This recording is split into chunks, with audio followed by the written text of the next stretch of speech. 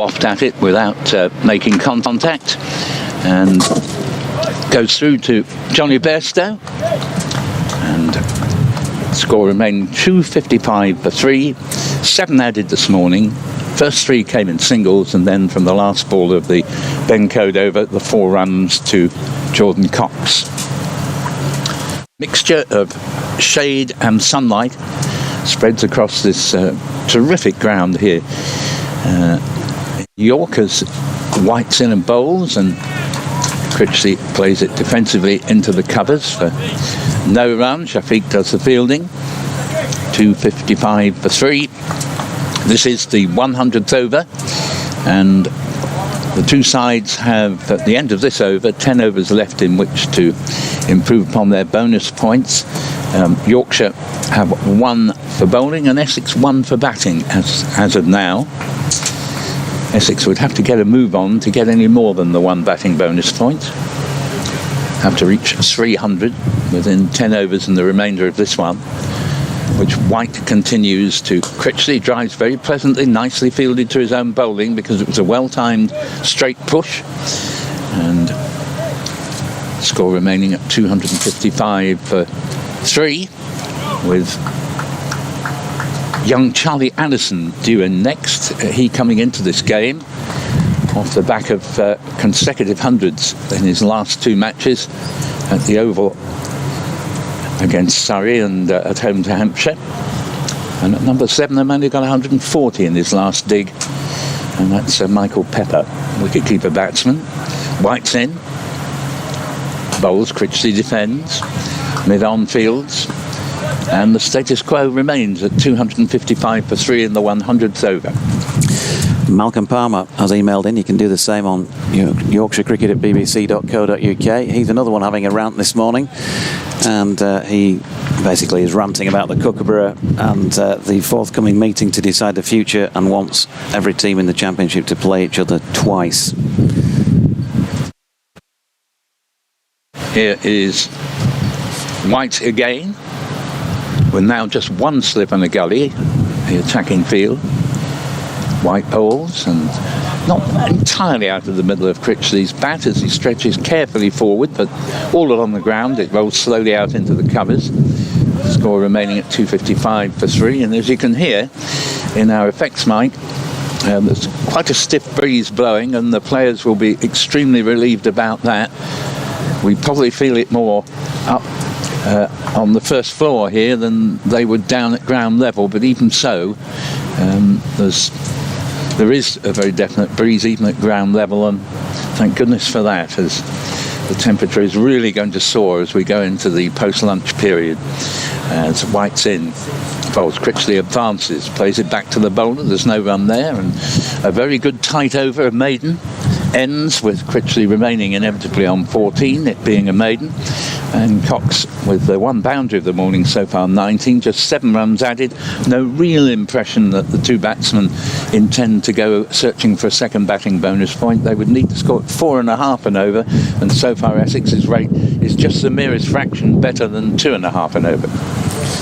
If, as my sound technician, visual technician, Paul, you could manage to get the television there to monitor to work, then we might be able to see some not a strength replays. Of mine, I'm afraid. No, there are some buttons on the top. One of them might say on off. Yeah. So Ben Code making his way in from the city end under cloudy skies for the moment, and that is defended by Jordan Cox. And neither of these have really got going just yet, but both can and doubtless will play their shots as the day goes on if they hang around. Might see an upping of the ante, but just the 7 runs added in the first 4 overs of the morning. Well, the closest I can get to on-off is Source, but nothing seems to happen. Oh dear. There's Code in again, and Critchley defends. And once again, there is no run. There's a thinner crowd, I think, very fair to say, compared to yesterday. Definitely. I think it'll grow a little bit. Maybe 1,000 or so. Now, Kate is a wonderful touch. She is seeing if she can get it to work, and It's a better chance than I would have, so we hope to get our monitor working. Code making his way in once again. Pushed into the And she has got it offside. working. Well done, Kate. My faith in Kate has been totally backed up, and lack of faith in myself also.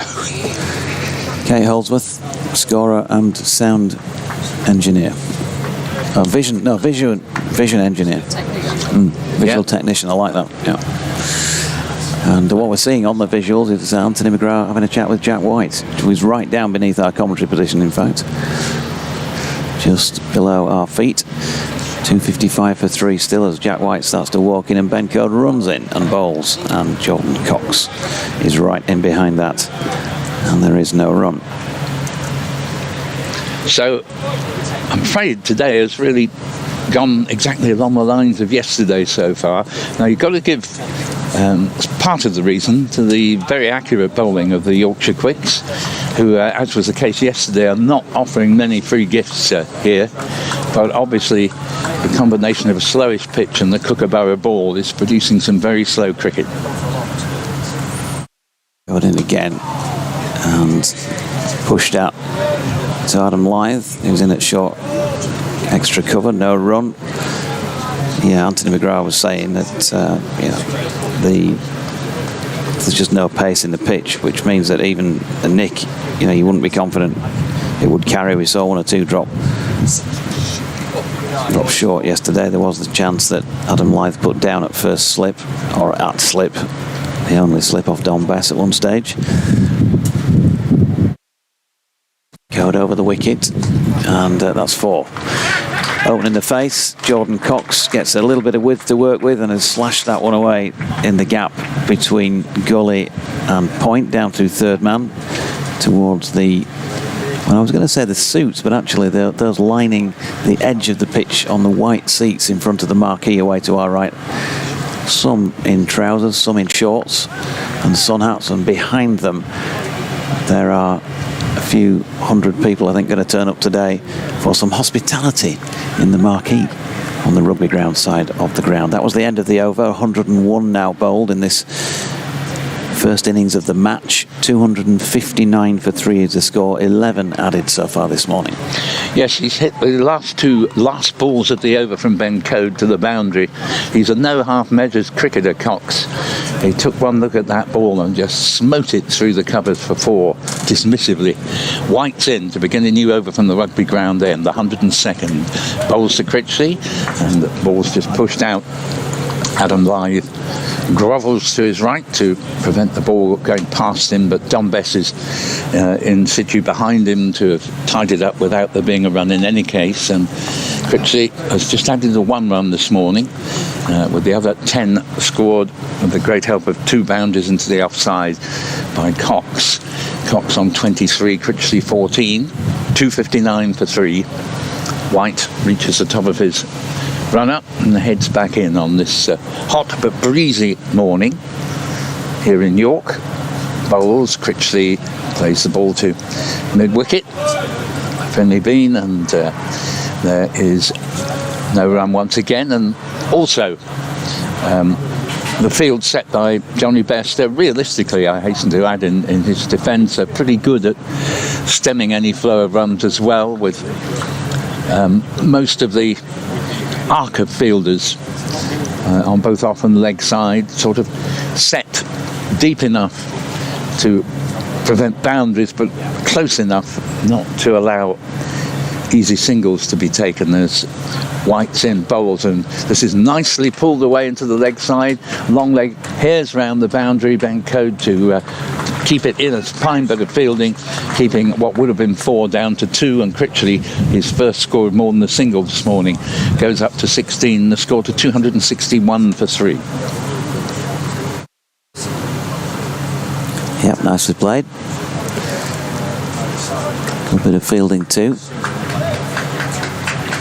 Yes, it just dropped that one in a little bit short, enabling Critchley to step across his stumps and pull it away square on the leg side as White's on his way back again. Bowls to Critchley, who advances down the track. This is firmly driven and very well cut off by Don Bess at mid-off, an illustration of what I was saying a moment ago. He's deep enough there to make smart ground to his right and get down and stop what would have been a certain boundary had he failed to do so. 261 for 3. Don Bess with a tumbling stop once again. 'Twas ever thus. Indeed. Wholehearted cricketer Don. And white bowls to Critchley, bat raised. Critchley turns it to Finlay Bean, then Mukit, and once again there'll be no run. A shout out, by the way, early morning to Audrey Woodhouse, who I know will be tuned in. She was going to be here today, Audrey, but as I was doing my protracted lap before the start of play, her son Philip, who's just down away to the right by the sight screen, shouted me over and said, "Mum apologises she can't be here today." Too hot for Audrey, I think, and probably a good decision, I would have said, Audrey. Although I know you'd love to be here if you could. White is in once more. Just the one slip, who's almost like a second slip in the gully. And Critchley drives to mid-on. Once again, there will be no addition to the score, which at the end of 102 overs is that Essex are 261 for 3. Should they be interested in a further bonus point, it would only be their second. They would need 39 off the 8 remaining overs with only a touch under 5 and over. Cox has 23 and Critchley 16. Yeah, Ben Code going to continue from the city end of the ground. Burger van's not yet populated away to the right. There's a couple of people standing outside the hot breakfast wraps van. The ice cream's not yet doing a roaring trade, but you'd expect that there will be as the day goes on. Just a bit of cloud blocking the sun for the moment, as that's a lovely shot down the ground. And best shot of the morning so far. Ben Code just over pitching. Jordan Cox got the elbow up and just played through the line of the ball, which was straight back past Ben Code for 4. And once again, he's the most forthright of players, Cox. And I have to say, I don't think we've seen a better shot all yesterday either. We haven't seen that many glorious shots. That really was, it was terrific timing and vehemence, and no hope of anybody cutting that off.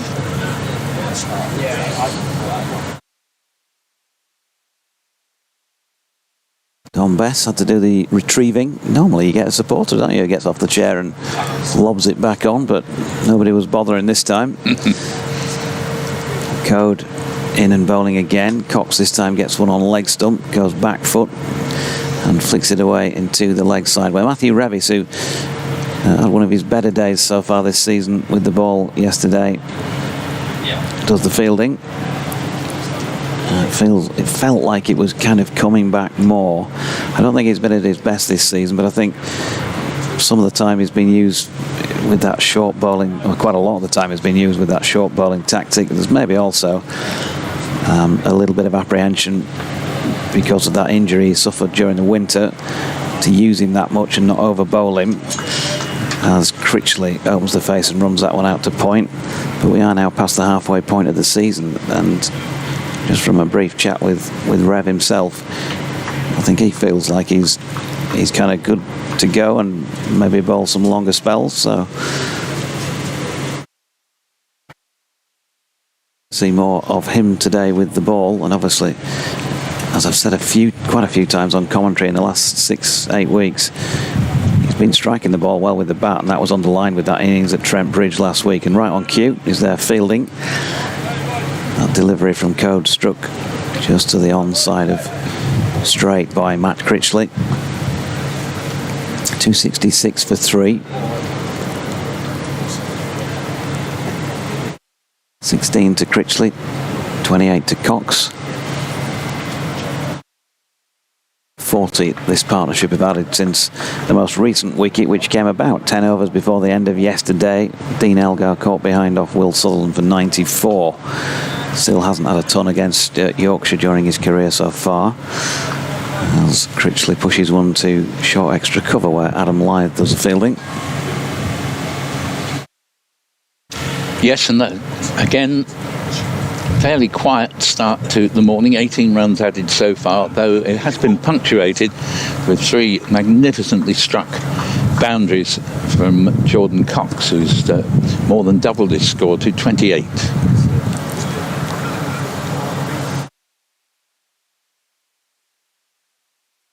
Yep, final ball of the over, just played into the offside again by Critchley and fielded by Lythe, and there is no run. Adam Lythe's dad, Alistair, is a lone figure in a white t-shirt at the end of the sight screen, sitting at the back of the advertising board, and the 3 chaps who were talking to me a little bit earlier were having a pop at him for dropping the catch yesterday, and I kind of tried to save their skins by changing the subject while Alistair was sat right behind them, because they wouldn't have known. But probably a bit of embarrassment on their part if they knew, and obviously a little bit of disappointment on his part if he did hear it, and he might not have done. It is windy out there. Jordan Thompson just jogs on and brings something on or off. And Jack White to continue at the rugby ground, and we'll do one more, I think, then we might have a change in the combox, Paul. Yep. So White begins the new over, rugby ground end. Bowls to Critchley, who hits this powerfully back, and that I think is going to race away for 4. Nice straight drive from Critchley, from Cox I should say, and so that's his 4th boundary of the morning. Moves readily on to 32, 270 for 3, and he really is striking the ball well this morning. Yeah, lovely shot. Gets into a good position early. And key, I think, there is just the ability to wait and play late again. And good players do, don't they? I'll see if just before I sign off at the end of this over, I can give you a quick run through of scores elsewhere. And the thing to listen out for is, bear in mind, the first of the 4 games that are played with the Kookaburra ball nearly all finished in draws in the previous round. Listen to the scores coming up as White's in and bowls, and nicely turned off the pads by Cox. They take a quick single, and he moves along to 33, 271 for 3. So Somerset at Taunton against Notts, 298 for 7. Surrey at the Oval against Durham, 443 for 3. Warwickshire at Hove, 396 for 8. You know the score in this game, 271 for 3. Worcestershire at the Utilita, 479 for 5. And then into Division 2, as we'll come to that after this ball from Jack White, bowling to Matt Critchley. Critchley plays it back down to Bess at mid-off. There's no run. At Chesterfield, Lancashire 367 all out. Quite a recovery that was. Derbyshire 19 for 2. At Cardiff, Gloucestershire 292 for 9. At Canterbury, Kent against Northants 349 for 5. And at Leicester, the Middlesex are 356 for 5 against the top of the table, Leicestershire. Plenty of big scores there, and a lot more draws, it would seem, in the offing as White comes in. Bowls almost chopped onto the stumps there by Critchley. The ball runs down for 2 runs, slowly towards the fine leg boundary. Code nips round from long leg to do the fielding, and it's 273 for 3, and we are in the 104th over. A couple of wickets according to our scorer for Sir James Anderson. Yes, Sir James, indeed. And Cox now on strike. No, sorry, it's still Critchley. In fact, they got back for the second run there, and White bowls to him. Oh, yeah, he's out, he's bowled, he's played on. I said to the previous ball he'd nearly played it on, just went past leg stump, and this time it's gone into leg stump and just almost innocently removed the bail there. So probably a good moment. I'm not sure if that was the last ball of the over. Just check with Kate. No, still one to come. But Critchley walks off holding the bat by the blade rather than the handle in that way cricketers have of conveying their emotions without actually screaming out loud. And he departs for 18. A disappointing season continues for him because, well, he got the bat onto the ball, but didn't learn from the previous ball, really. But both of them took an inside edge. One just missed the leg stump, the others hit it. A deserved wicket for the ever-worthy Jack White. His second wicket of the innings, and Essex 273 for 4 in the 104th. Yep, we'll let you have a breather then, Paul. Righto. And bring in Nasser. So, yeah, Critchley gone for 18. 58 balls, 2 fours was the tail of the tape as far as that innings was concerned. 273 for 4, as Paul says. And, now then, yeah.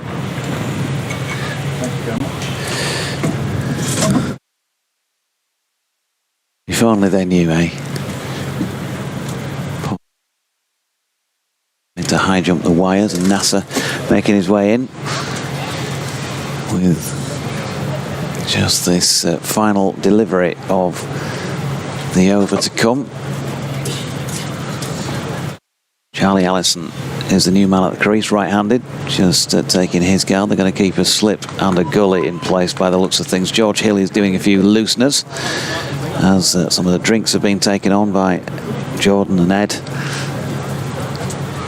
And a few blocks of ice been discarded by James Wharton by the looks of things. Hope they don't count 5 if they hit them. Nasser, good morning. Yeah, good morning to you. Yeah, final ball of this over, and come at a pretty apt time. A fall of a wicket. A very useful wicket for Yorkshire as we see this last ball coming from Jack White, and this one is played to the leg side, and they'll go through for a couple of runs there. 2 runs to the total. 2 useful runs. Sun threatening to come out a bit further. It's quite a hot day already, actually, to be fair. End of the over, and end of a very, very useful over certainly from a Yorkshire perspective. Another wicket. So Essex now 4 down, 275 for the loss of 4 wickets. Jordan Cox has certainly been getting on with it this morning. I've been sort of watching from afar. 33 runs to his name, and a couple of fine boundaries in that as well. Yeah, Jack White, 21 overs, 4 maidens, 2 for 64 at the end of that one. George Hill is coming into the attack at the City end, and Jack, well, Paul was just talking about batters showing their emotions without saying anything, and Jack, who's just returned down to the boundary edge beneath our commentary position, had his white floppy hat scrunched up as he took it back off Peter Hartley and slapped it quite firmly against his thigh 3 or 4 times, as if he was maybe disappointed that first ball he bowled to Charlie Allison wasn't as on the money as it might have been. First ball from George Hill on day 2 is just pushed into the offside there by Jordan Cox, and there is no run. The white floppy is a little bit more in evidence today. There were 2 protagonists yesterday. Today they've upped it to 3. Finlay Bean, Matthew Revis has gone back to the usually preferred floppy, and Jack White still has his on as well. Floppy hat count 3, wicket. George Hill, second delivery to Jordan Cox has got the nick, and Johnny Bairstow takes the catch. The game starts to move. 275 for the loss of 5 wickets now, and that is the end of Jordan Cox for 33. 7 fours included in that knock, and we might get a chance to see that again on the replay. Maybe a little bit of nibble from George. I did think that if anybody could get anything out of this ball, just the way he bowls, George, that kissing the pitch style, he might get a little bit of nibble. Didn't really prove to be the case yesterday. And really, no, it's more about Jordan Cox has not got into a great position, has he, to play that shot. It's back of length. He's played it from the crease, and to be honest, it's not a great shot, really. A little bit half-hearted sort of push at it. And Bairstow takes the catch, and as he lobs it up in the air, claps those gloves together a few times. He's happy. 275 for 5. Yeah, 2 wickets coming in no time at all, and especially after these 2 that were in, Jordan Cox and Matt Critchley looking to build a partnership. They were inching towards a 50 partnership, but in minutes both of them are now gone, and a brand new pair in place to see if they can rebuild now for Essex, because it is going to be a bit of a rebuilding job as we head towards the luncheon interval. So Jordan Cox gone for 33 of 42 deliveries, including 7 fours. That wicket falling after 104.2 overs. So, next man in for Essex, Michael Pepper. Saw him to good effect in the reverse fixture down at Chelmsford a few weeks ago. Right-handed. Quite a narrow stance, really. So often used to seeing players with their feet wide apart, but he stands tall with his feet together as he waits for George Hill to bowl, and then puts in his trigger movement, which is quite a wide one. Pushed that first delivery that he faced out into the offside. No run, but another player who, if he gets the opportunity, will play his shots, Michael Pepper.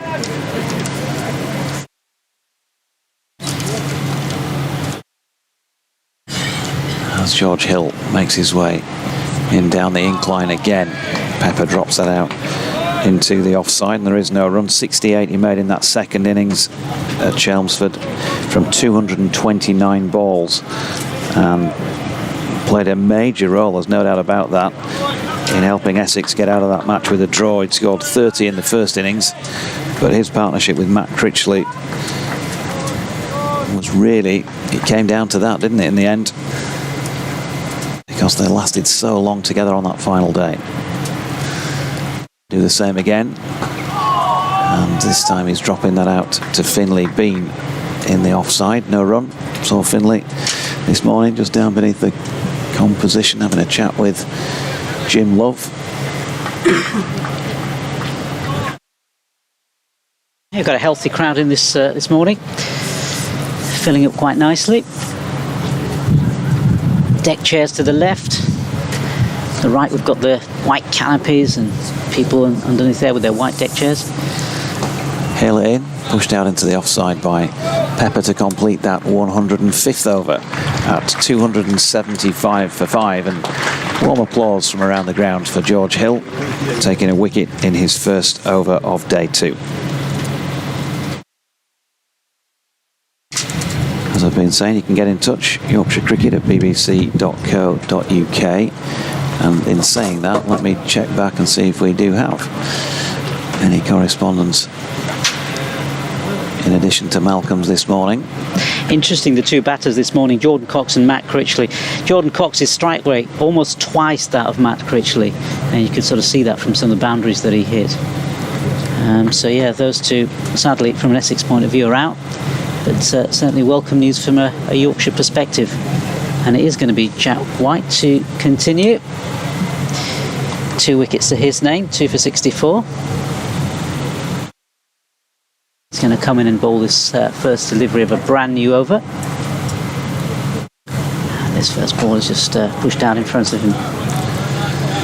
Richard in Surrey says, seems to me that the pace of the Essex innings yesterday was entirely appropriate for a visit by Trevor Bailey's team to the heartland of Geoffrey Boycott. Nicely put, Richard. Or Chris Tavery, maybe.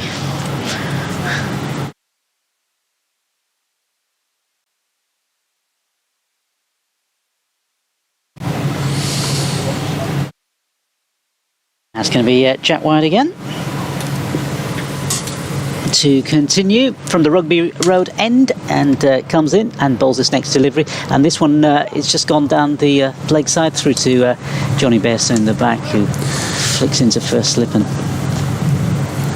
David Fuller, who's a former BBC station assistant and producer, says he heard the comments about the sound quality on the YouTube feed earlier.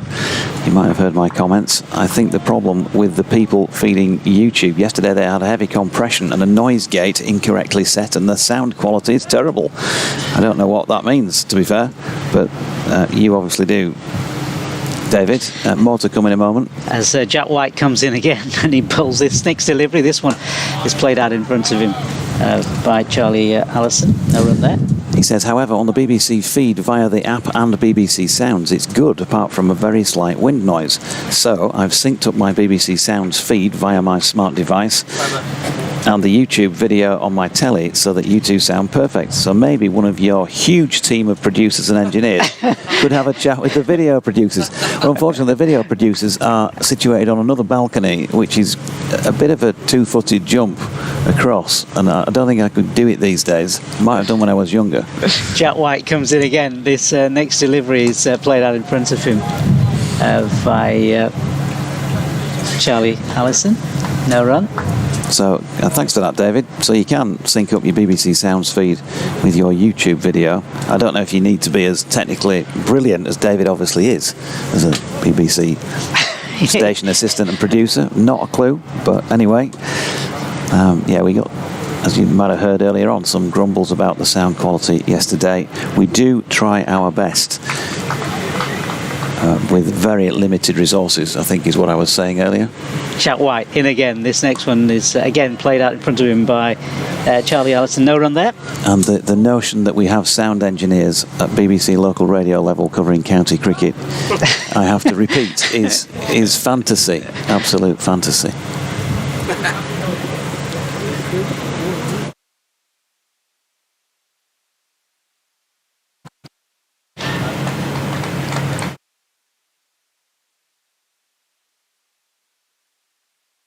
It's going to be Jack White again, and bowling to Charlie Allison. And this next delivery again played out just in front of him. Nothing doing. End of the over. 275 for 5. 2 new batsmen in, of course, just biding their time. Charlie Allison has made 2. Michael Pepper still to get off up and running. Nice warm day here. There you go. The clunk of a sound engineer there dropping his laptop lead. I'm just going to vacate my seat and knock everything over in this spacious commentary box and let my colleague Jamie Rayner in for a little while on the comms. So hopefully he'll be in place for the start of this next over. Yeah, Jamie's just going to jump seats as he does that. As I say, nice warm day, warming up quite nicely. Great from a Yorkshire perspective, having taken a couple of wickets as well this morning. Morning, Jamie. Morning, Nas. How are you? I'm very well, thank you. Yeah, all good. First delivery from George Hill, by the way, rolling from the City End dot ball, going through to Johnny Bairstow. Yeah, I'm good. Excellent. What a lovely day. It's an absolute gorgeous day, isn't it? And it's supposed to get warmer. 34.5 we're expecting. Why'd you have to tell me like that? God. It's warm enough as it is. As long as you slap on your sunscreen. Hill fresh from that wicket in the previous over. And it's solidly defended by Pepper. And plenty have done that already. I noticed a couple have got the old cricketing sunscreen style on. Yeah, I don't think I could pull that off, to be fair. The lines and then over the lips. So, but no, it's needed. It's glorious sunshine here at York, and George Hill with a full delivery that's driven firmly, but for no runs as Bess at mid-off does the fielding. Well, yeah, those 2 wickets in 2 overs, timely for Yorkshire. Dare I say that the broadcast up until this point, because I wasn't with you yesterday, has been predominantly Kookaburra heavy. It has been Kookaburra heavy and quite slow and stagnant yesterday, but certainly the game's moved along this morning.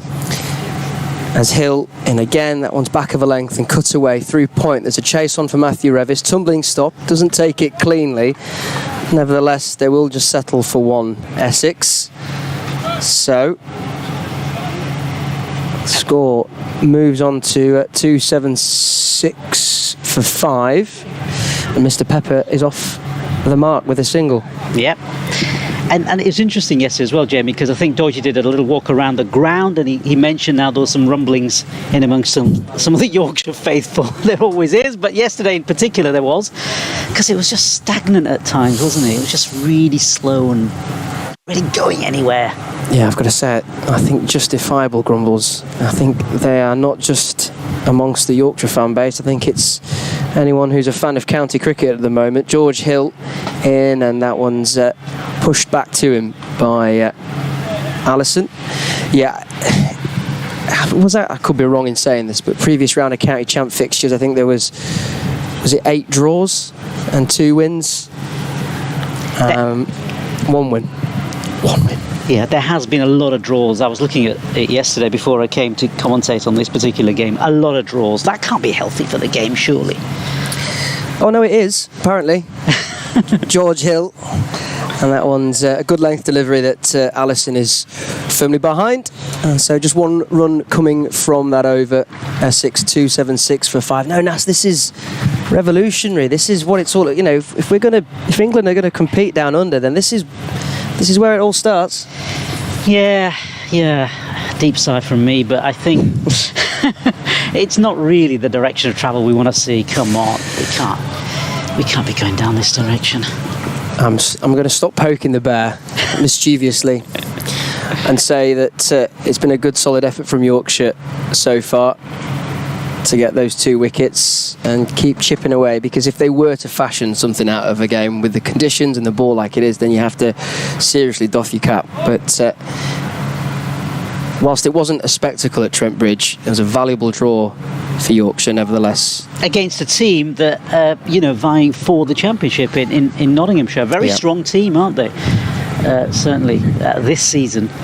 As Jack White comes in, first ball, brand new over, and this one is played out in front of him by the batsman.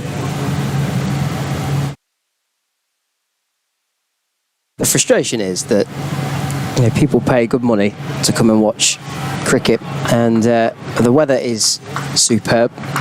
Yet, and it's not all down to the ball. I'm not saying that it is, but it doesn't help in that respect. And I do feel for the bowlers in particular, because it's hard graft, particularly in this heat. It's Jack White, comes in. And this next delivery is played lakeside. And no further additions to the total from Pepper. Pepper's faced the first 2 deliveries of this particular over. Yeah, I mean, for years people have been saying that the balance has swayed more towards the batters with these larger bats. And maybe it's time the administrators sort of take that on board and swing things perhaps the other way, and certainly introducing the Kookaburra. And I know we went on about it quite a lot yesterday. And the fact that it's only being used for this month, and we're going to go back to the Duke in the last part of the season, as Jack White comes in. Next ball played out in front of him by Pepper, no run. It's all part of the plan, Nas. Well, we shall see. We shall see. I mean, it came in for so many plaudits, didn't it, last season, that it just made sense to keep going with it. Yeah. He said sarcastically. Yeah, there was not much joy at all yesterday for spin, seam, whatever Yorkshire tried for long periods of the day, and Elgar certainly made the most of that, as did Tim Wesley. As Jack White comes in, and this next one is played into the lakeside, no run there from the bats of Pepper. Yeah, I mean, that's not taking anything away from a superb knock by Tom Wesley and backed up by Dean Elgar. They're the only 2 Essex batters really Jordan Cox has got 33, but really to post significant scores. So you've got to give them credit as well. And I wouldn't want it to sound like we're taking anything away from their innings, because we're not. I just think it's across the board, across the county championship. It's White, he's in again, Jack White, and this one again pushed out in front of him by Pepper, no run. Yeah, Yeah, I think probably what fans want is a little bit of balance between bat and ball, I guess. And yesterday wasn't a good example. It's sort of got a bit of wind here actually. It's blowing some of the tarpaulin to the right. Did George, you get my email about the sound effects?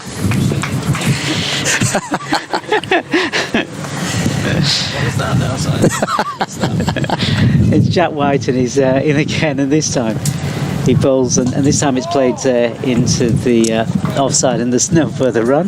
In fact, it's the end of the over. It's 276 for 5, and two batsmen in at the moment, Pepper and Charlie Allison, both in single figures, so nothing really to trouble Yorkshire.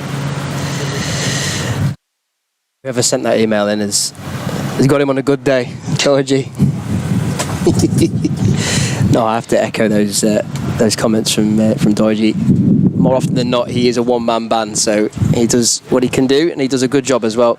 And I would more than likely agree with Mr. Fuller, who got in touch on the email, yorkshirecricket@bbc.co.uk. Yeah, fundamentally, it's kind of a joint venture when watching on the stream. Whereas if you are listening on BBC Sounds or online, that is solely a BBC production. If that makes any form of sense. 276 for 5 are Essex, and George Hill to continue. And he's caught. Backward of point. Shafiq takes the catch. George Hill with another wicket. It was a wafty shot outside off that just looped straight into the hands of Shafiq. A comfortable catch taken. And that is the end of Charlie Allison.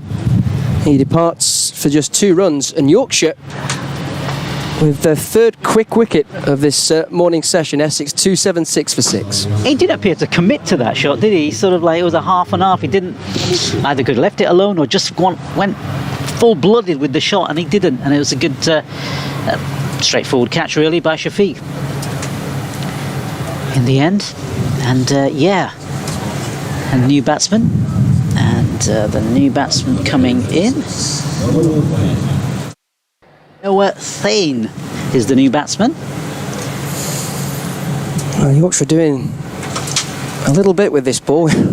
Talking about the Kookaburra, but George Hill in his impressive form with the ball in hand continues this season. And some timely wickets this for Yorkshire. Yeah, so Noah Thane, new batsman in. He's just 20 years old. He's played for the England under-19s as well. Yeah, I think you're right, Nasser. He hit it on the up, didn't he? Yeah. And I don't know if he didn't, whether he committed fully to the shot or not, but it was outside off. It was a wideish delivery. He just seemed to throw the bat at it really, and didn't get over the ball, and thus it looped. It was quite a wide delivery as well. Looking at some of the pictures. So a succession of wickets this morning. 3 wickets already. Certainly very healthy. It's first ball of a brand new over.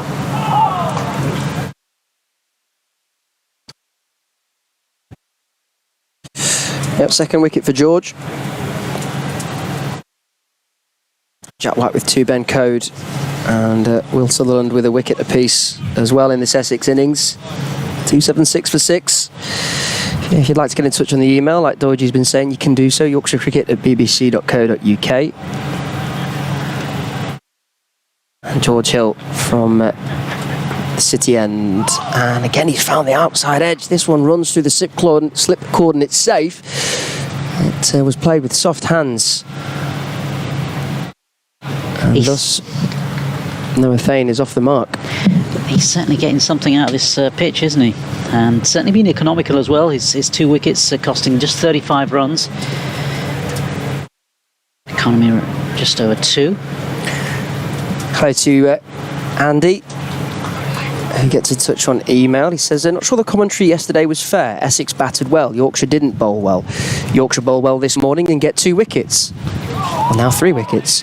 Yesterday was a proper day's cricket in the Championship. It can't be Baz ball nor the 100, and I don't want it to be. Don't agree with the Kookaburra ball, but yesterday was just a good day of cricket. Perhaps I'm just old-fashioned, but I'll take that. I'm not going to speak on behalf of the guys because I wasn't here yesterday.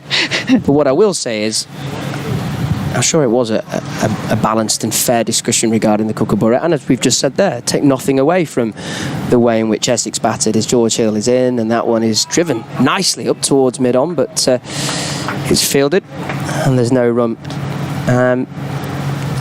But it's probably a wider discussion, Andy, and thank you for getting in touch.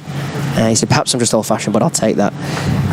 Look across the board in the county championship, it's not just in this game, and the more the Kookaburra ball is used and the more that we see long drawn out days with high scores and not much on offer for the bowler, then that narrative just continues to swirl as Hill is in, and behind that is Thane. I think that's what you've got to do, haven't you, Jamie? You can't take it just as just one game. You've got to look at the totality of games, haven't you, and the number of draws that have happened, and that's how you sort of build up the evidence for that particular argument. And it is an opinion, and it's there to be discussed, judged, but that's what the feeling was, I guess, amongst some of us here in the commentary box, and indeed some of the fans out there who sort of left a little bit early. Now, the world would be a boring place without opinions as well. Exactly. No, I think it's an interesting discussion. I've probably made my feelings be known without saying it directly, but it looks like to keep us going, there's going to be a change in the attack, Nas. Yes, there is. There is going to be a change of attack, and it's Ben Code, is it? Yes. It is Ben Code. Number 10 on the back, it's Ben Code. The weird thing is we've got a telly screen here in front of us, and obviously people can't see it, and we're having to sort of peer our head around it just to see the bowler because he's sort of hidden from view. But it is going to be number 10, Ben Code, who's going to come in, and he's going to bowl from the rugby stand end. First ball of a brand new over for him. And let's see how he fares this morning. Can he build on the 1 wicket he has so far in the game? 1 for 72 off his 25 overs so far. So let's see how he goes. Here he comes. Bowls first ball, brand new over. In he comes. This one pushed out in front of him by the batsman. No run. And you can tell that it's a contentious topic because our last 3 emails are all titled Kookaburra ball. He's not going to go away, is it? And I'm going to refrain from continuing it for now because I'm mindful of the fact that some people might just be saying, oh, shut up about the Kookaburra ball. Yeah, let's move on. What's happening out there instead? Indeed, as next ball from Ben Code, and this one is played outside the off stump and off just past the bat, in fact. No further runs. So into the sort of slip cordon area. He's like a wide fourth, almost gully, isn't he, Will Sutherland? Yeah. It's interesting watching Will Sutherland yesterday. He's quite a big, strapping fellow, isn't he? And he's sort of came in pounding when he came into ball. A lot of energy when he came into ball yesterday. As Ben Code comes in, bowls. Next ball, displayed leg side. No run there.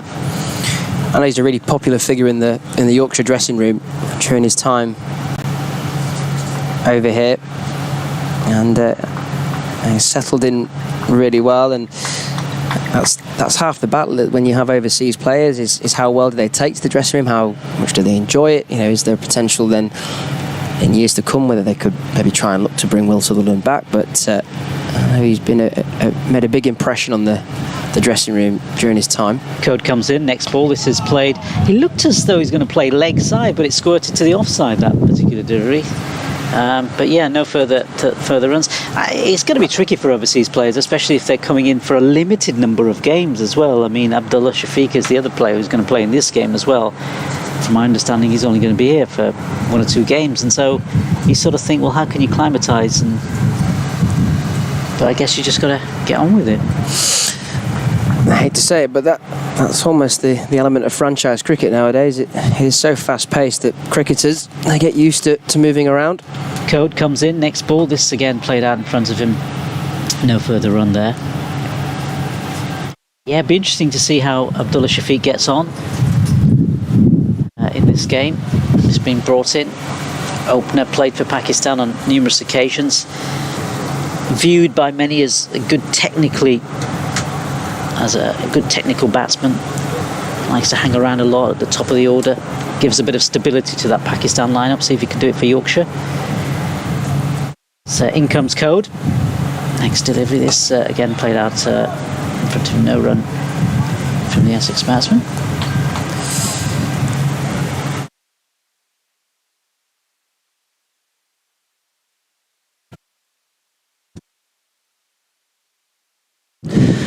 Well, first hour's play here at Clifton Park, with the breeze just picking up. The sun continues to shine. We had 14 overs, 5 maidens, 30 for 3. So, Yorkshire well on top in the opening session of day 2.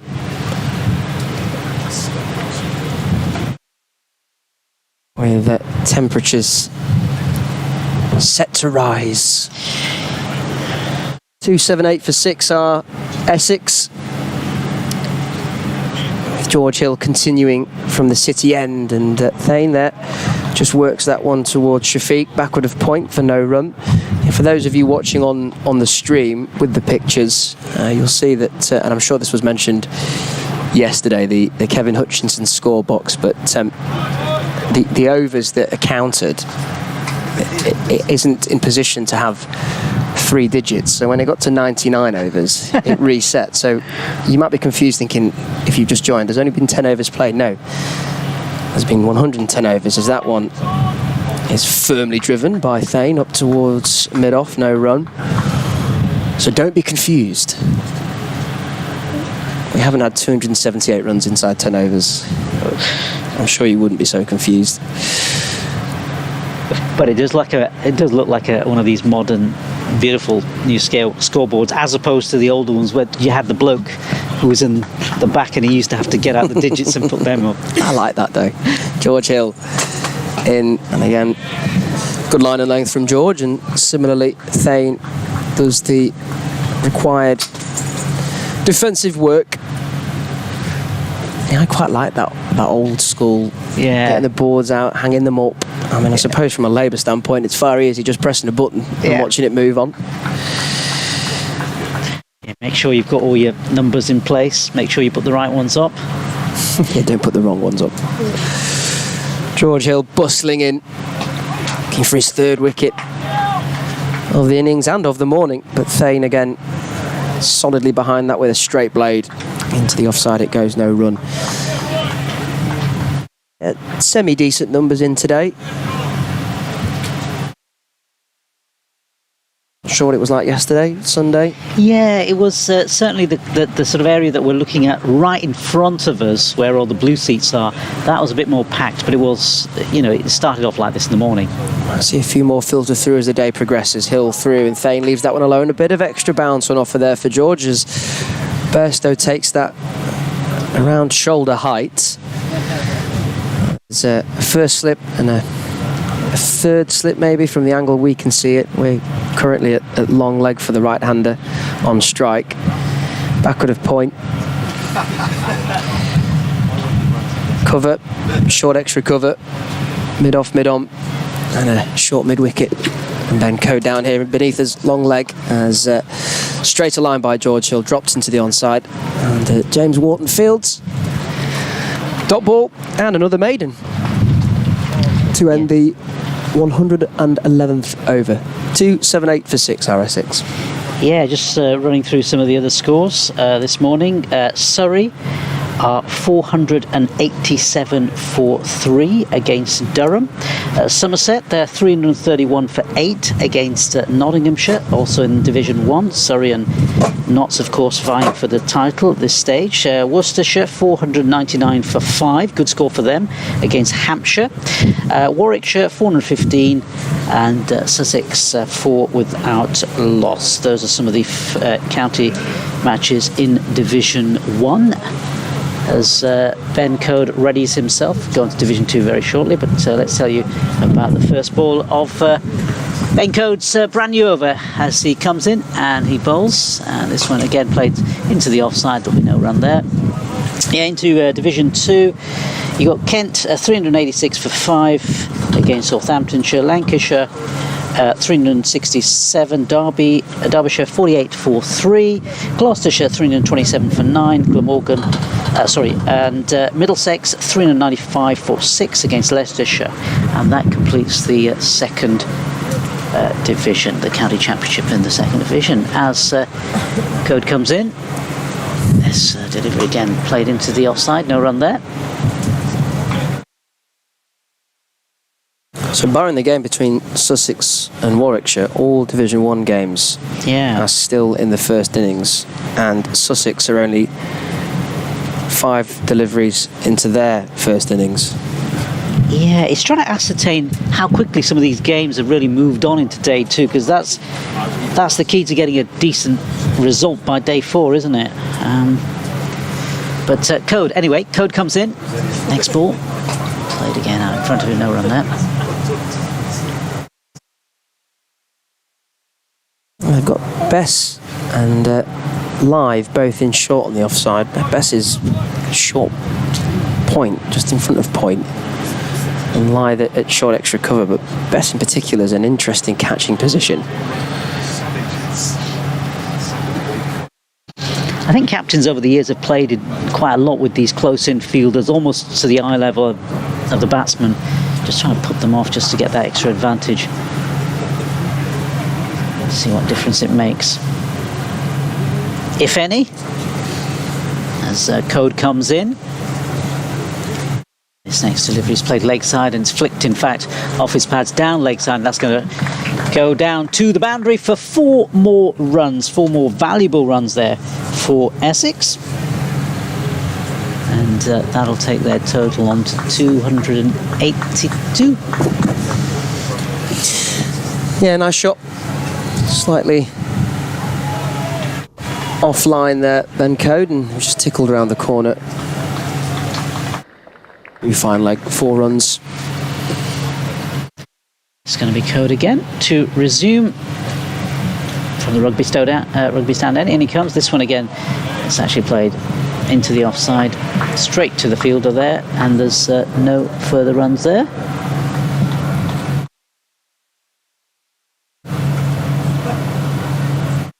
So these two, Michael Pepper, Noah Thane,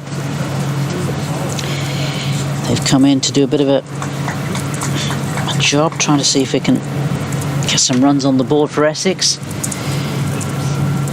get them past 300. This Code comes in. His next ball, this again played out in front of him by Pepper, no run there. Yeah, both batsmen have a job of trying to keep the Yorkshire bowlers out. End of the over, 282 for 6. And as I say, 2 batsmen in solitary figures. Michael Pepper has made 5. And on the other side, Noah Thane has got 2. Yorkshire with the wind in their sails at the moment. George Hill with some good rhythm, and he's bowling against Thane from City End here at Clifton Park. First ball by Thane. He's behind that nicely. Drives on the full up towards mid-on. Jack White fielding no run. Do continue to send your emails in. Thank you to those of you that have already. Yorkshire Cricket at bbc.co.uk. Myself, Jamie Rayner, Nass alongside me. Doigi as well in the team on the Yorkshire Cricket stream. And for those of you listening online via the BBC Sport website and app, all goes through to Bairstow, no run. This one from David Chilvers. Afternoon, Dave. What do you think the Essex strategy is today? I thought they were aiming to build a big total in preference to batting more quickly and gaining a second bonus point, but it looks like they will get neither a big total and only one bowling point. Any thoughts? Well, I think as that one is not timed by Thane, out towards Matthew Revis in the covers, no run. At the start of the day, they would have been looking to do exactly that, but Yorkshire's wickets and the way they've picked them up throughout this first hour of play might have just changed the dimension for Essex. Yeah, definitely. The dynamics of the game seems to have changed with these quick wickets. And so... Hill, again from the city end, as that one is on the back foot this time, punched towards mid-on, no run, but you've got to take into consideration, and I'll go back to it, the Kookaburra, it's the same ball for both sides. The pitch will wear or not, obviously sunshine at the moment. I don't think there's much cloud cover set for today, so you'd expect a full day's worth of sunshine on this wicket. So George Hill in once more, and Thane on the up, drives that one down into the ground, but straight to Matthew Revis again in the covers. Those three just playing their own game of cricket at the moment. Gotta say, it's a wonderful venue here at Clifton Park. I was here a couple of weeks ago for the T20 Blast fixture, which was the first time this club had hosted a T20 Blast game. Not the greatest of results for Yorkshire, admittedly, losing to Durham, but nevertheless, as Hill, shorter length delivery this time on the back foot. Thane trying to cut, but finding Finlay Bean at short extra cover for no run, and it's another maiden for George Hill. So economical stuff from George with that scalp, a couple of wickets as well. But yeah, it's a really good setup here at Clifton Park, and so good that hopefully we're going to get 4 days worth of cricket. I think that's what people are hoping for. Well, I'm going to give way now to Paul, who's going to take over in my seat as I correct myself out. Thank you, Nas. Good to be alongside you.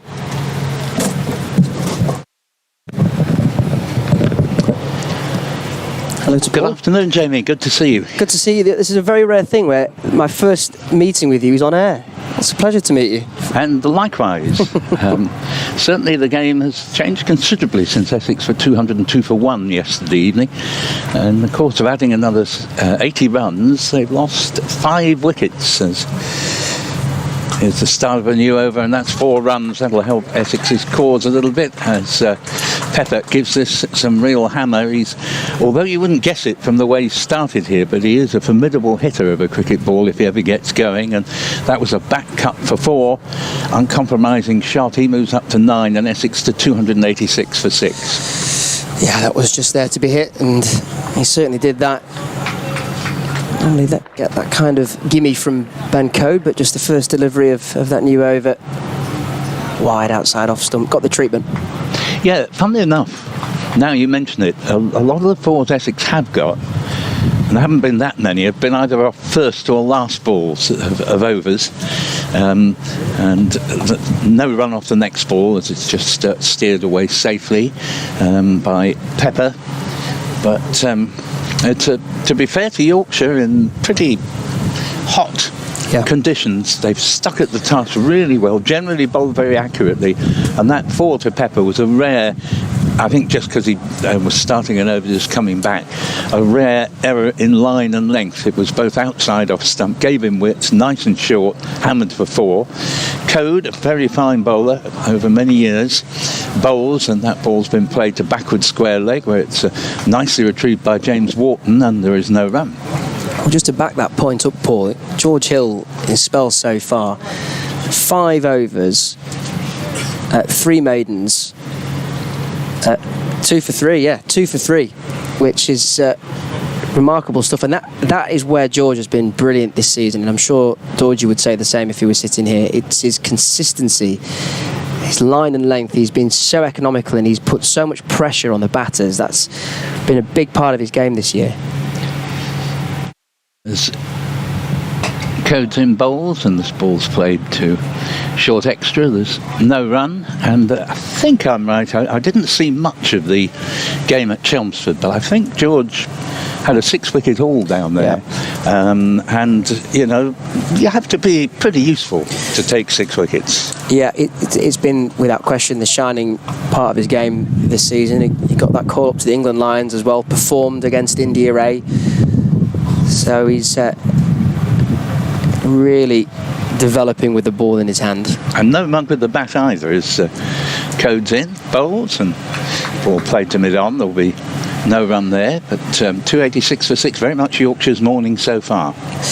Yeah, it's a shame really that it hasn't yet worked for George with the bat. I think he'd be the first to say it, but he got some valuable time out in the middle at Trent Bridge last time out. I think he faced about 80 or so deliveries, 30 in that mammoth first innings for Yorkshire, which was meandering through a draw from probably close of play day 2. But you know, if he can get his batting in form, then he's, you know, real threatening all-rounder at the moment. He is. The ability is there. As this is driven firmly but straight to short extra, who is Adam Lyde. Another over passes by, and already we're well out of range of bonus points. Yorkshire, did they? I think they just picked up a 6-wicket, did they, in time for a second bonus? Yes.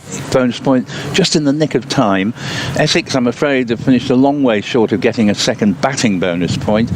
They'll be disappointed in that, but it hasn't been easy to score quickly against some very accurate bowling and on a slowish pitch. It's 286 for 6 at the end of 114 overs. Well, Paul, I'll throw this one to you, a question that we've already read out, but I'd like to get your take on this. This one was from Dave only a few moments ago. What do you think the Essex strategy is today? I thought they were aiming to build a big total in preference to batting more quickly and gaining a second bonus point, but it looks like they will get neither a big total and only one bowling point. Any thoughts? Yeah, I think you've more or less echoed what I've been thinking here. We'll come back in a moment. George Hill, 6th over of his spell, and that one is driven well, but fielding at short extra cover as Finlay Bean diving to his right took that cleanly, and that's a dot ball. All plans have to be kind of liquid because, of course, situations change, and they've certainly changed against Essex here. So, in a sense, in answer to your question, I think it's a bit more of the same. It has to be the mentality. I mean, Pepper's a lovely stroke player, but clearly he's come in here with the thought, I'd better get my head down. George Hill continuing from the city end here at Clifton Park, and Thane not interested in that one, letting it run through for Bairstow behind the stumps. Although Pepper has, when offered the opportunity, he's thrown his hands through it. You know, we saw that from the first delivery of Code's previous over. I think both these players have shown, albeit they're still fresh to the crease, that they have a shot in them and they want to use it if the opportunity presents itself. It's just that, particularly in George Hill's case, he's not offering that much to the batters. This one again, back of a length, and behind it was Thane, dropping it into the offside, no run. Well, I think Yorkshire have been very impressive in many ways here. OK, they went most of yesterday without taking a wicket. But having said that, the bowling was always tight. Yeah. Very few free offerings, and it actually means that if a side is trying to get a move on with things, they've got to risk losing their wicket, which we've seen this morning on 3 occasions. Hill with that bustling action. Oh, that one doesn't get up at all. Bit of indifferent bounce there as Thane leaves it outside off stump, but you could see from the angle that we're at, as I say, we're about long leg for the right-hander when bowling from the city end, and it just never got up that from George. No, I mean, this morning we've seen Critchley almost play into his leg stump one delivery, and then did so the next. We've seen Cox, who have been batting thunderously well, but just nicking one too. Good ball from Hill. Couldn't quite see from where we are the movement. George Hill in again, Thane driving, And rightly so, it draws a round of applause from Ben Code at long leg, because it's economical stuff, this from George. Straight up to mid-off, Don Best fielding, no run. And then we saw Addison going on the drive and not getting to the pitch of the ball, and it flew off an outside edge to be well caught at backward point. And in a sense, that's a bit of a warning. If you take any liberties against this bowling, and with the ball not truly coming on a lot of the time, you're probably going to get out. George Hill, and that one's slightly straighter, which allows Thane to just work it to short mid-wicket. Wharton does the fielding. A dot ball and another maiden for George Hill. That, by my count, is his third successive maiden. It might even be his fourth. Essex 286 for 6. For those watching on the YouTube stream, a huge kudos to the camera team behind this production, that they were able to dig out Jonathan Doidge, who, apparently he tells us he's always working. Well, they got some lovely shots of him there enjoying the sunshine, Paul. So we found him out. Yeah, you can't have that. Yeah, he's been caught red-handed. Virtually likes to give us the impression, he's been up all night working on the next day's production. And of course, he has that big sound engineering team behind him. Of course he does as well, yes. Yes, don't swallow all that hogwash about the sound engineer. But anyway, here comes a new over from the admirable Ben Code from the rugby ground end. Bowls and, a heave at this from Pepper, and if he'd got as much a result as there was effort put into it, the ball would be being retrieved from over the other side of the road, but just doesn't time it at all. I think illustrating that on a slowish pitch it's difficult to time, and it dribbles rather tamely down to mid-on for no run. Does that give us a little indication as to what Pepper's seeing at the moment, or where he wants to take this innings, I wonder? Well, I think Essex's strategy now, in answer to our emailer's point, as the next ball's played back just past the bowler, and a very good question he raised as well, is that they will now be hoping, having set off on the day thinking minimum 400, they'll be thinking we've really got to grind out at least 350. And I'm afraid the emphasis there is on the grind out, because I think the bowling is so tight and defensive field so cannily set by Johnny Bairstow that there aren't going to be many free boundaries on offer, and you've just got to work singles and twos as best you can. Here's the next delivery from Code. Passed on by Peter Hartley, and he's lucky there. As he plays a rather airy-fairy shot at that, and it comes off anything but the middle of the bat, and thankfully for him, rolls along the ground out square on the offside, but he was looking to hit that much straighter. And as I say, moral victory for the bowler, 286 for 6. Yep, a wry look to the heavens from Ben Code in the aftermath as we watch a replay on the stream. Full delivery, maybe just nipped away ever so slightly, but you could see from Pepper he was angling the bat face towards the onside, and it took a leading edge that skewed straight towards Shafiq backward of point. Yeah, his head was raised there, which isn't how he should be playing now. This has come off pad, I think, and he's rolling fairly slowly down to fine leg. It's going to be 2-somethings, just waiting to see if Peter Hartley signals leg byes. No, apparently there was a bit of bat in that, very thin tickle from Pepper, and that was a rare misplaced delivery from the Yorkshire bowler, and enables Essex to grab another 2 runs, 288 for 6 with Pepper on to 11. And a bit more intent from Pepper. It was on offer, yes, so he went for it, understandably, but looks like he's maybe just going up through the gears slightly, Pepper. Yeah, he's a man of daring and panache as he drives the next one. Again, not out of the middle of the bat, not at all well timed, but down to mid-off. It was in no danger of taking his wicket, Jack Whitefield's. 288 for 6. Pepper would be Essex's main hope for quick runs. Yep. Simon Harmer due in next is in very good form, actually. Now, he's not going to sort of race away ambitiously from the moment he comes in. He takes quite a while to play himself in, but if he ever gets to double figures, he can take a heck of a lot of removing. And actually, in this season, he's often been one of Essex's more successful batsmen. Here is Code and bowls. Down the pitch comes Pepper, and then just drops a dead bat on the ball out to Wharton at the mid-wicket.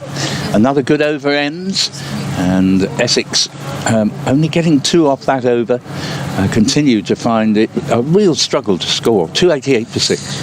a moment of cloud cover and thus respite for those out on the field, particularly George Hill and Ben Code, who have been putting in a shift of late, and so much so actually George's brilliant spell, economical spell, which produced 2 wickets and I think in total 4 maidens, has come to an end, and thus we will see the introduction of Will Sutherland, the Australian overseas all-rounder. Picked up a wicket yesterday. Ben Code comes towards us, actually right beneath us here in the commentary position at Clifton Park at long leg. Yeah, I think young Noah Fane, batting at number 8, did quite a good service to Essex from the point of view he kind of saw off George Hill. Yeah. And precisely by being thoroughly unambitious. He just basically wasn't given any free offerings, and so he just got behind everything he needed to play at and kept the ball on the ground. Certainly did that. A new task for him now in Will Sutherland, and it's a short delivery that's pulled by Fane as both Hill and Code converge on this leg side boundary. It's Hill who does the conclusive fielding, just backward of square on the leg side, and the 2 Essex batters cross. Fane takes a single, and that brings Pepper on strike. The big strapping bloke is Will Sutherland, who bowls a heavy ball. Good to see him cleared to bowl after that recent, I think it was a toe injury that was during the blast in the early stages, seeing him selected exclusively as a batter as opposed to a genuine all-rounder. Pepper just walking down the wicket doing a little bit of guarding. Sun shining once again here at York. From the city end, it's Will Sutherland steaming in, and again it's a shorter delivery. This time the line of the ball is slightly outside off, and it's dropped towards backward of point. Finlay Bean with the floppy Hatton doing the fielding, and it's no run. Yeah, Pepper takes an interesting stance, very idiosyncratic. When he first lines up, his 2 legs are absolutely banged close together. Yes. And then he begins to separate them as the bowler's about to deliver. That's a really, really interesting observation, and you're absolutely spot on as he then opens up that stance, throws his hands through the ball, cuts backward of point towards Matthew Revis, who's out on the boundary, and they'll take a single. Yeah, I've not noticed that until you mentioned that, Paul. I'll tell you why I've noticed it. It's the angle we're at, particularly when I was up the other end of the balcony here, and watching him from behind, normally, we're looking straight down the pitch and you don't notice it, but when you see him from either in front or behind, he does look or take a strange stance, but for the moment it's Noah Fane, who faces up towards George Hill, and again just with a soft-handed shot drops it into the offside, and it's no run. I like the composure Noah Fane, who's only 20, has shown so far. He's a young player, not so far a spectacular success, but a guy with a really good attitude who'll do his level best for whatever the team needs, and I think he's figured out that the longer he can stay out there, he'll be doing a good job from an Essex point of view. 3 to his name so far, and he punches that one up towards mid-on, and it's a dot ball. I think the biggest compliment I can give him from his innings so far is that he's not offered Yorkshire anything. He's looked very, very sure, very considered at the crease, and if you've got a good defensive block, then you're halfway there more often than not, and he's certainly shown that in the early stages of his innings. He's managed to work his way through the economical spell of George Hill, and now he's facing up to Will Sutherland. Breeze just picks up slightly. Essex 290 for 6. Short ball pulled away aerially. George Hill will chase after this, but I think the ball's going to win the race, and Noah Fane singing his praises picks up the first boundary of his innings. He moves on to 7. Essex 294 for 6. What I didn't mention and was just about to say was, you wouldn't think so from watching him today, but in a white ball game he hits 6s. It's not that he doesn't know how to attack, and as I say, what I'm liking about him is it's a very good stage of his development in his first season of having a chance in the first 11, just to go about it cautiously but methodically and make sure his defence is in order.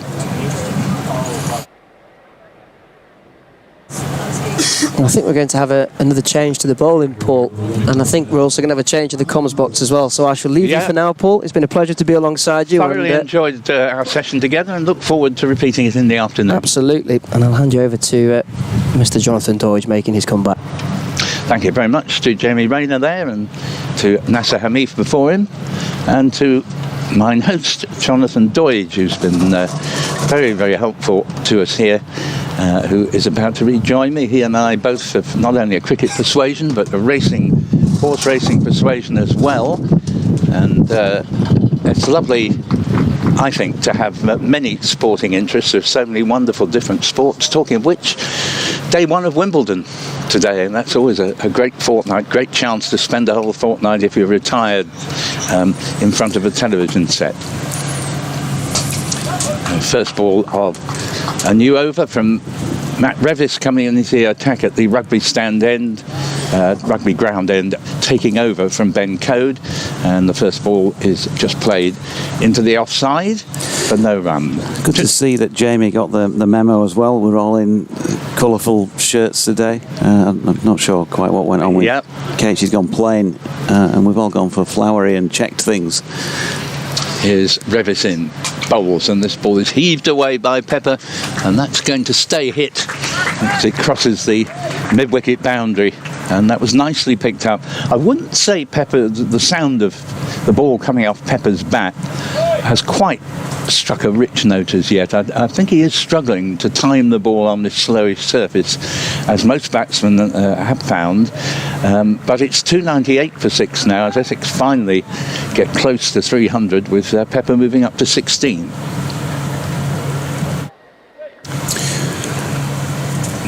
Now we have no slip left for Revis, coming in to bowl to Pepper with those two legs tight together as the bowler approaches. Now he opens up.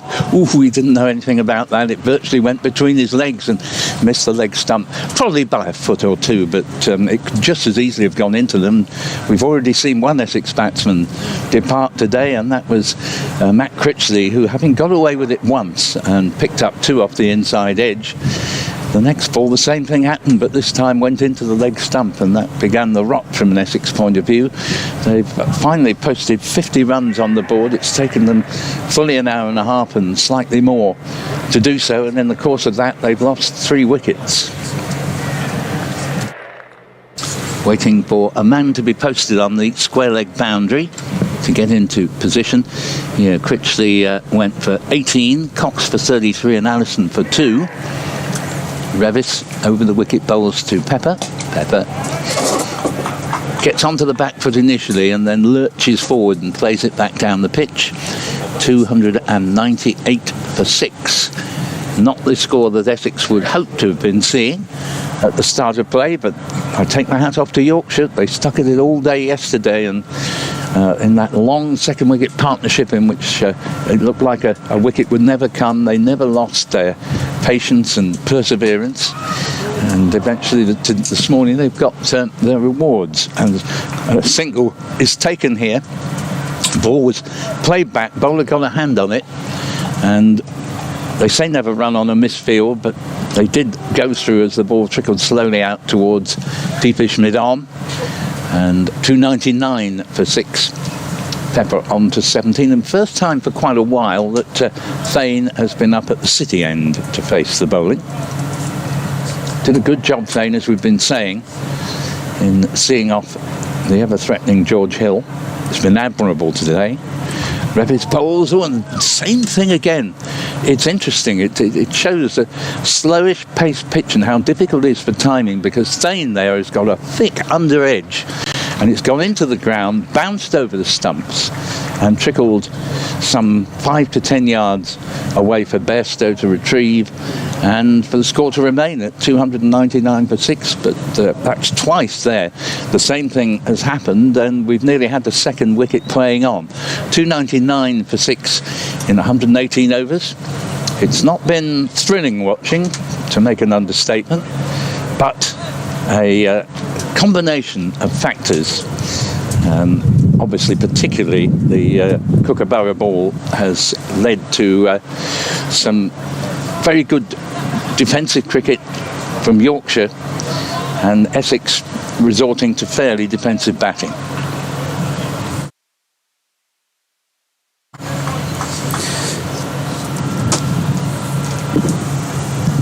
Will Sutherland to Michael Pepper, who plays out into the offside.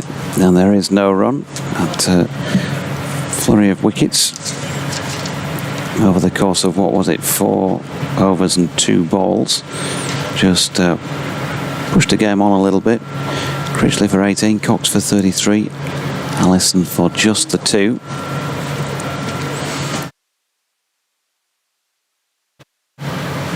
And Pepper waits, and in comes Sutherland again. And that is pushed back to him. He's probably more used to these conditions than most of us. Yeah, absolutely. On the ground today, Will Sutherland. Should be at home. Yes, at the point at which the last wicket fell, Essex had declined from 202 for 1 to 276 for 6. So 5 wickets went down while adding just 74 runs following a 198-run partnership. Sutherland in again, full. Pepper digs it out as much as anything. Fielded by Jack White, who's now gone in the white floppy at mid-on. Noah Thane just getting through a practice stance at the non-striking end. Jordan Thompson's out there at the moment, fielding square on the leg side. Just been down the corner having a chat with Adam Lythe's family while I was off. Nice catch up. Sutherland is in. That's slashed away backward of point by Pepper. He struck it well, but Revis was right on the money, in the right spot to do the fielding. Just the 1 run. The applause you'll hear is for the 300 coming up, and no batting point for that, of course, because we're outside the 110 overs. Yorkshire did manage to get a second bowling point with that 6th wicket just inside the 110, 108.1 I think it was when that last wicket went down. Sutherland in, and that's turned into the leg side for White to field again. Apologies if I've missed who is off. Have you mentioned that? I haven't. No. Okay. We'll try and do a scout round. Probably one of the bowlers, I would imagine. Not George Hill, he's down beneath. No, he's just down to our right, isn't he? Yeah. Sutherland bowling. Possibly Jack Ben White's Code on the field, yeah. so possibly Ben Code. Just having a scan. Yeah, I think Ben Code is the man who is just off at the moment as Thane pushes with an open face through the covers there. James Wharton is no slouch in the field, but couldn't get down for that as it flicks off the boundary rope. It can be a perilous position, that, for the spectators. It does, with the foreshortening, look as if they're just over the rope, but actually when you walk round the ground it'd probably be 2.5, 3 yards between where the rope is and a white line that's been marked on the greenery, on the grass. And so there's a bit of a gap, that probably for things such as we've just seen, and also the sliding fielder as well, so that there's no collision between fielder, hopefully no collision between fielder and spectator. 304 for 6 come the end of that 119th over. Matthew Revis from the rugby ground end. Well, that was a superb shot from Thane to end the over. Beautifully timed through the covers. And probably only a couple of yards to the left of the cover fieldsman, but he'd no chance of stopping it. So well played to the youngsters. Moved into double figures on 11 as we see a new over from Matt Revis from the rugby ground end, and he'll concede a single from the first ball to the credit of Pepper. Moves up to 19, 305 for 6. I was mentioning a combination of factors dictating that the pace of the game had been very slow, and one of them is precisely the position of the two sides. One in 8th, one in 9th, both desperate to try and see that they don't finish in the 9th position, as it were. Both would love to win this game, as in comes Revis and bowls, and Thane plays it to mid-wicket. But more important than anything else in many ways, because it wouldn't be easy on the slowish pitch to record a victory, though it may yet happen, that we may hasten to add. But more important is not losing. Yorkshire do begin 14 points behind. They'd love to win it. Equally, Essex would love to win it and pull well clear, and possibly even go above Hampshire, currently above Essex, in the next position in the table as Revis bowls to Thane, and Thane plays this very nicely to deep cover. They've jogged a single. Thane up to 12, who's, for a youngster, he's played with great composure and maturity out there. 306 for 6. And so in Essex's thoughts, as much as they'd like to win the game, they, having lost these 3 wickets in the space of 4.2 overs that Johnson was just mentioning, they would be saying, right, come on, heads down, 7th wicket partnership, don't take any risks, just make sure that you gradually get Essex up towards that 350 mark, or 400 preferably if they can. Another single, nicely played by Pepper, again out to Shafiq in the deep, and the score to 307 for 6, of which Pepper has 20. And suddenly everything looks very dull because briefly the sun has completely disappeared. Brightened up by your shirt though, Paul. Oh, well, thank you very much indeed. Yes, we've all come suitably accoutred as Revis bowls, and Dane again will help himself to a single, and we're watching the first, to my knowledge, Johnny, piece of play where the strike is rotated ball by ball, with a single coming off the last 4 deliveries. 308 for 6. There's been very little hint of that. Yeah, and not a lot of that at all, has there, really? No, I mean, obviously the big partnership featured 2 oldies who were never going to be scampering quick singles in the heat. But these 2, they haven't had to scamper because they've been easy singles to take to a defensive field, as the next ball is played into the onside and down to mid-on for no run. And the score at the end of the over, it remains 308 for 6, with 20 to Pepper and 13 to Noah Thane, and the partnership now has moved on to 32. And Will Sutherland to continue from the city end of the ground, which leads me to my next email. May Connolly in Esperance, not quite sure what the local pronunciation would be in Western Australia, but she says, and hello to you, May, and thanks for your email. She says, hi team, just wanted to pass on that I'm really enjoying streaming your coverage from Australia. Big fan of Will Sutherland, so now a Yorkshire fan. Just love first-class cricket, she says. Short ball pulled, not far from the hands of Abdullah Shafiq at mid-wicket. Thane gets it away for a boundary, but there was a moment there where it might have gone to hand. And May goes on, if you get a chance, would you mind explaining the bonus point system in county cricket and what its objectives are? Okay, so bonus points are able to be built by both sides in the first innings of a county championship match.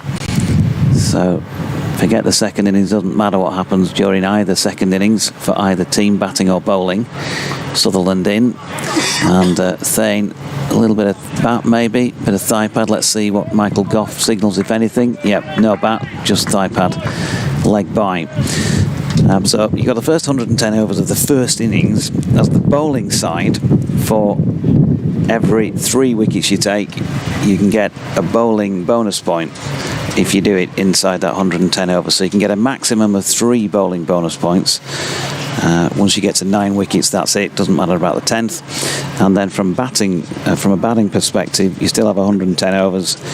And once you get to 250, you get your first batting point, and then a batting point possible for every 50 runs from there on, up to 450, as that is pushed back into the offside. And James Wharton does the fielding, no run. So 5, right, I'll have 250, 300, 350, 400, 450 ball, 5 batting bonus points is the maximum, and 3 bowling bonus points. Both sides can get those in their respective innings, so there's no disadvantage, if you like, of the weighting there. Yeah, with the bowling, when you get 3 wickets the opposition down, you get 1 point. Yep. 6 wickets 2, 9 wickets 3. Sutherland in, and that's run to gully by Pepper. Finlay Bean doing the fielding. The purpose of it really is, I suppose, to just have some incentive there, so there are points, as I'm sure you may be aware, in first class cricket or maybe Sheffield Shield cricket, where the game might might go a little slow. There's still some incentive, even in a match where you're drawing, you know, or might be heading towards a draw. And the bonus points only count for 110 overs of an innings. And always the first innings, as Jonathan was saying. Sutherland in again.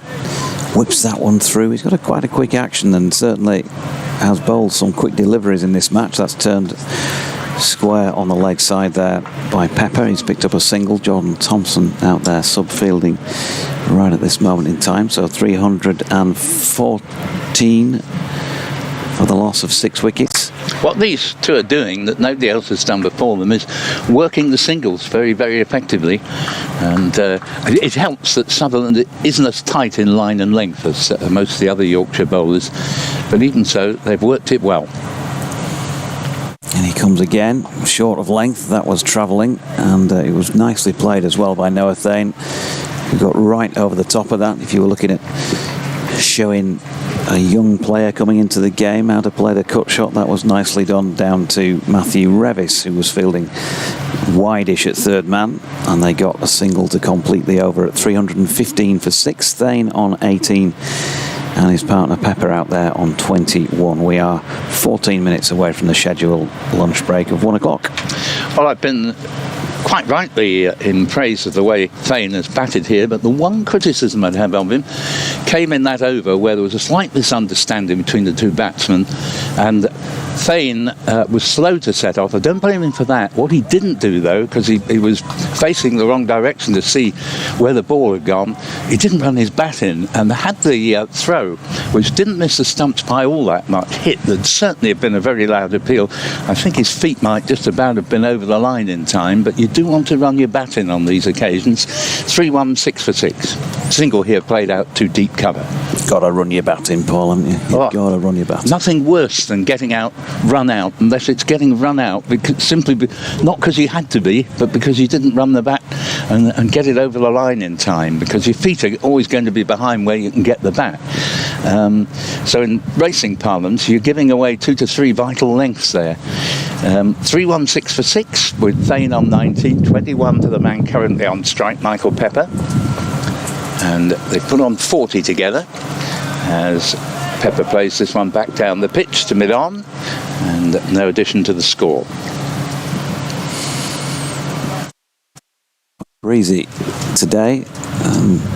You do notice it up here, actually more so when you're out there, when there's no back. At least we've got the clubhouse behind us to break a bit of that, but when you're out there, as I was sitting at a table, it's particularly breezy.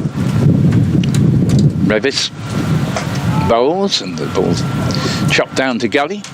No slips now. Sutherland fielding there, and score still 316 for 6 as we move towards 8. They start a little bit ahead of GMT here. It often happens at cricket matches, and therefore we should get a finish actually fairly tight to 1 o'clock itself.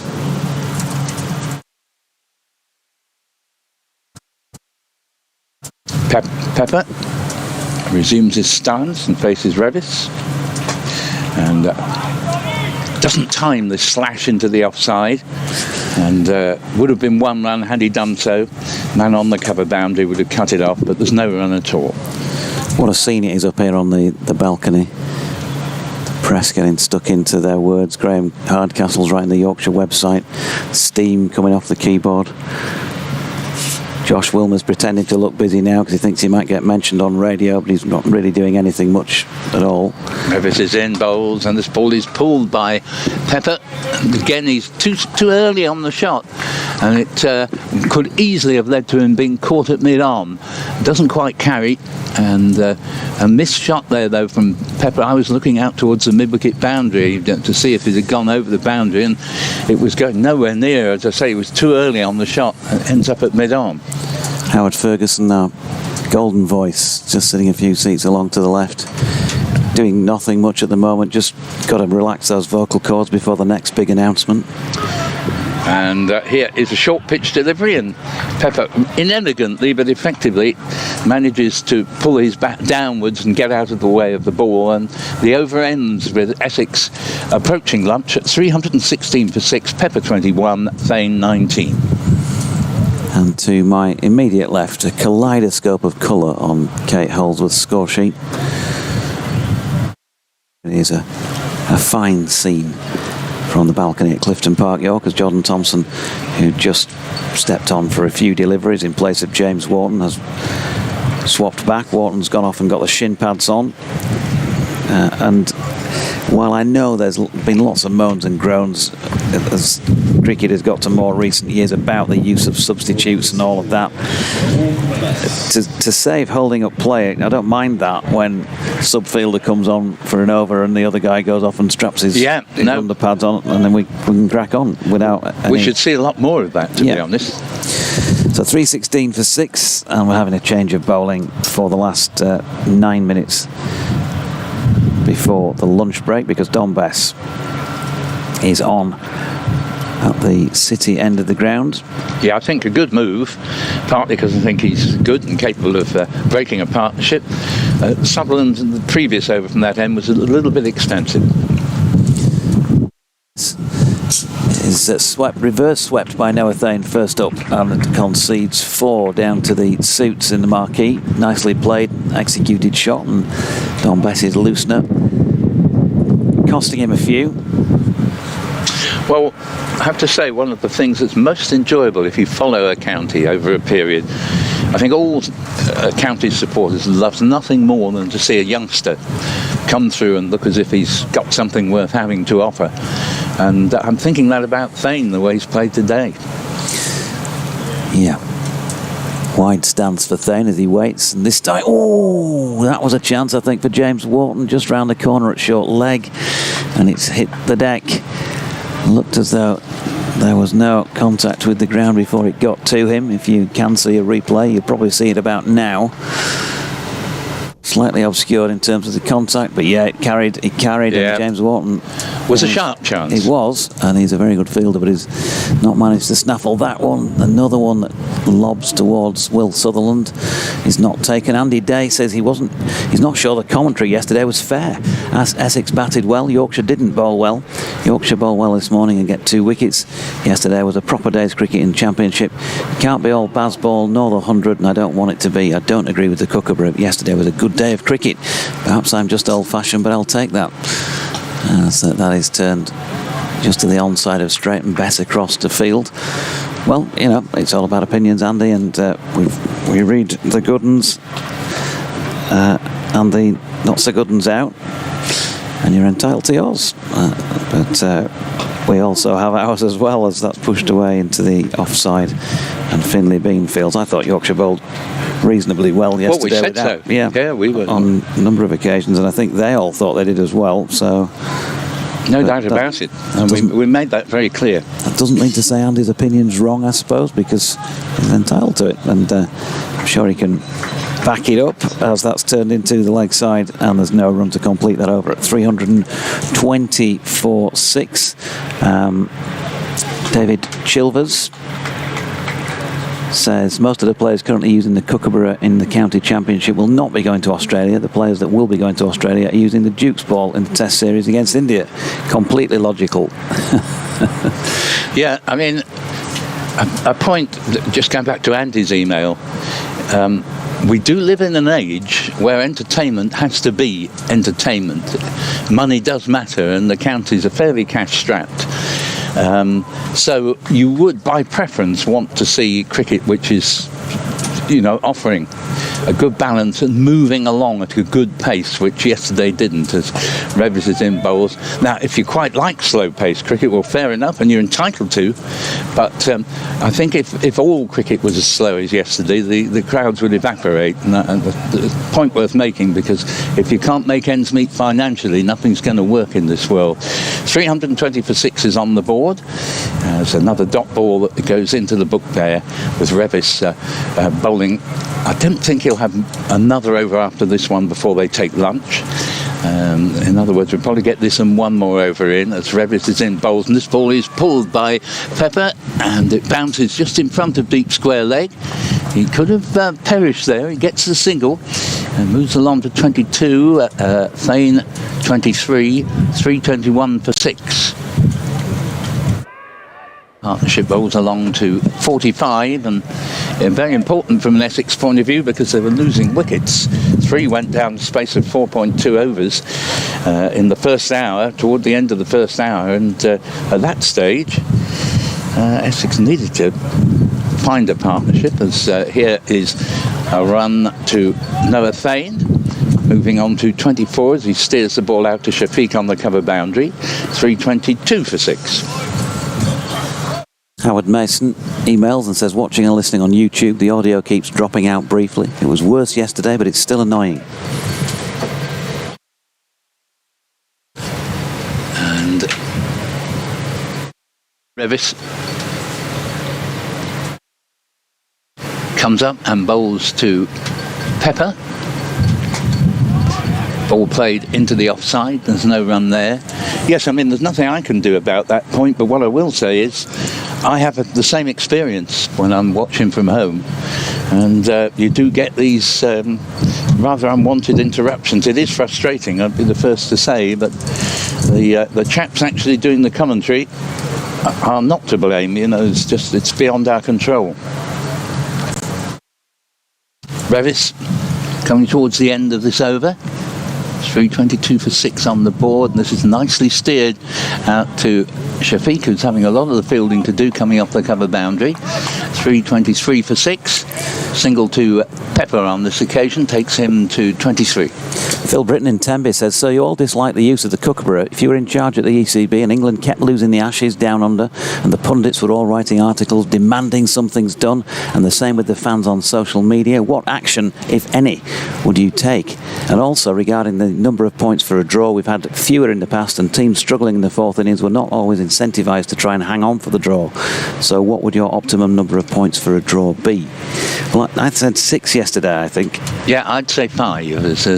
Here is Revis in bowls, and Thane gets out of the way of a bouncer at the end of the over, and 323 for 6. I fancy we shall have one more over up to lunch, and 24 to Thane, 23 to Pepper. Put those two scores together and you get the extent of the partnership so far, 47.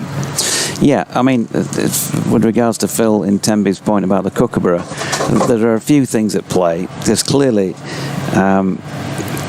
you know, apart from losing the kookaburra ball altogether in county cricket, there's no obvious answer to that. But as it's already been pointed out, you know, England are about to play India with a Duke's ball, while the county game in and around that England Test series is playing with a kookaburra.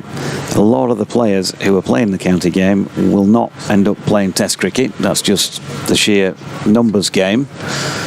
As Bess is ready to bowl here to Pepper, who sweeps first up, and Ben Code does pretty well actually, because the ball was spinning as it was on its path towards him. He can't prevent a single, but he can't prevent the single, but he can get a single. Stating the obvious.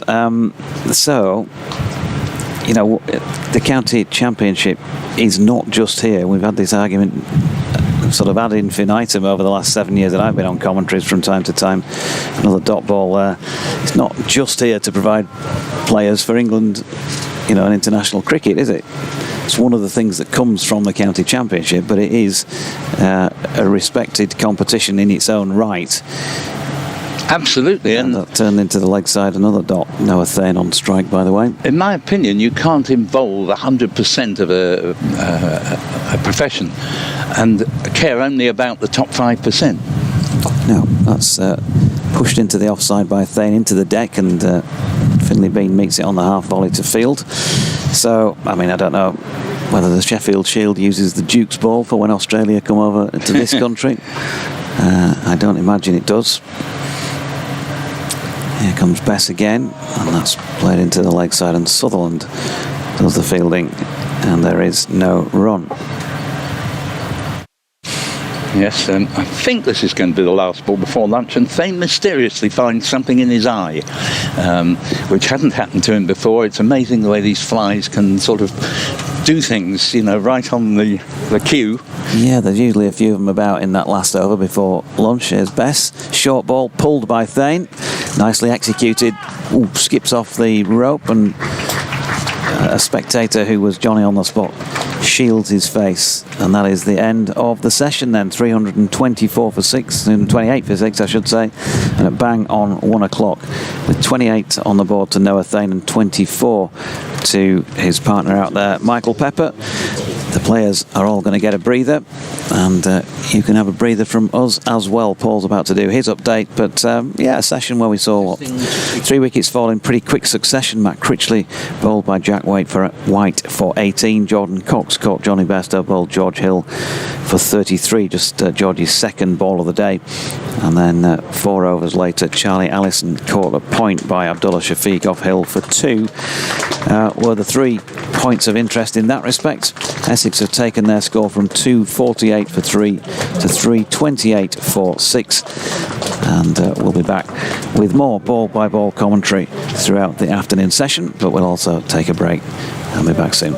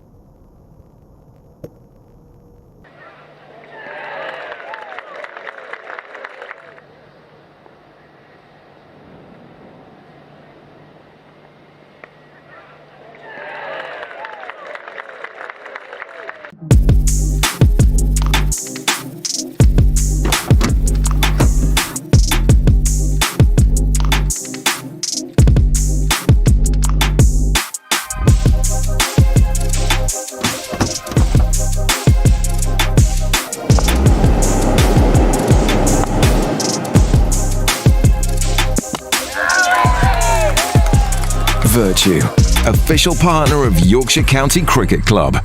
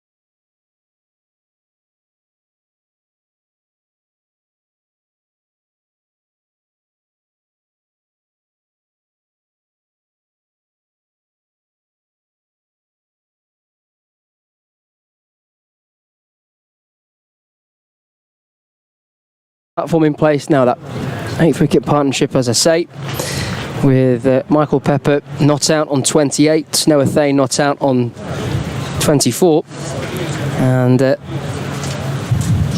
opportunity to try and build a healthy first innings total. Jamie Rayner here alongside me. Nas, good to see you, mate.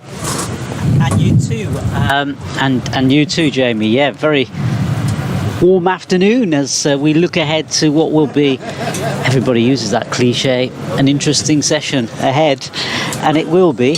And I'll steal another cliche if I may, and that'll be me for the afternoon. A basement battle between these two, Essex and the wind is picking up a little bit this afternoon, which is interesting too. All adds into what is going to be a fascinating afternoon as the Yorkshire players gather for the huddle, common amongst teams these days. If they can just get out these last 4 wickets and get themselves batting on still what you would probably say are fairly good batting conditions here, Jamie. Yeah, absolutely. Glorious sunshine throughout the morning, and that hasn't let up during the lunch interval. And there's a huddle, as Nas says, ongoing right now between the Yorkshire players. Yeah, batter-friendly conditions, you'd have to say. The pitch wasn't offering too much, a little bit of indifferent bounce in that morning session. But as we know, Kookaburra ball being used, much deliberation around that. The Essex batters are out as well. Michael Pepper, Noah Thay walking out to the middle. So what will Yorkshire do? How will they approach these final 4 wickets? If they were to try and get through those quickly, then an opportunity may present itself to try and get a result other than a draw. It does feel at the moment like we're meandering towards that, but still plenty of cricket remaining in this game. The wind, as Nas says, picking up slightly. The parasol that we have over us, which I've got to say is very welcome in these sunny conditions, has been blowing upwards slightly, catching the wind. Yeah, I got the feeling it was going to be hotter this afternoon for some reason. Perhaps it is really hot, and that, as Jamie said, the parasol is definitely blowing. So we definitely have got that breeze this afternoon, which may or may not help some of the bowlers. I can't see it, but anyway, it looks like it's going to be Jack White to open proceedings this afternoon. It is some of the spectators actually coming back as well now, getting themselves ready for this afternoon session. Although to the right, where you've got the sort of white tents and white deck chairs sort of in front of them, looking quite empty. I guess most people still having their lunch there. Obviously, their lunch looks like probably a 3 or 4 course meal by the sounds of things. It's still under the tent, probably quite wisely too, I'd say, as we see the first delivery of the afternoon session coming in from Jack White, and that one just no run off the first delivery. So yeah, just played out by the batsman. Yeah, the hospitality tent in front of the rugby ground side. Had a little walk through there earlier. It was nice. Nice little setup in there. Good cover, as you say, in these sunny conditions, Nas. And it's going to be Jack White to continue as he comes in and he bowls. And this next ball is played to the onside, and it's picked up by the fielder. No run in there. Do you know, the one thing I haven't done, and I've got to do, and I've been here a day and a bit, is I haven't walked round the ground, and I like to do that. And I think it's just the heat that's sort of put me off, but it shouldn't do, really. I'll probably try it a little bit later on, because you get a sense of the ground and a sense of the crowd and the atmosphere, don't you? Yeah, I think they call it liquid lunch. That they were enjoying in hospitality. Yeah, certainly packed to the rafters in there. People stood up and in seats as well as Jack White comes in this next ball. It's again just played out in front of him by the batsman. No run there. Yeah, in front of us, looking quite sparse in the blue seats. That's directly right in front of us, and then to the left of us, we've got the sort of city end where the scoreboard is, which is showing 328 for 6 at the moment. And it's going to be Jack White now to continue. And he comes in. His next delivery, and this one again played back by the batsman straight into the offside. There's going to be no run there. Very easy way to depict who is on strike for Essex between Michael Pepper and Noah Thane. It was something that Paul saw a little earlier on in the morning session, that Michael Pepper, if you watch now, so you may have seen this already, but as he awaits the delivery from, at the moment, Jack White, both his feet at the crease are together, and it is only when he is about to play his shot does he open up his stance. Yeah, Jack White in again. Next one again played into the offside.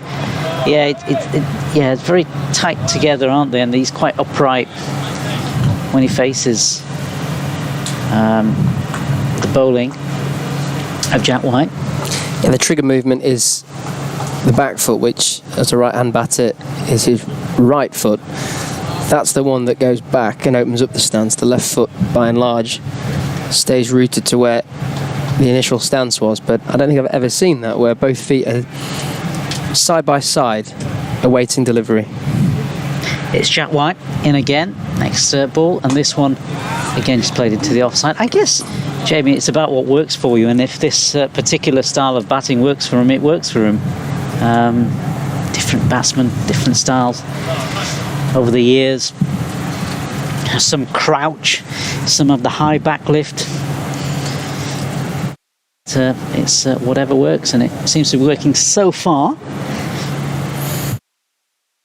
A maiden for Jack White in the first over after the lunch break. Essex 328 for 6. Partnership worth 52 between Michael Pepper and Noah Thane. So Essex wrestling momentum back towards them, you'd say, towards the back end of that morning session after what would have been a really positive hour for Yorkshire with those 3 quick wickets. Don Bess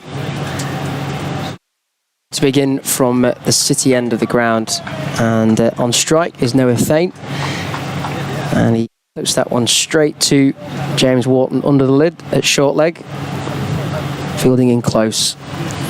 Adam Lyth at first slip, mid wicket as well for Bess as he wraps his right arm around the ball, and it's punched back to Dom. Figures of none for 55 from his 23 overs bowled before this over. 2 maidens on the back foot this time, deep in his crease. Noah Thane works it towards Will Sutherland at mid wicket.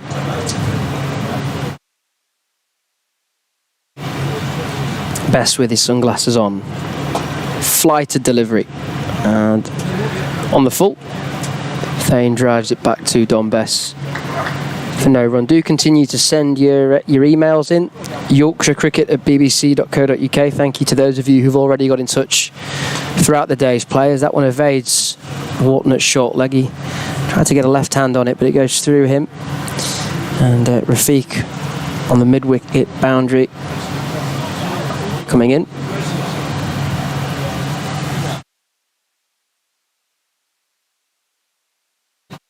.329 for 6 are Essex.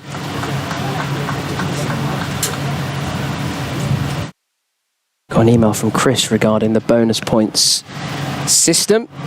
So now Doji and Paul were talking about before the lunch interval. Now, Pepper's played all around that. I think he's looked to paddle it fine on the leg side. It's gone through Johnny Bairstow. There's an acrobatic bit of fielding from James Wharton, and I think he's kept that in from crossing the boundary rope. I think he has. He saved a run.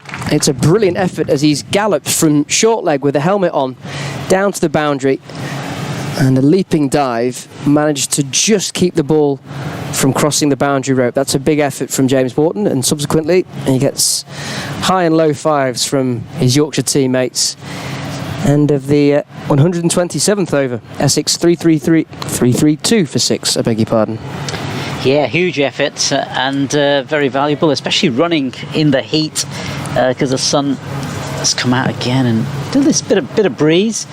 But yeah, the good thing about that Don Bess over is that what Bess is able to do is to give you some sort of control in terms of run scoring as well, keeping the runs down and perhaps inducing a mistake from one of these two batsmen. That is the hope, as Jack White just signals to a couple of the players in the outfield and just get his field completely right as he comes in now. And he will bowl this first ball, brand new over, and he comes in and bowls, and that's flicked. And has it gone through to the wicketkeeper? I think it has, and he is out. Another wicket there, the wicket of Michael Pepper. Yeah, Michael Pepper flicked onto the leg side, and he's gone. They just got themselves into a really good position, actually built a really useful partnership, just over 50. And both of them, Pepper and Thane, had come together. A tricky little time for Essex, come together, built up this nice little partnership, and then lost a wicket at a pretty crucial time there. Yeah, it was a leg side delivery from Jack White. He's bowled better balls in his life, I'm sure, but just flicked down the leg side there. Pepper just getting a feather on it, and Johnny Bairstow taking a comfortable catch to his left, and that ends the partnership, as you say, Nas. That is the breakthrough, and Michael Pepper departs for 27, and Yorkshire now with 3 wickets remaining. Coming out to the crease, well, a man of supreme experience, Simon Harmer, who we know is more than capable of not only holding up an end but frustrating from a Yorkshire perspective and steadying from an Essex perspective. So Yorkshire will be thankful that they were able to find the breakthrough in that sort of fashion. As I say, I think Jack White will have taken better wickets in his time, but they all count for the same. Yeah. Yeah, 36-year-old Simon Harmer now, lots of experience, huge amount of experience, played a lot of cricket, so certainly up for this challenge as he faces Jack White. This first ball, brand new, continuing his over, and this time just pushed out into the offside by Harmer. No run. Yeah, they were looking like they could be dangerous there, Michael Pepper and Noah Thane. Thane is still there, of course, but he lasted, what, 73 deliveries, Michael Pepper, so he'd been out there for a good long while. 3 fours. And it was a handy partnership for Essex towards the tail end. Yeah, very, very useful runs there from these two, especially after we'd seen a couple of wickets fall earlier as White comes in again. This next one just played comfortably by Harmer in front of him. Of course, better known for his spin bowling, and he may well have a role to play as the game wears on. We shall have to wait and see on that one. But it now looks as though Yorkshire at some point will hopefully be batting today.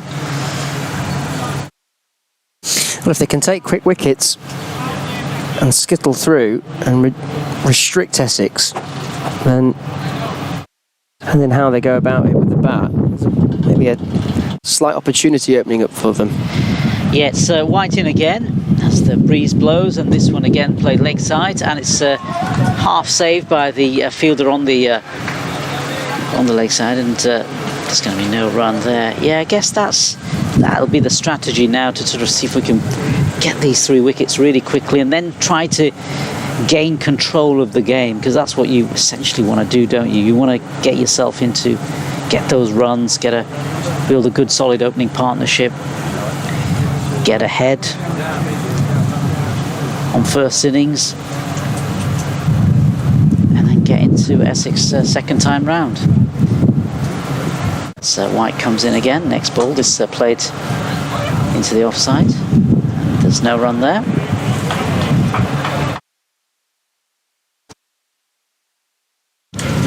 So yeah, breeze blowing quite a lot this afternoon. Very breezy. Yeah, Noah Thane is still there. It's on 29, so he's certainly holding his end up. And he'll be hoping to add to that if he can just frustrate Yorkshire, because that's what it'll be with the last 3 wickets for the remaining portion of this innings, as White comes in again. This one played forward defensively by Simon Harmer. The ball just tickles out in front of him. There's no further runs, and applause from the crowd here. End of the over. 332 for 7 is the Essex score. Thane has made 29, and Harmer yet to get off the mark. Yeah, wicket maiden for Jack White. Figures starting to impress. 3 for 64 from his 25 overs bowled, 7 maidens in that time. And he was the one that was given the nod for that last game at Trent Bridge. Preferred option between himself and Ben Code, as that one's driven on the full by Thane. Through the covers, man comes round from the backward point, keeps it to just 2. Don Best continuing from the city end of the ground. 3-3-4 for 7 Essex. Short leg in place and a slip. Thane on the back foot, punching back to Best. Dot ball. It was a decision at the time that certainly raised eyebrows when Ben Code had been left out. Bess again getting a bit of rip on that as he fires it through. Bess though takes behind the stumps. But it was White who took the first wicket yesterday morning, so he certainly started really well in the game.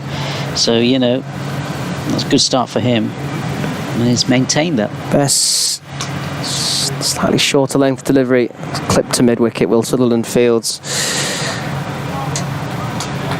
Yeah, he's had an impressive start to his Yorkshire career. George Hill naturally taking the plaudits with the ball as a sweep from Thane. I didn't really find that he got the full face of the bat on that, but it still squirts down to fine leg and for 4 runs. I might have seen a replay of this.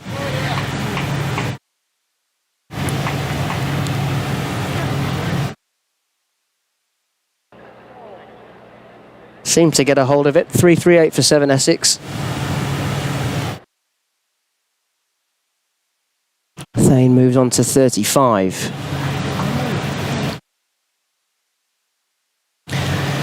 Bess in, and that one's pulled short. Delivery that will race past Jack White and over the long leg boundary for 4 more runs. So back-to-back 4s for Essex and for Noah Thane. He moves on to 39, and they are at the end of the 129th over. 3-4-2 for 7. Yeah, valuable runs, certainly from Thane, who's 20 years old and looking quite good. Together with Pepper, they added 50 runs, so very, very useful runs for Essex. I'm going to get to Chris's email. I said I'd read it out a little while ago. We never got round to doing it. Hello, gentlemen, he says. Bonus points are an anachronism. They were brought in during the 50s and in their current type during the 60s to encourage brighter cricket, although this match may be the exception. I think you probably agree with that as well, Chris. Scoring in county cricket is much faster now, and very few bowling bonus points are not achieved, so why have them at all? I think he's saying, in my opinion, it should be 10 points for a win, 5 for a tie, 3 for a draw, and none for a loss would ensure the teams with the most wins. White first ball, new over, no. In fact, it's I was going to say no run, quite the opposite of no run. It's 4 runs, hit straight down the ground past the bowler, and a welcome boundary. Yeah, 3 successive boundaries as well. Not the most bonus points would finish higher in the table. Best regards, Chris. P.S. I guess my email yesterday was too long. Chris, I wasn't here. You know that I would have read it out if I was here. It's dodgy. If he sees more than 5 paragraphs, he just moves on. Too much like hard work.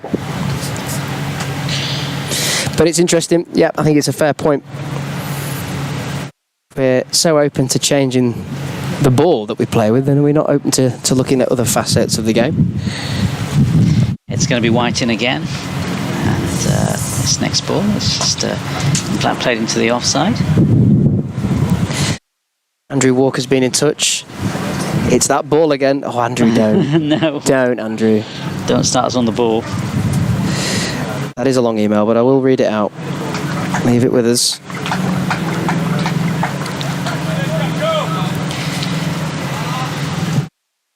Three, 4, 6 for 7 are Essex. Now Harmer already scored a boundary in this over. Let's see what he can do against Jack White. So he faces up to him now, and this next one again played into the offside. Played to the close infield, and there's no run there. Yeah, you need to go for a little wandernass around this ground. It's a really good setup. You know, the hospitality tent, which is up to date, that was nice to walk through. But then if you get yourself round to the other field, you can see there's a game of cricket actually taking place on the other side. Yep. In the distance. You go around to that area, and then you've got the nets, the tennis courts there as well, and you've got the vans up and whatnot. There's lots going on. White comes in, next ball. This one played lakeside, no run there. What's really nice to see is how many people have kind of just rocked up, deck chair out. Thank you very much. I'll see you in 8 hours. Yeah, I notice a lot of that as because I catch the train in from Leeds, and as you get out of the train station, a lot of people just coming out, and they've obviously got everything all rolled up and ready, rucksack on the back, and they make the 20 minutes walk. That's how long it took me from the train station to here. It's a nice walk. So I managed to do it yesterday and today through the gunnels and all the rest of it. As White comes in again, and this next delivery, and this again just played into the offside, no run. I saw these two guys in front of me, and they were carrying this stuff, and I've just followed them, and I was just hoping that they were going to the cricket, because if they weren't, they'd end up somewhere completely different. But I passed St Peter's School, which again I think is a very famous school, talking to some of the people here, and known for cricket, loads of cricket nets in there and everything. So yeah. For those watching on the stream, we've just had some pictures of that other game of cricket. Let's take it. I wonder if they're using a kookaburra. That'd be interesting to debate. There was a game taking place yesterday as well, although I think they were wearing coloured clothing yesterday.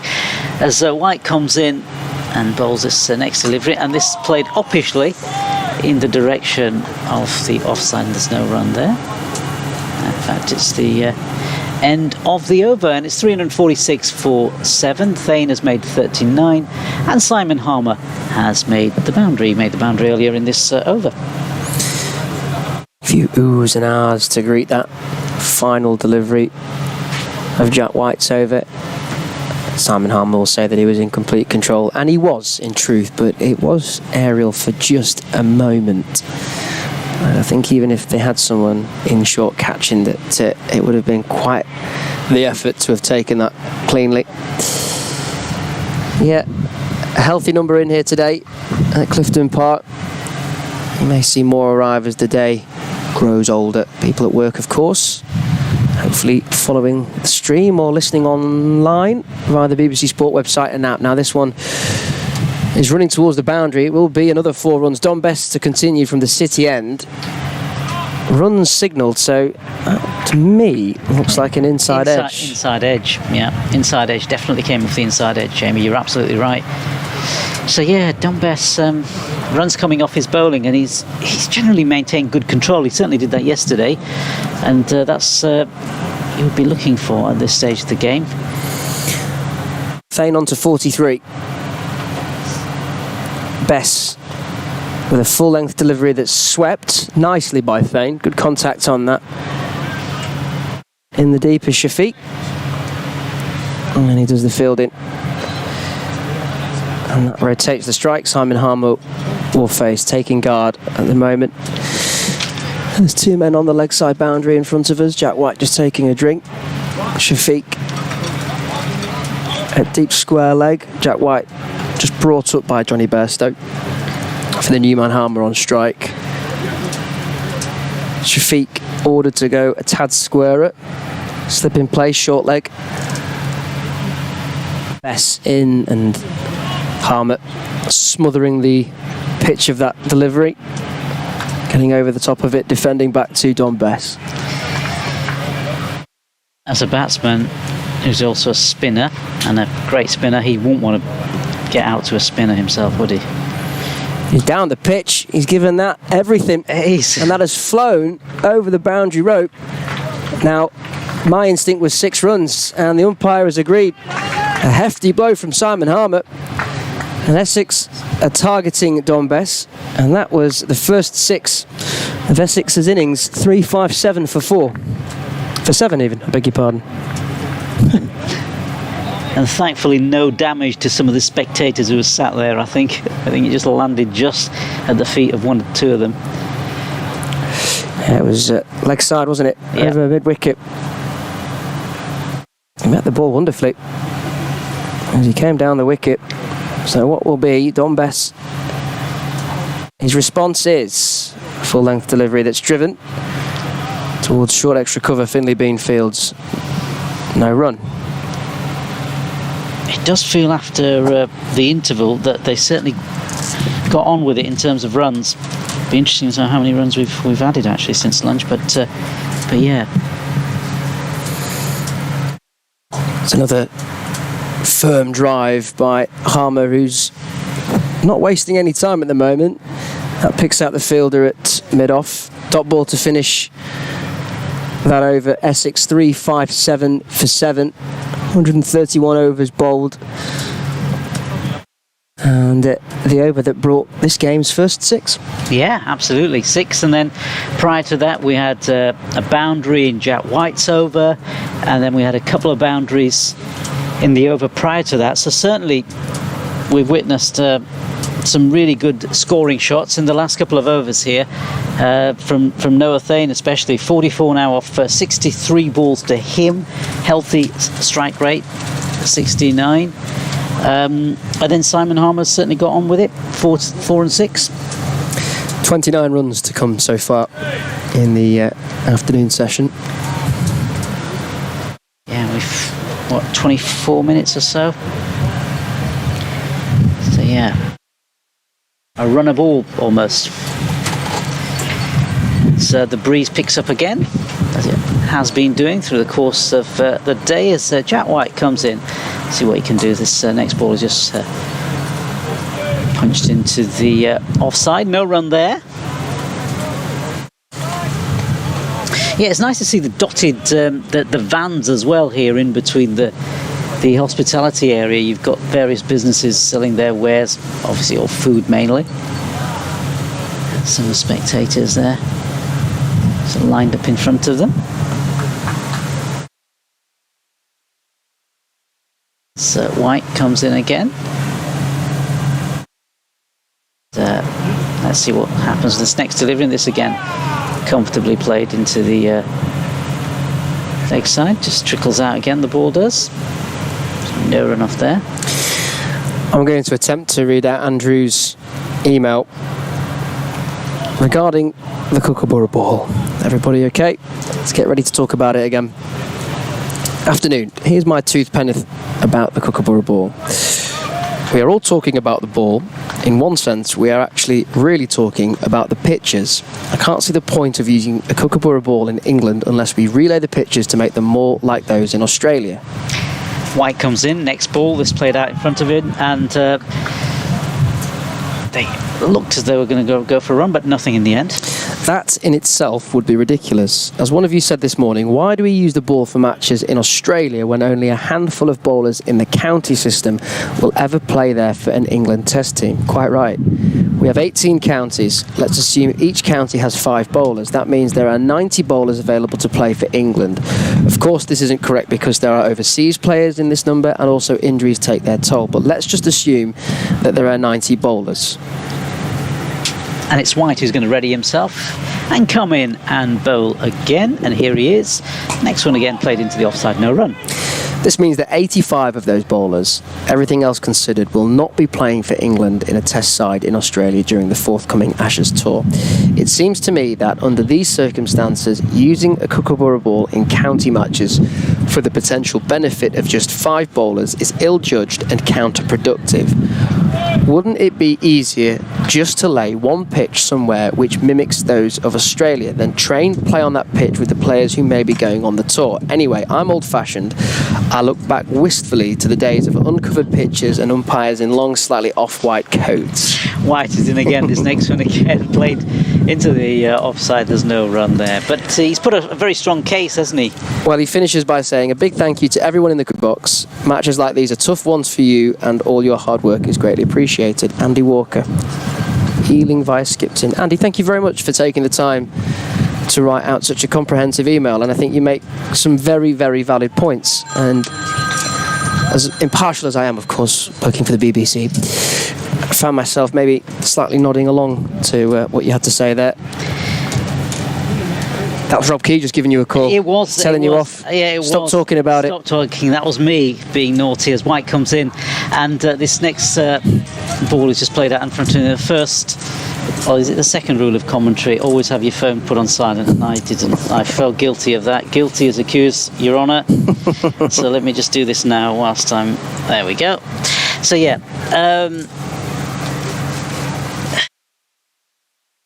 That debate's going to run and run and run, isn't it? It's not going to finish. And there is a point, isn't there, that ball works only in those pitches, and you've got to take into account conditions, and you've got to take into account the sort of surfaces that we have here in England as well. Well, I think what Andy's saying there, when you put the numbers behind it, and there's such low percentage when we assume that the bowlers that England select for the Ashes Down Under will be playing county championship cricket. I don't think that's even completely true, because well, let's assume that Jofra Archer plays. He's played one county championship game, and then he's been included in the England squad for the test against India at Edgbaston, which by the way will be a Duke's ball. But also it does bring into the conversation the pitch, and absolutely right, these are English pitches, they're not Australian pitches, unless you want to absolutely try and replicate that of an Australian pitch. Does it not feel like we're just gearing up towards just one event, where actually there's far more to cricket than just one series and one tour? Dom Bess from the City End and into Harmer. It defends. What frustrates me more than anything about this is I understand that the county championship circuit is in many ways the starting point for many red ball cricketers who will go on to play for England. Bess again, sunglasses on, full length deliveries, hit the pads. There's a faint appeal from Bairstow behind the stumps, but nothing doing. But in its own right, the county championship is its own entity, is its own competition. It is more than just a feeder system for the England team. So why should it be almost like a guinea pig? And that one's ripped through, and it's caught at first slip. Brilliant catch from Adam Lythe to dismiss Simon Harmer. Dom Bess with the wicket, finding the outside edge, and sharp reflexes from the ever dependable Adam Lythe at slip, and Simon Harmer, who is rather frustrated as he leaves the field of play here at York, dismissed for 10, and Essex 3, 5, 7 for 8. And you'd like to think now, with the batsmen remaining, that Yorkshire can rattle off this tail quite quickly. You've just got Shane Snater and Khalil Ahmed to come, and that will be that, and hopefully we shall see Yorkshire batting very soon. I think I'm going to give way very shortly. Okay. Yeah. I think Paul is going to take the reins from me with the score 357 for 8, and I'll hand over to Jamie and to Paul. Thanks, Nas. So Shane Snater, the new man out in the middle for Essex. Noah Thane, it's important to note, is still there. He's on 44 not out. As we were discussing earlier, Harmer is certainly someone who can stick around, can frustrate, more than capable of being out there for long periods of time. So Yorkshire will be thankful to see the back of him. Sharp catch by Adam Lythe, as I say, in the slip cordon. And So far, Yorkshire will be pleased, will they not, Paul, from what's taken place following the lunch interval? Yeah, no, absolutely. Brave decision by Bairstow to persevere with Don Best, because he had gone for 10 in one over 11 in the next, but it's paid off handsomely, and as you say, Harmer can take a lot of removing. So Best from the city end, first delivery, and Snater, the new man, is driving up towards long on. I think Johnny Bairstow and Yorkshire are ready for a different pace, shall we say, from Essex, given the field that's been set. Long on, deep mid wicket. There's a man out on the deep backward point boundary, as well as that one swept firmly by Thane, and I think he may have picked the gap beautifully. He has as well. Subfielder Jordan Thompson coming round, Abdullah Shafiq as well. Watch that ball pierce them beautifully, and it's a very well timed sweep shot from Noah Thane that takes him to within 2 runs of a half century. Well, he's been easily Essex's best batsman on the day, even though he's the youngest by quite a margin, although Allison would be about the same age. Best into him again. He's gone for the reverse sweep this time, and he's executed it wonderfully, but Matthew Revis is out there fielding, and a single is taken. So Thane will keep the strike. He moves on to 49. Essex 363 for 8.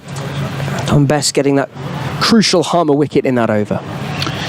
Yeah, it was a very good wicket to get. Thane, as I say, has played a very polished, very mature, and an innings full of good judgment, because he's defended well. He doesn't have a huge array of attacking shots, but that doesn't matter. You don't have to have every shot in the book, but those he has played have proved extremely effective. And what I like to see in him, been following his career over the last 2 years, is the steady improvement that he is continuing to make, suggesting that he's got intelligence, and that's so important in a young cricketer. If you don't have that cricketing intelligence, you just stay at the same level you started at. And I'm afraid there's too many of which that can be true. Codes in, bowls to Thane, 1 shy of a 50, and the ball played back down the pitch. 363 for 8. Then Yorkshire can be very pleased with their day's work from 248 for 3, because they might have had visions of being stuck out in the 30-odd degrees we were promised, and, you know, perhaps looking 450 plus. But I don't think it's going to be anything of those proportions, and they've really stuck to the task well.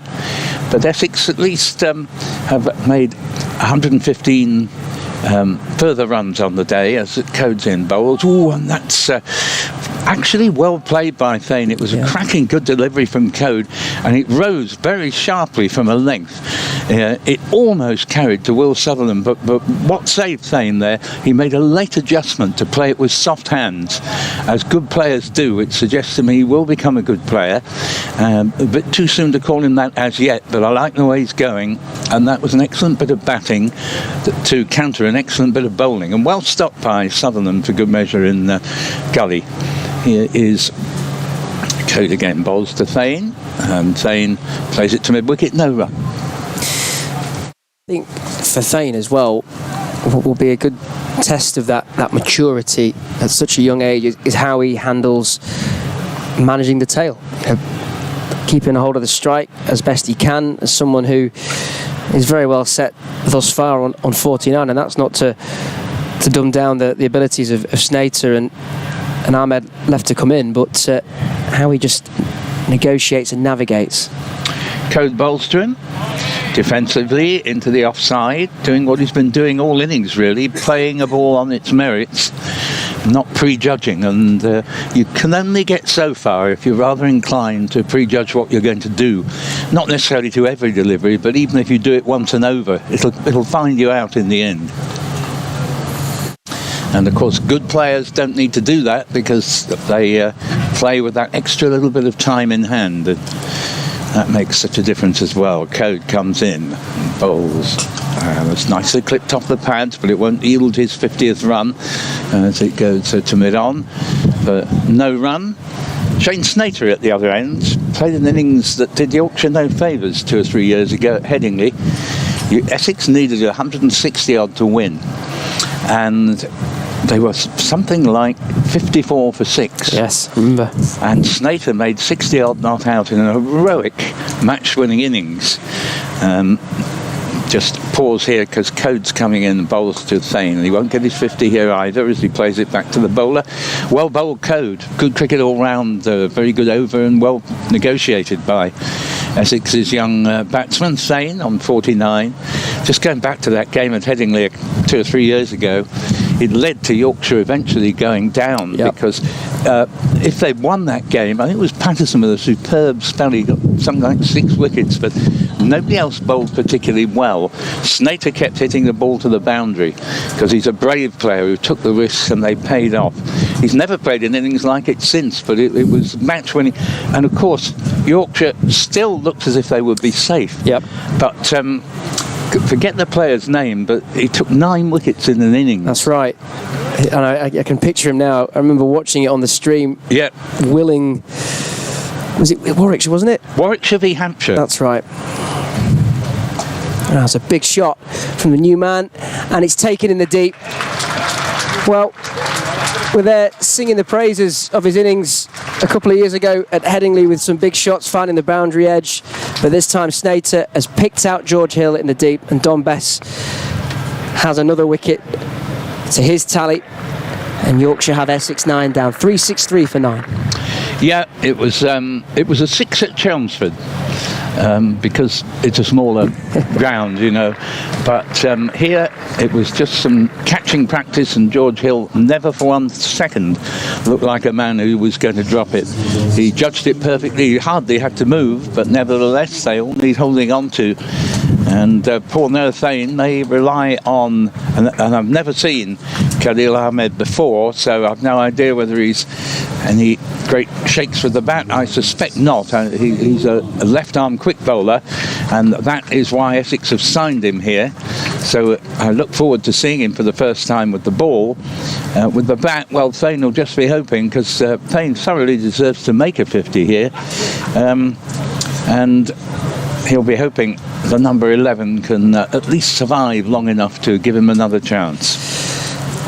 Well, the new man, Khalil Ahmed, he has a first-class average of 7.9, high score of 18 not out. Well, that'll do. he's only faced 214 deliveries. Yeah. First-class cricket, but he's at the other end to that of Noah Thane, who at the moment is on 49 not out. Yorkshire 1 wicket away from wrapping up this Essex first innings. Yeah, they really have had a terrific day, and I was expecting Khalil Ahmed to be a left-hander because he bowls left arm, but or at least that's what I'm told. But he bats right-handed, and he's doing all sorts of exaggerated warming-up exercises, suggesting that Johnny Bairstow better get everybody on the boundary. But his career record insists that it's not like that. I wonder if there's a bit of poker face going on here. Bairstow's brought them all in. There's 3 fielders around the bat, Finlay Bean and James Wharton, both with the helmet on. Should he have spread his field? Let's see. Don Bess from the City end of the ground. It's a fly to delivery, and he's gone big, and he has accepted the invitation set by Yorkshire and Johnny Bairstow. He's cleared George Hill at mid-on, who'd come up from the boundary rope, and he's got 4 runs from his first delivery. Not sure Thane will have enjoyed that shot. Hoping, probably said to him, just see if you can hang around long enough for me to get a 50. But no, they weren't a hoax, those warm-up exercises. Bess pulls his length back, and it's taken behind the stumps by Bairstow. Flicks the bail off for good measure as well, but Ahmed was well within his crease, so I think it's going to be an entertaining innings at the very least. Yes, I think it's going to last long. An enormous yahoo at that, in which he reversed his stance and played it as though he were a left-hander, on the reverse in other words, and just as well he managed to keep some part of his boot behind the line. Best they whipped the bails off, but he was at home.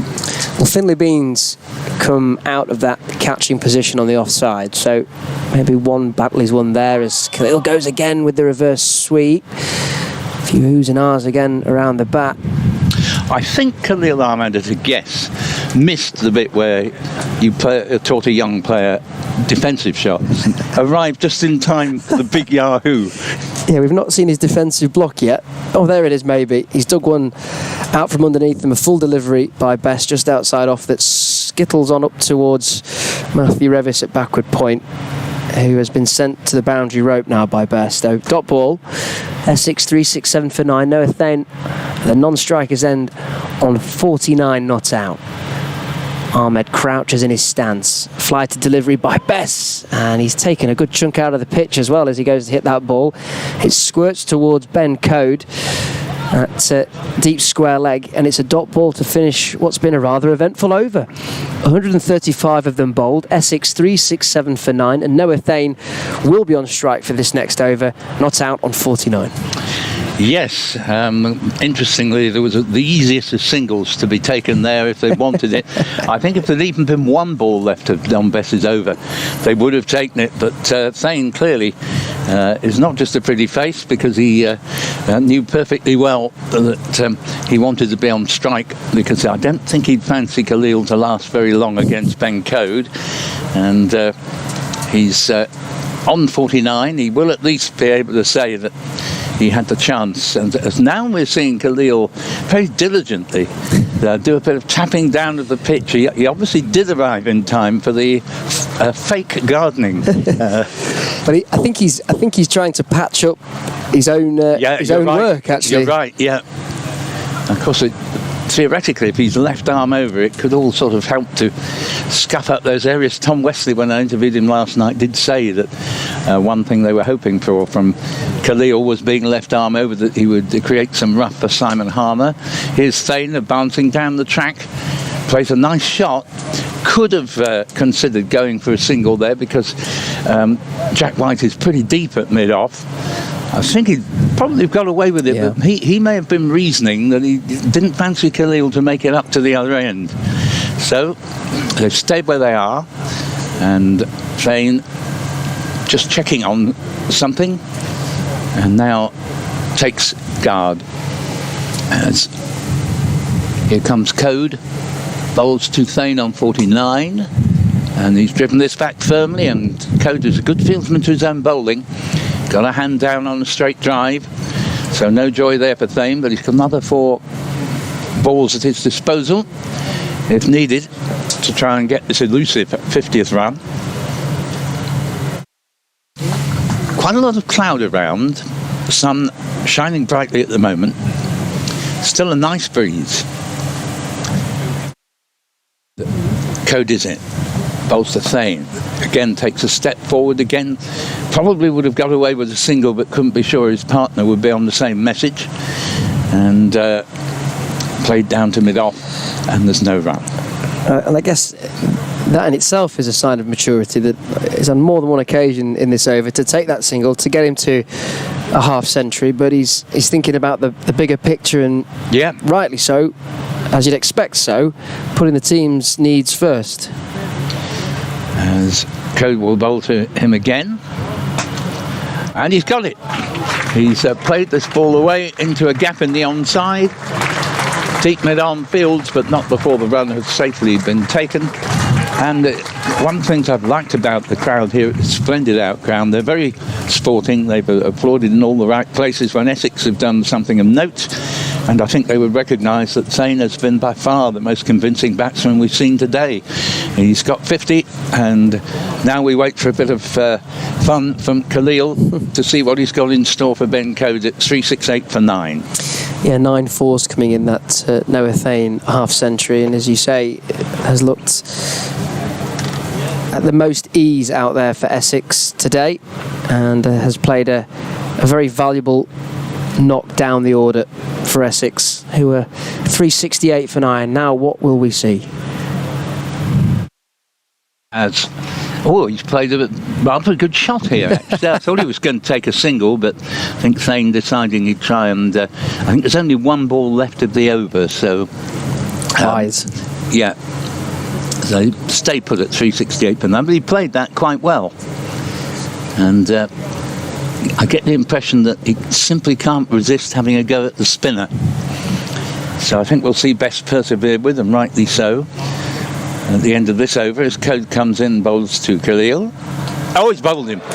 So Bess won't continue after all. 368 all out, and Thane at least has reached a very, very well-made 50 not out.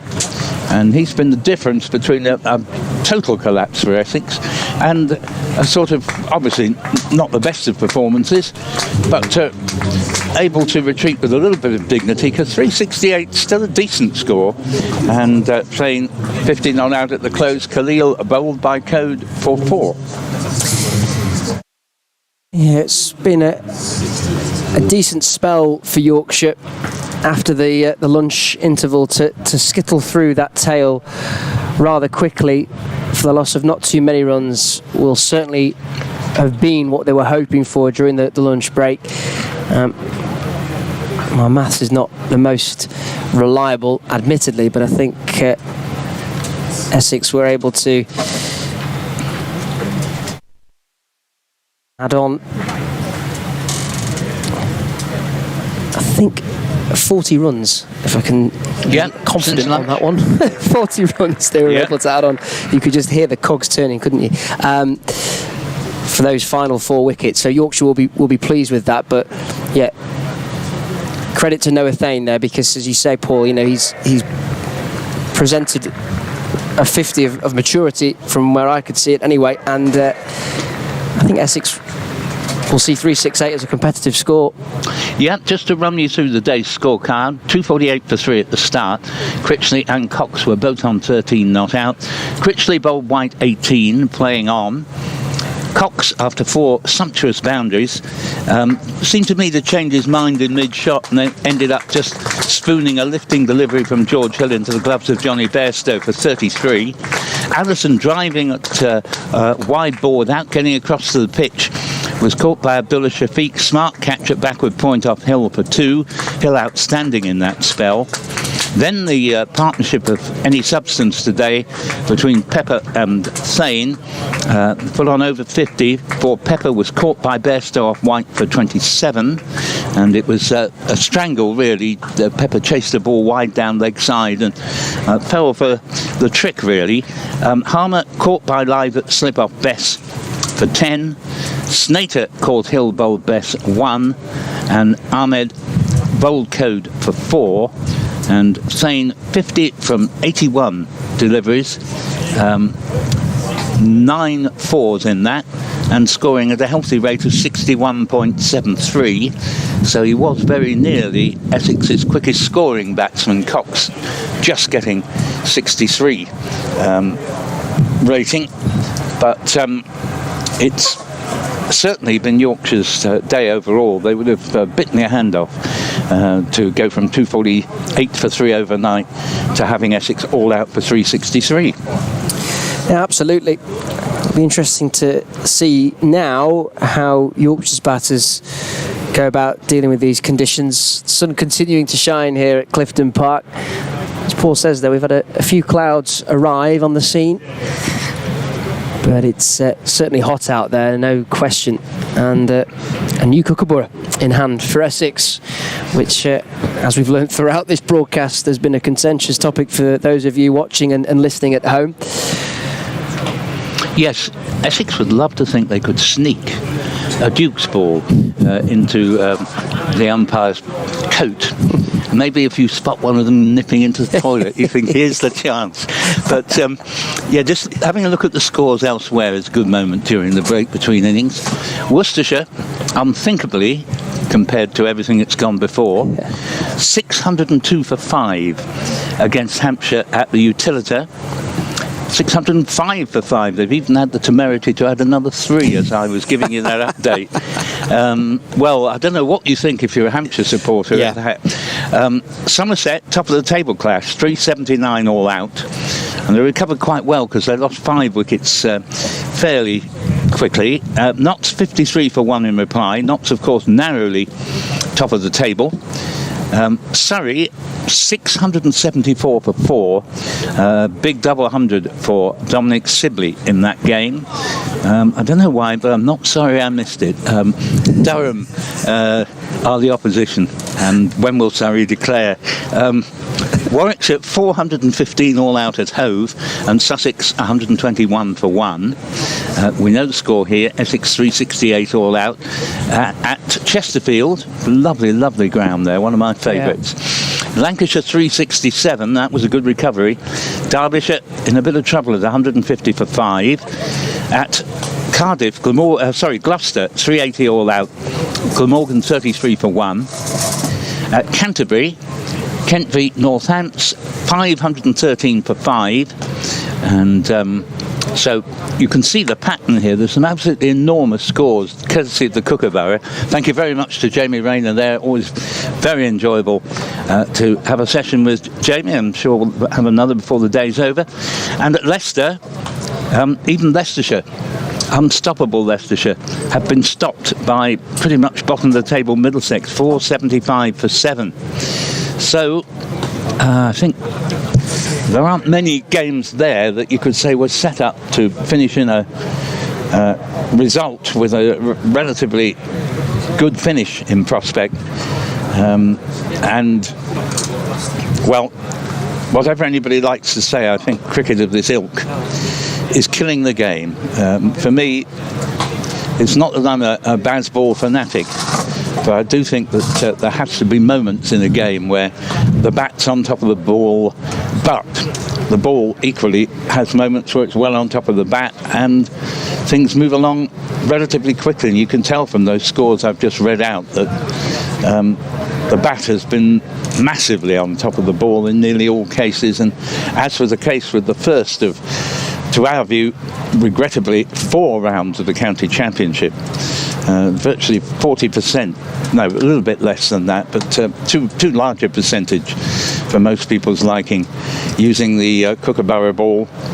And as was the case in the first round, where nearly all the matches finished in a draw, that has to be the most likely outcome in these games, even though Essex haven't ended up with the sort of score they look like getting, Jonathan. Hi Paul, hi everyone. No, in the end, no, and it's kind of petered out, hasn't it? And I think credit to the Yorkie bowlers for keeping going. Very much so. In that respect.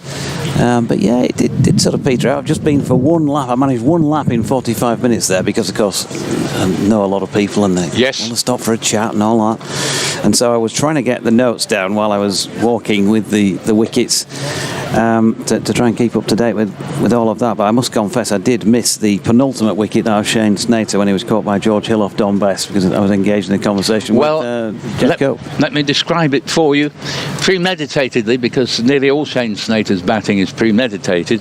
And, you know, I was saying to Jamie, you know, Snater cost Yorkshire their place in the First Division a couple of years ago with a match-winning innings beyond all doubt at Headingley, when he came in at 54 for 6 with Essex needing 160 odd to win, and he was 60 odd not out at the finish. Magnificent innings. And Yorkshire subsequently, not the only reason they went down, but they did go down at the end of that season. But today he advanced towards Don Bess, and ignoring the needs of Sane, who was on 49 at the other end, hit the ball handsomely but straight down the throat of George Hill on the long on boundary, or sort of long on come the wicket boundary, out in the deep there. George Hill, who's had a good day, never remotely like dropping it. And in the end, Sane was rather fortunate that although Khalil made no attempt to stay in with him long enough for him to reach his 50, but he got away with a thing or two, Khalil, and Noah Sane eventually did get a thoroughly deserved 50th run, because his was by a country mile the best innings from an Essex point of view today. So here's a question for you. I mean, could Noah Thane be the first player to get a half century and then effectively get dropped in the same match? Well, Sam Cook does turn up tomorrow. Ever a man with an eye to the stat, and that would be a good one, wouldn't it? Because, if Sam Cook can get here before 11 o'clock tomorrow morning, we are told by no less an authority than Anthony McGrath, and of course Essex have very fond memories of Anthony, as indeed I do. He's such a nice man, always very, very obliging, and a very shrewd coach as well. Did Essex proud in his 7-year stint at the club, and I hope he does a similar job for Yorkshire, and he certainly will be proud of the way his lads stuck at the task in oppressive heat for a day and a half out there. And Anthony has revealed that he's been told, and we can take it as gospel, that if Cook isn't selected for England tomorrow, and nobody thinks he will be, he will have till 11 o'clock to get here and claim a place for the last 2 days, and it will be the half-centurion, Noah Fane. He probably knew what he was doing. He probably went out there thinking, right, let's see what I can make of myself, and because I won't be playing in the next 2, and so that would appear to be the picture. So, just saying to Chris Silverwood, I've got 50, drop me now. Oh, sorry, you are. Well, we don't know, but I mean, it's probable, isn't it, that that Sam Cook isn't going to be included in the starting 11 for England. I've just had another thought that Fane, he is what you'd call a batting all-rounder. But it would be very ironic if he came and took a few wickets as well this afternoon. Because Essex, of course, who don't have Sam Cook. A bit of news, by the way. I interviewed Tom Wesley yesterday. Jamie Porter, I asked Tom, is he injured or rested? And he said, well, neither really. He does have a minor strain, but he said his wife has just given birth, and so he's on paternity leave, and we wish Jamie and partner and the newcomer all the very best. But there's a lot of it going on in the Essex camp, because Dean Elgar missed the first 3 matches on paternity leave at the start of the season, and Tom Wesley himself early last season, his wife gave birth to, I think, their 2nd child. So been a busy period in the Essex dressing room. We've covered the interval nicely with the scores from elsewhere and a little bit of chit chat, and Jonathan will describe the first over of the Yorkshire reply to Essex's, we now know to be 368 all out. Yep, as ever, Adam Lyth and Finlay Bean, who've been pretty much solid as a rock up front for Yorkshire during the last 2 seasons, are out there opening the batting. And Finlay, of course, on the back of that 2-2-4 last week. I'm not going to make too much of that right now, because you know what often happens in cricket. And Adam Lyth, who got a golden duck last week, well, he's avoided following that up with the same, because he's just played the first ball of the day into the onside, and there is no run. Yeah, decent opening delivery from Snater, who can be very effective with the new ball. Lyth coming down a tad late, but perfectly early enough to play the ball safely away. The bearded Shane Snater is in and bowling round the wicket, and Lyth pushes up to mid-off this time. Harmer doing the fielding. There's no Wesley doing the fielding. There's no run.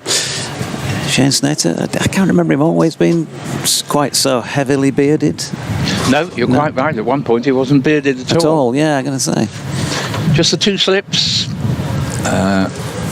Walter, who would probably be the 3rd slip if there were one, is right in front of us at mid-wicket, almost blocking our view. Snater in again, round the wicket, Lyth. Have a look here. Another dot ball there. He'll have a look, and generally speaking, if you were going to wager who would get the quicker of the starts of these 2, it would generally be Adam. Sometimes, obviously, it goes the other way. Depends how many balls you face and all that. But he can play with fluency right from the off. I think you probably need to get used to the pace of this, just like you would most pitches. But if he over pitches Shane Snater, he will go for runs, and there you go. Right on cue. Full, wide of off stump, and Adam Lyth, one of his 2 stellar strokes. I know I can play them all around the ground before you email in and tell me that he can.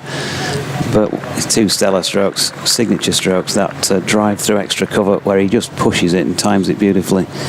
And then that pull shot where he just lifts the front knee and flicks it away backward of square leg.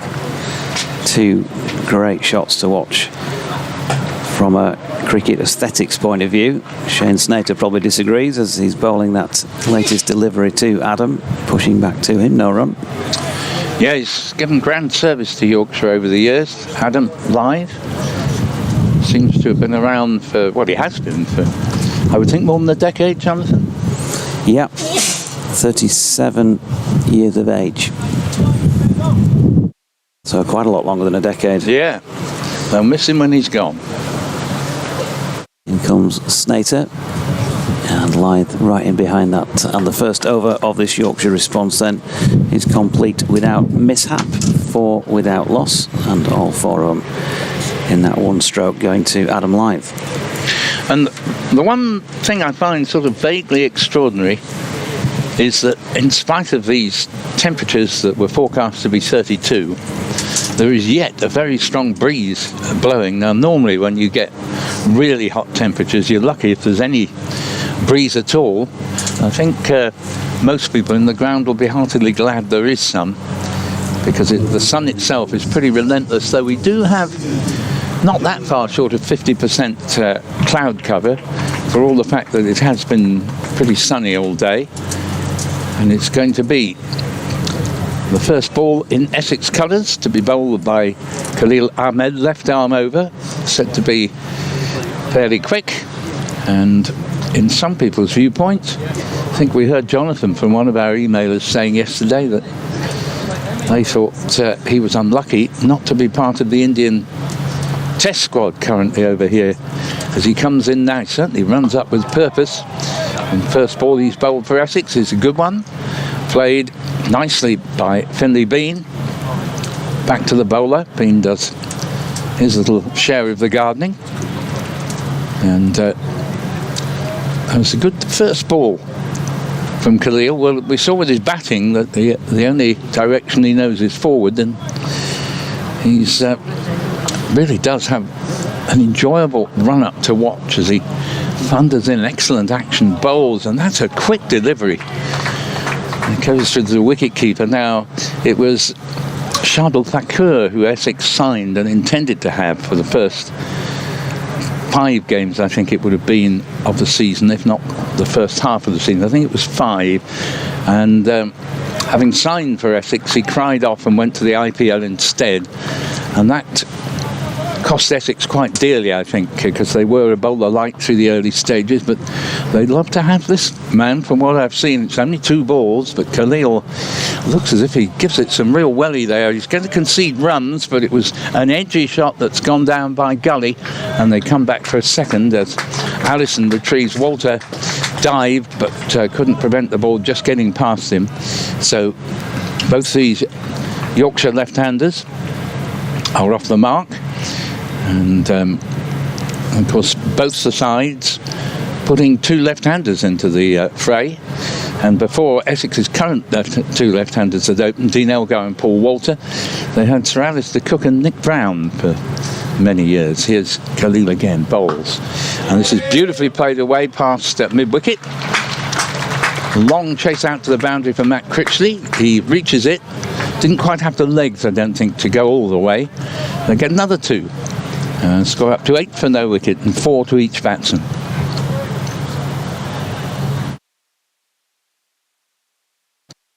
Two batsmen have a brief conflab, and they'll have wondered what they were going to face with Khalil Ahmed, and if Finlay Bean went down and may have said to his partner, nothing to worry about here, having played him for 2 consecutive 2s. Plays the next ball off the back foot. Ball just stops in the crease. Score 10 for no wicket. 6 off the over so far. Of course, we had that splendid boundary to Adam Lyth in the opening over.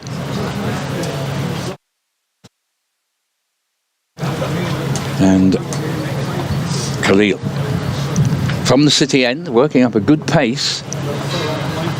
The ball to Finlay Bean. Ooh, and that's a good delivery. Bean was playing at that, may have just moved slightly off the pitch. Goes through to Michael Pepper, just confirming Pepper and not Jordan Cox is keeping wicket in this game. I have, sorry, Paul, to interrupt. I've just got some up-to-date news on the situation. We've been talking about Sam Cook and being allowed to play today. Danny Rubin, England media manager, has sent out a couple of releases, or one release at least, which says England men are unchanged for the Rothesay second test against India, starting at Edgbaston tomorrow, on Wednesday, I should say.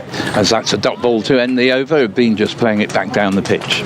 And we are not expecting to release any current players for the current round of county championship games. Right. So, that seems fairly definite. doesn't sound like Sam Cook will be playing here, even if he arrived before 11 o'clock tomorrow. Yeah. Because he's not going to be released anyway. Well, you'd like to think if they've put that message out that it's trustworthy, and I'm sure it will be. So, I mean, I like to see the same 11 that starts a game finish it, I have to say. And Essex will indeed be persevering with Noah Thane. Also, on that front, Jofra Archer will not be joining the England Test squad as Snater bowls there to Lyth, dot ball. Won't be joining the England Test squad for today's training session at Edgbaston due to a family emergency. He's expected to rejoin the squad tomorrow ahead of the Test match, which begins on Wednesday. Yes, it has been widely reported that Jofra will be selected not for the Edgbaston Test coming up, but the one after that at Lord's. Here's Snater around the wickets, pushed into the offside by Lyth, no run. Which would seem to make sense to me. I mean, Jofra Archer's had just one lightly used match to tune up in the recent championship game, and I think he bowled a grand total of 18 overs, something like that. To me, it doesn't totally prove his fitness to play a 5-day test match. Anything like. In comes Snater once again, it's up there, and Lyth, watchful, pushes back, much the same way as we saw Elgar doing so often yesterday. Well, I mean, we know you're exacting standards on fitness requirements. Oh, you've only to see me climb up some stairs. You have us doing HIIT workouts before we go on air in the morning, when you're on air with... Once a teacher, Newton, always a teacher. Sergeant Major Newton, to the wall and back to me. Cue.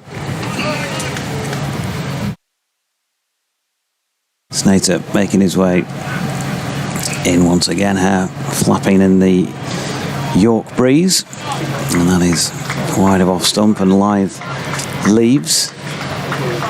And of course, another thing, Josh Tongue was mighty effective mopping up the tail in the recent victory, and he certainly doesn't deserve to sit the next match out after that, because someone who can clean out the tail good and pronto is, particularly in today's cricket where nearly everybody can bat a bit, a priceless commodity. Snater comes in past umpire Hartley. Lyth again, watchful. A pair of these out there, 4 runs apiece. Another dot ball there.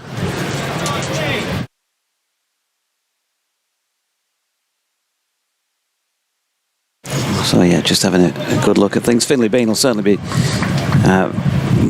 well used to how the pitches play here. He's been at York for the last decade or so during his club career.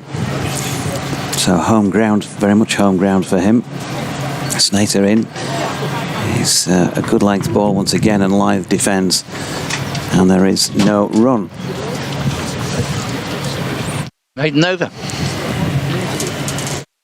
Yep, nicely bowled by Snater.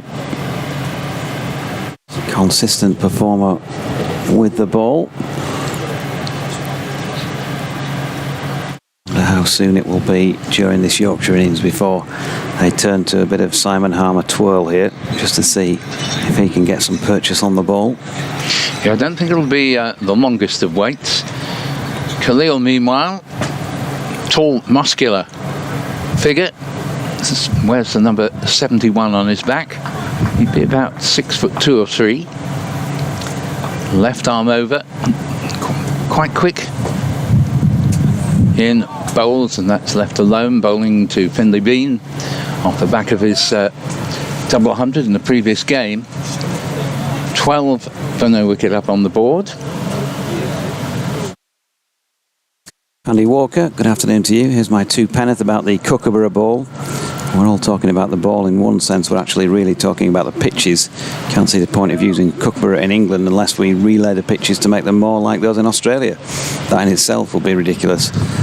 As one of you said this morning, why do we use the ball for matches in Australia when only a handful of bowlers in the county system will ever play for an England test team? And this is going to produce 4 runs here as Bean comes down late on the ball outside off stump, guides it past the diving Paul Walter in a sort of gully position, and down it goes to the wide third man boundary. And 16 for no wicket. Brisk start from Yorkshire. He goes on quite a bit, Andy, but just to paraphrase, he gets to the point where he says, wouldn't it be easier just to lay one pitch somewhere which mimics that in Australia, then train and play on that pitch with players who might be going on the tour? Why not? It's a better suggestion than the one that's actually in practice here. Khalil bowls and fields to his own bowling as we see the ball played with a very straight bat from Bean. He says he finishes off Andy Walker Ealing via Skipton. I was up at Skipton Cricket Club actually with Anthony McGrath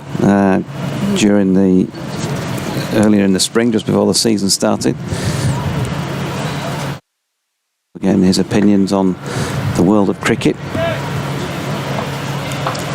Skipton CC, new clubhouse, very nice up there. Khalil bowls. Oh, that's a good delivery. Play and a miss from Bean inside the line. 16 for no wicket, 4th over. Replying to 368. Finlay Bean, as we saw last week, if he gets in, very patient player.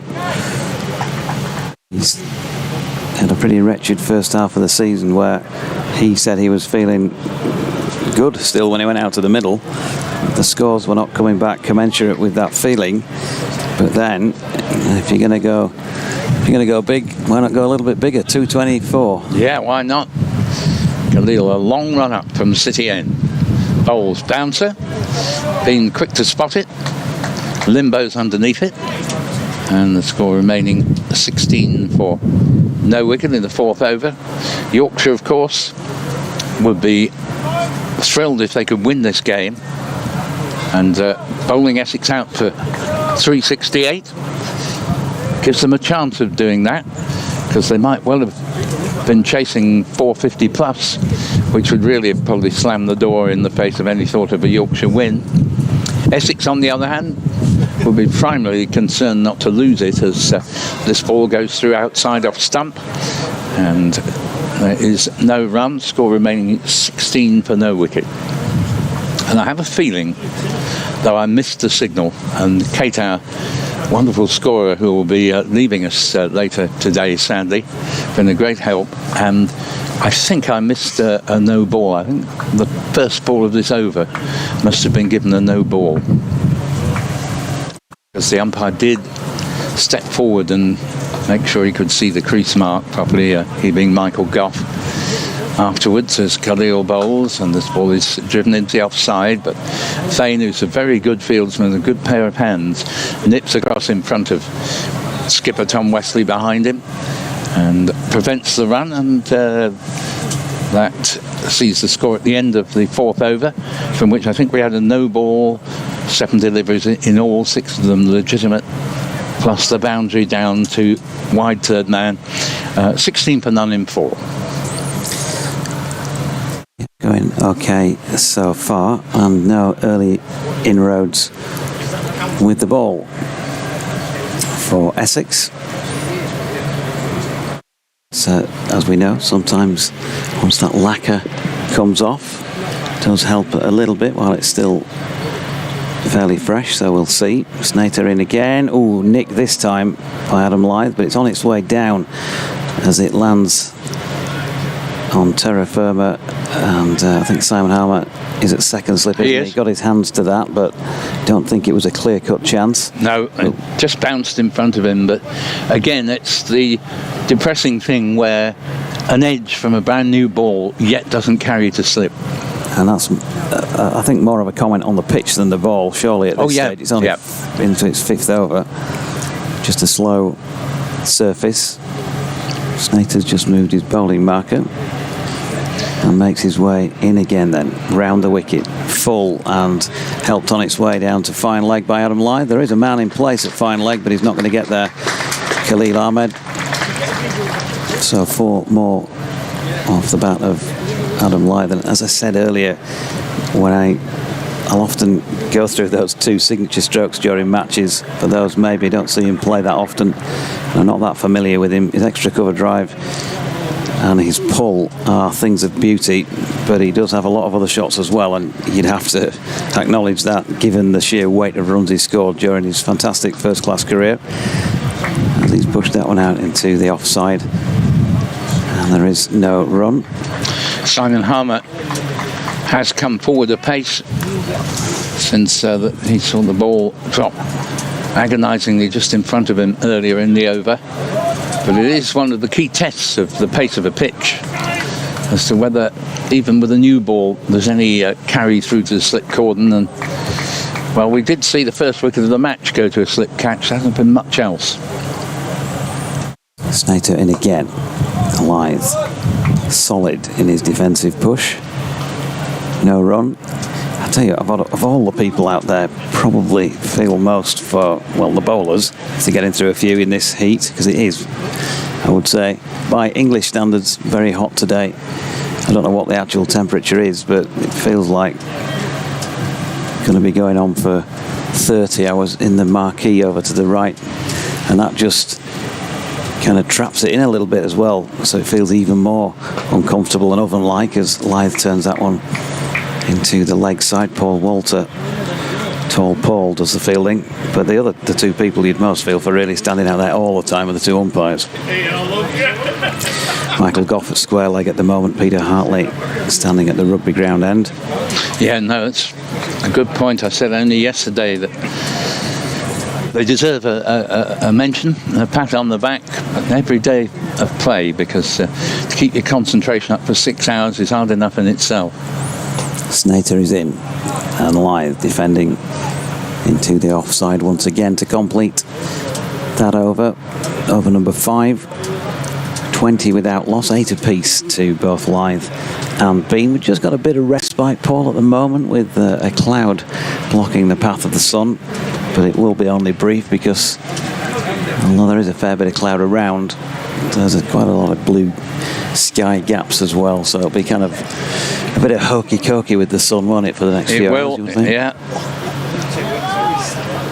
Khalil, meanwhile, is already prepared to begin a new over, 6th of the innings. Bowls to Bean, no run here, played out to Charlie Allison, square on the offside. And it's 20 without loss. A good brisk start this by Yorkshire, replying to Essex's 368 all out. Now, has he overstepped again? It looks as if he may well have done, judging from the way Michael Goff is again putting down the marks there. Yeah, it would suggest with each batsman on 8, that's a second no ball there. Khalil overstepping a second time.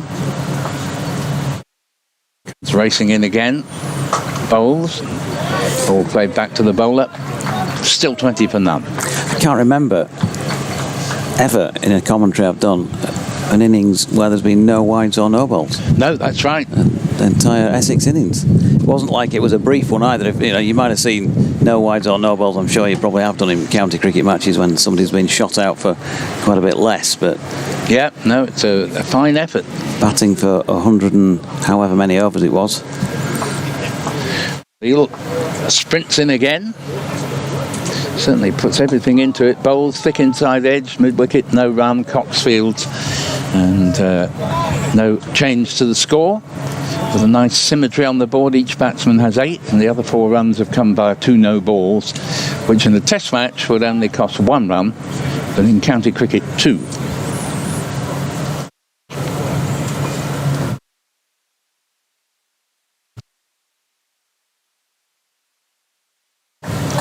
Long march back for Khalil. The sun has returned in all its vehemence, and this next ball is a little bit of an outside edge, perfectly safe. Walter stoops to field it in the gully. He's got a long way to stoop at 6'7" height, and prevents a run.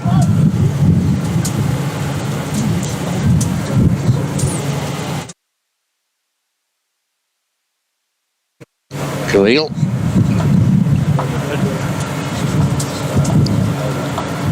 On his way again. Ooh, and a waft at that. That's the least convincing shot that Finley Bean has played, and he didn't move the feet at all there, really. He just wafted the bat at it. Could easily have taken an edge. Might have gone over the slips because it was bouncing quite high. He does come down from quite a height, Khalil, and I can see on a quicker pitch he might be quite a handful. Even so, he still threatens danger. Comes in again to bowl to Bean, and Bean gets behind a straight one, plays it back straight, and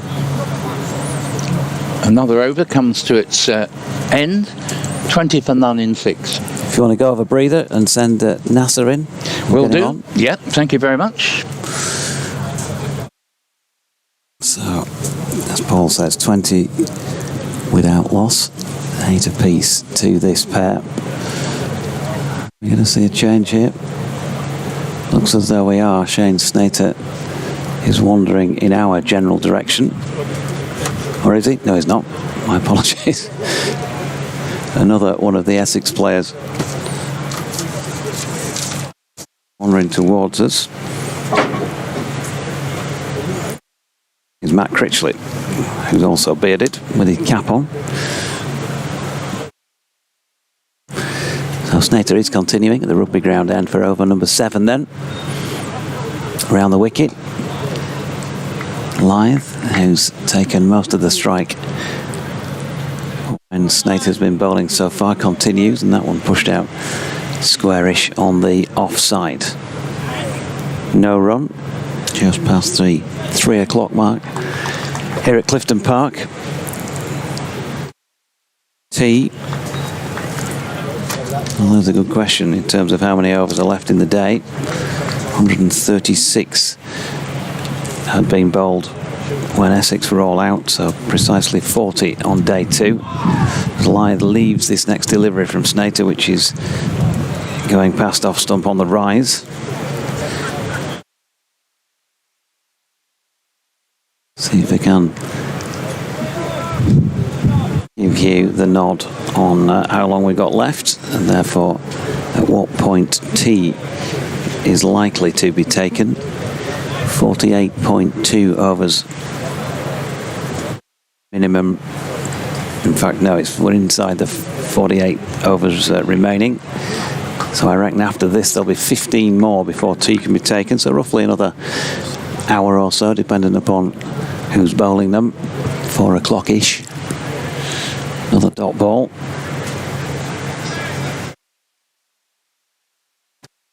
If you're joining us more recently, Essex bowled out after 136 overs for 368. Tom Wesley top scoring yesterday, of course, with 107. Noah Thane was not out 50. This came to a conclusion. Dean Elgar also made 94 yesterday as Lyth pushes into the offside. Fielded there in the covers by Jordan Cox. Another dot. The Yorkshire bowling figures, not sure if the lads went through those at the end of the Essex innings. I was on my way back up. Go through those again in a mo, because Shane Snater is making his way back in once again up the slight incline here. And Lyth is to Critchley at mid-on, no run. So Ben Code, 31 overs, 7 maidens, 2 for 83. Jack White, 27 overs, 9 maidens, 3 for 68. It was an excellent effort from him. 2 for 37 off 20, 7 of which were maidens for George Hill. Usual miserly self. 2 for 90 off 28 overs and 2 maidens for Don Bess. Will Sutherland, 12 overs, 3 maidens, 1 for 42. Matthew Revis, 7 overs, 2 maidens, none for 41. Adam Lyth, 1 over for 1. No Away a bit with the ball. No sign of either of them at the moment. Okay, in comes Snater, and that is played back to him by Adam Lyth, and there is no run to complete that over at 20 without loss. Maiden for Snater, 7 overs in. See if I can raise the alarm. Yes, very much Yorkshire's day here. We do see Kate returning to her scorer's post, but not scoring. But not scoring, yes, so non-scorer's post in that case. She's, I think, decided 4 sessions in this heat was quite enough. And the sun thankfully disappears for the moment. And just looking to see who's bowling the next over at the city end. And it's, I think, going to continue to be Khalil, but Wesley, just having a chat with him, has overstepped a couple of times. Twice more than any Yorkshire bowler did in Essex's 368 all out. Comes in, bowls, and all played back by Bean to the bowler, but that doesn't mean he's not made a good impression, Khalil, on his debut, because he's pretty quick, and this is on a slow pitch, so you can well imagine why some Indian followers would have liked to have seen him included in the tour party. And when you think that Bumrah was streets ahead of any other Indian bowler in the test match, this fellow certainly looks the part. A very well measured run up, for all the fact he's overstepped a couple of times, and this one is chopped away down to third man, Charlie Anderson, and they get a single. 21 for no wicket. So played by Finlay. It's always good, isn't it? I mean, I would say this, Paul, as a former left-arm bowler, but it's always good to see a left-arm fast bowler as well. Just that different angle offers up something a bit different. Well, I was brought up on the great J.K. Lever, watching Essex cricket. He was a lovely man and a quite fantastic bowler in all forms of the game. Well, I think for the first time, the live faces Khalil. And that's a leave outside off stump. And judging from agonising clasping of heads in hands, that didn't miss the off peg by much. No. I'm glad you mentioned John Lever, because he was one of those bowlers as a child, a bit like watching Bernard Julian when he played for Kent and West Indies. Yes. When you're a child and you get these sort of interesting things and cues and inspirations, they're both bowled like I did in the drive, in the street at home. So yeah, both great names to watch when you were growing up.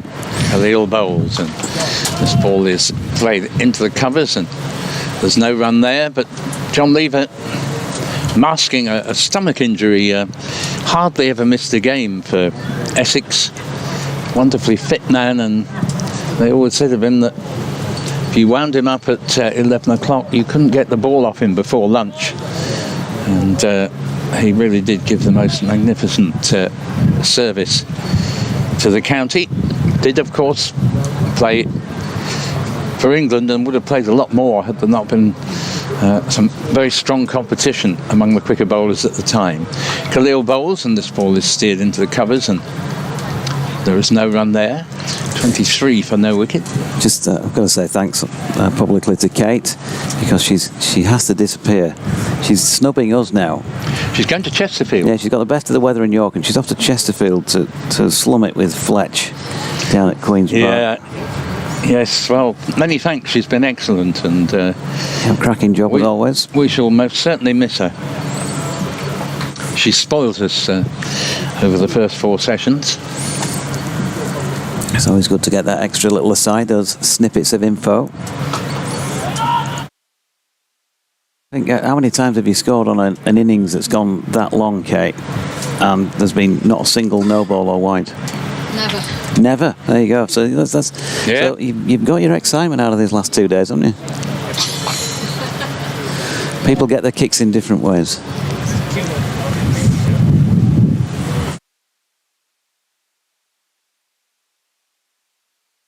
Khalil, inevitably, because he has a long run up and it's very hot, even though he'll be used to such heat from where he comes from, it takes a while to get back to his mark. One steered out into the offside to Charlie Allison, fielding in the covers.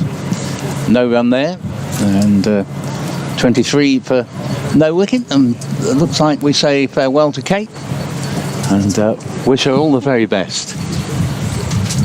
Sure, I must admit I envy her one way. This is a splendid outground, but Chesterfield's one of my all-time favourites. Love it there at Queen's Park, and was lucky enough to do all 4 days of a game there in 2014, which was the occasion that Nick Brown, having only just got his first ever first-class 50 in the previous match, scored 100 in each innings. And I said to him, "You must be very tired." He said, "I was doing all right until Tenduscarter came in and he ran me off my feet." And anyone who's ever shared a partnership with Ryan Tenduscarter, a magnificent Essex cricketer, but he couldn't half shift, and he didn't half expect you to shift as well. Yeah, pretty lively character. Oh, it was, yeah.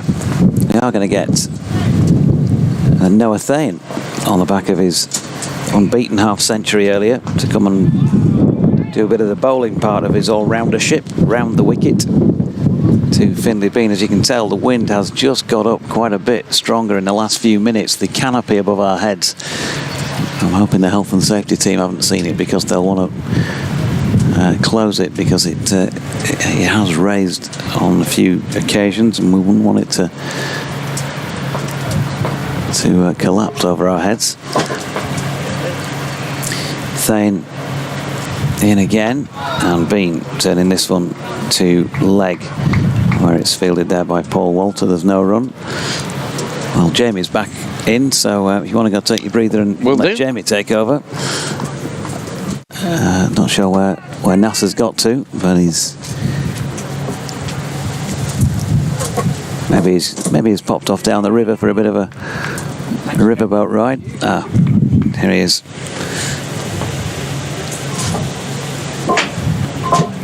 So in comes Thane once again around the wicket, and that is dropped into the offside by Finlay Bean, fielded over at square cover.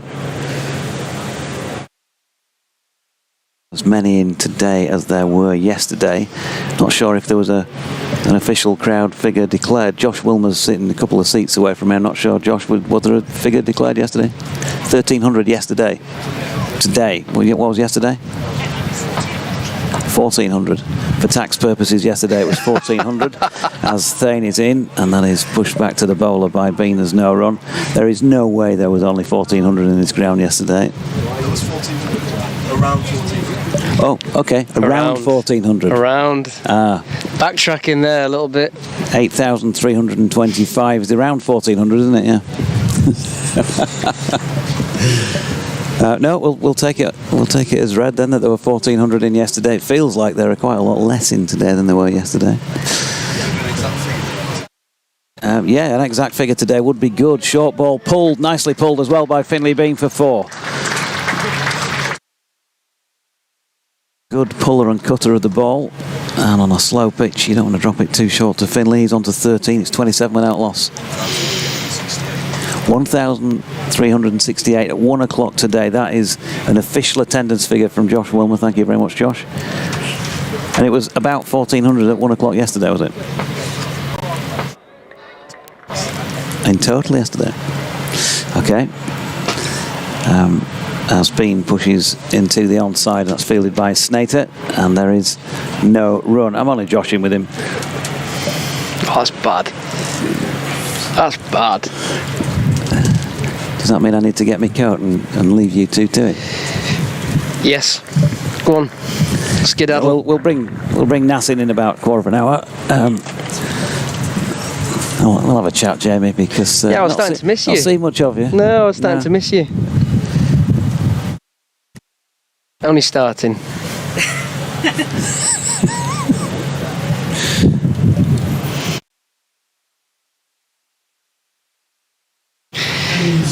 Let's just listen to that. That's how we should broadcast all the time, isn't it? From the City End, Shane Slater. If you do get a chance to go to the City Varieties or Grand Theatre, I'm sure Howard would love to see you there, folks. By the way, you'll often find Howard working there. Keep that a secret, though. Snater around to Lythe, who's behind that, dropping it into mid-wicket.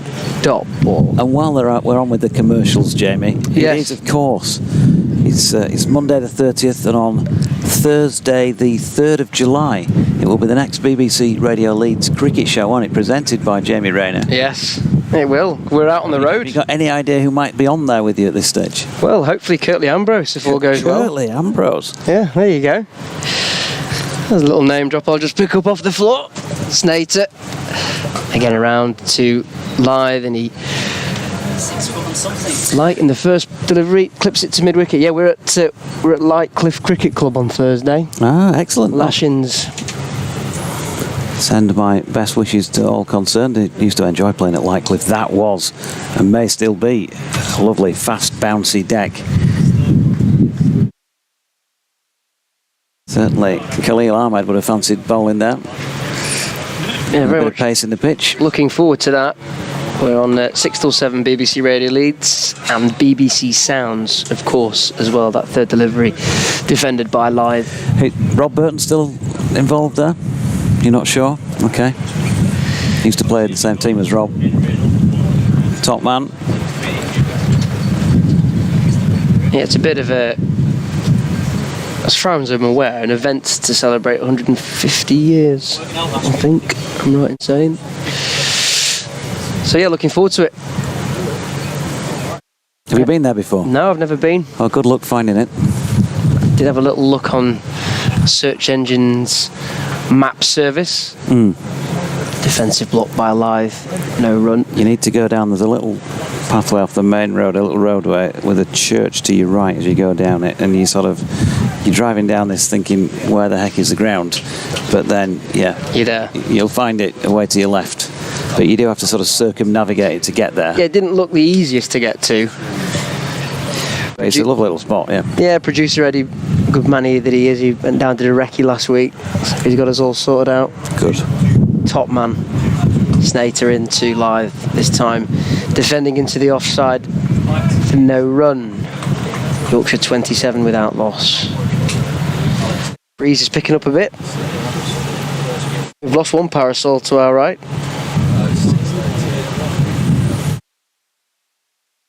It might end up on us, bearing in mind what happened to our parasol last year when it uprooted and landed on the roof. So, look out for flying parasols. Snater to Lythe, and again, Lythe not interested other than just comfortably blocking that down the pitch. Maiden for Snater, Yorkshire 27 without loss. So, what did it fly up and over the roof, did it?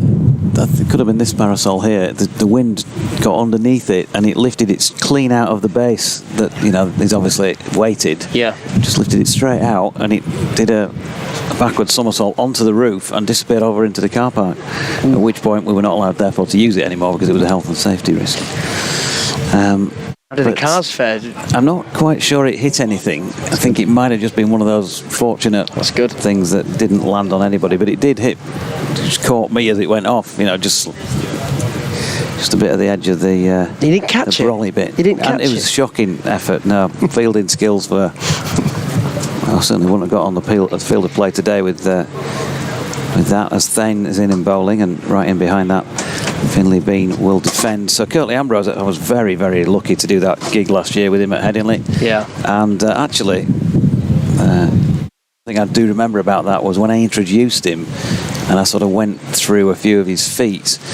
He had a lump in his. You could see it was almost, it was welling up, which I thought, no, surely, because how many people would have introduced him like that over the years, I'm sure, at events. But no, he was genuinely sort of touched, and he was a lovely guy when he got to meet him.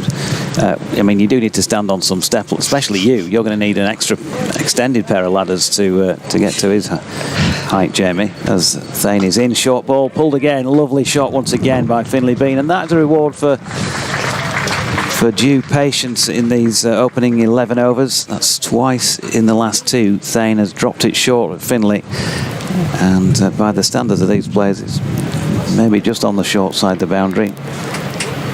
Down the slope as well, and it travelled nicely for 4. So 31 without loss now into the 11th. Be a great laugh, Lashings. I know that they're also at Burley and Wharfdale, aren't they, this week? Is that Friday? That's Friday, yeah. So shout out for that. If you're in the Lightcliffe area, get yourself along there. If you're in the Burley and Wharfdale, that sort of area, go see the Lashings. I saw Siddy was down on the sheet, team sheet to play, as well as Courtney. So Courtney and Kirtley. I mean, what an event that would be to go see on a club cricket ground. Has been pushes one back again. Courtney Walsh and Kirtley Ambrose. They've got to open the bowling, haven't they? I'm sorry, Siddy, but those two have got to open. He might have a word there. He might have a word. maybe just 2 overs each or something, and then get Siddy on to bend it round corners. Yeah. Do you know who's on commentary? Oh, really? Do you know who's on commentary? It's got to be you, surely. No. Oh, who? No. My dear old thing. Oh, Blower's on commentary, of course, my dear old thing. As that's turned down to fine leg by Finlay Bean.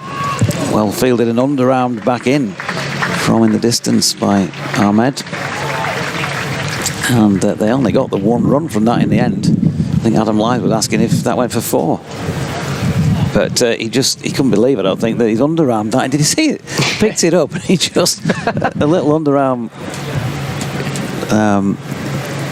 throw, plenty of weight behind it, and he got it into the gloves. So I think maybe Adam's just saying to Finlay Bean, just watch for that when it goes down to Khalil Ahmed's end. His starting position in the field is off the pitch, which is normal, but if he just leant back there, it would be one of the empty chairs.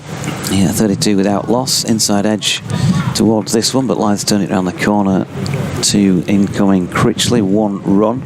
So Kirtley, Courtney, Ryan Sidebottom, Jamie Rayner, the biggest name of all, in attendance with the BBC Radio Leeds Cricket Show. Are you going on your own, or are you co-presenting? No, going on my own. A producer Eddie, who's absolutely steered the ship organising all of this, which has been outstanding work from the good man.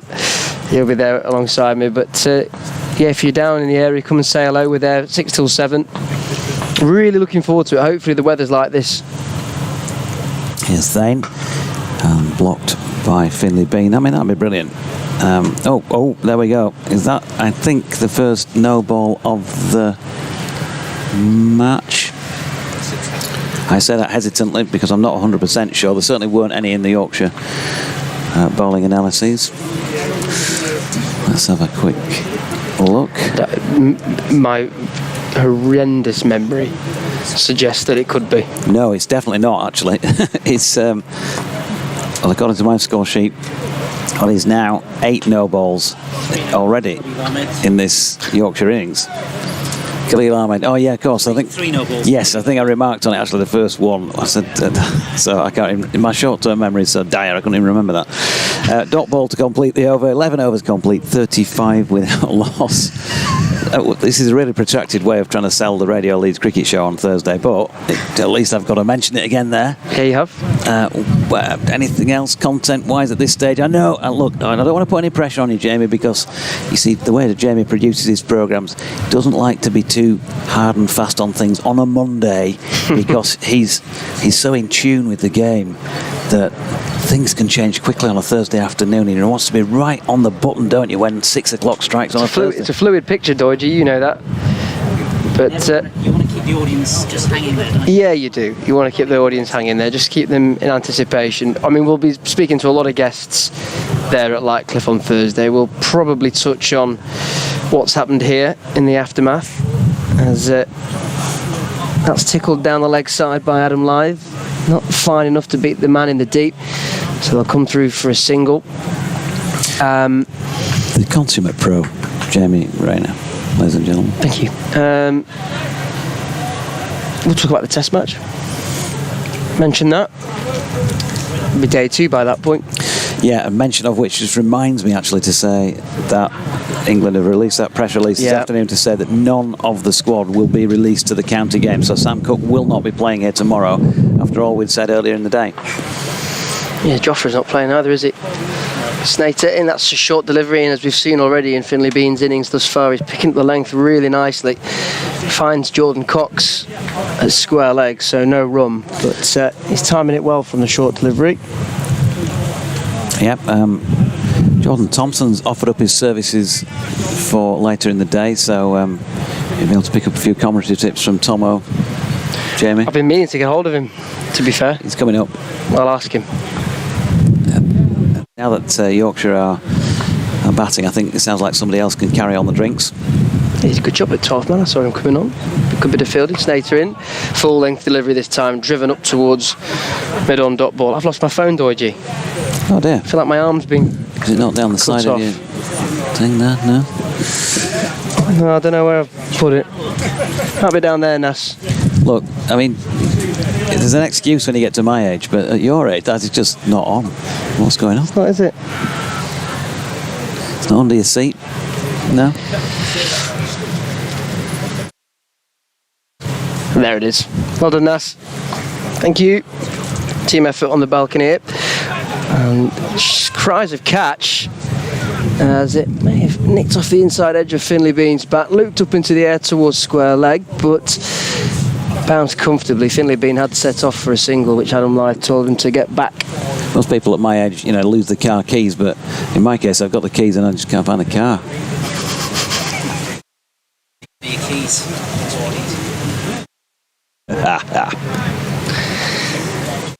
Jokes. I've seen him wandering around the car park.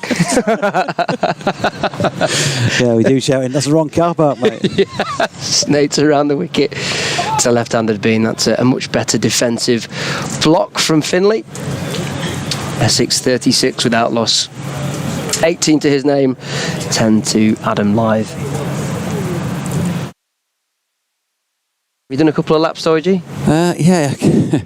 Our lovely crowd, and they are lovely, they do keep stopping me for a chat, so it's very difficult to get in more than one lap, even in a half hour off, because people want to talk, which is nice. I had a brief hello with Sir Geoffrey, who's in the marquee today, and John Helm. Stays around, and again, that's well defended by Finlay Bean. End of the 11th over. Yorkshire 36 without loss. Is he over there? Yeah, he's over there. Yeah, Jeff Cope as well. John Helm. We love John Helm, don't we? I mean, what a man.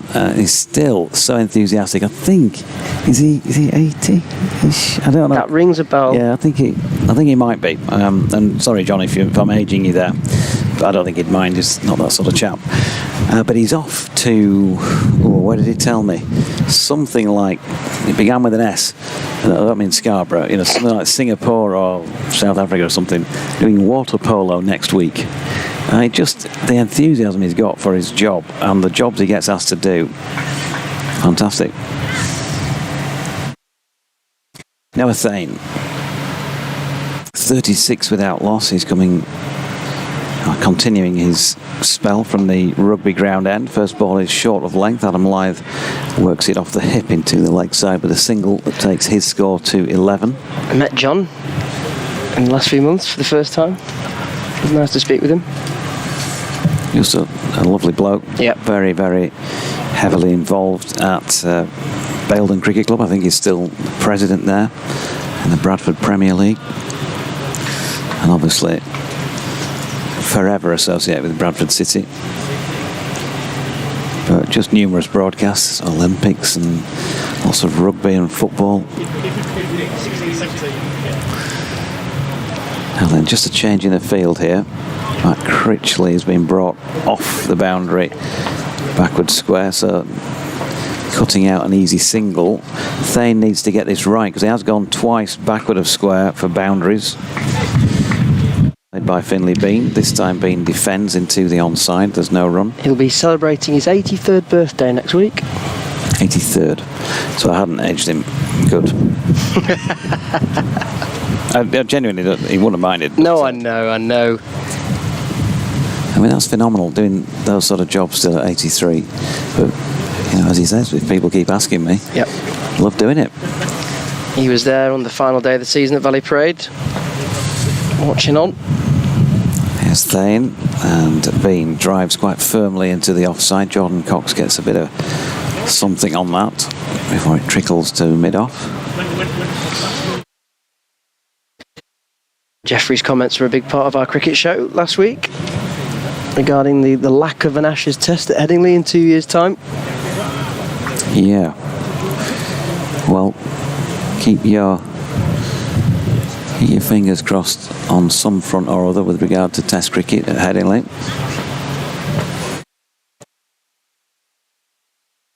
Thane comes in, and that's driven by Finlay Bean to Jordan Cox. Another no ball. So Essex, to some extent, giving Yorkshire a few here. That's now 7, I think it is, on the no balls front. That sounds like you knew something there, Doidgy.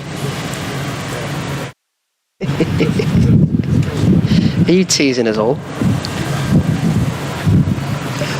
I know nothing. As Manuel once said in Faulty Towers. 39 without loss. Thane in, and Finlay Bean defends once again. Well, look, we know that it was disastrous, wasn't it, really, when 2 years foregone from Test cricket at the venue with the way things have gone at the club in recent years.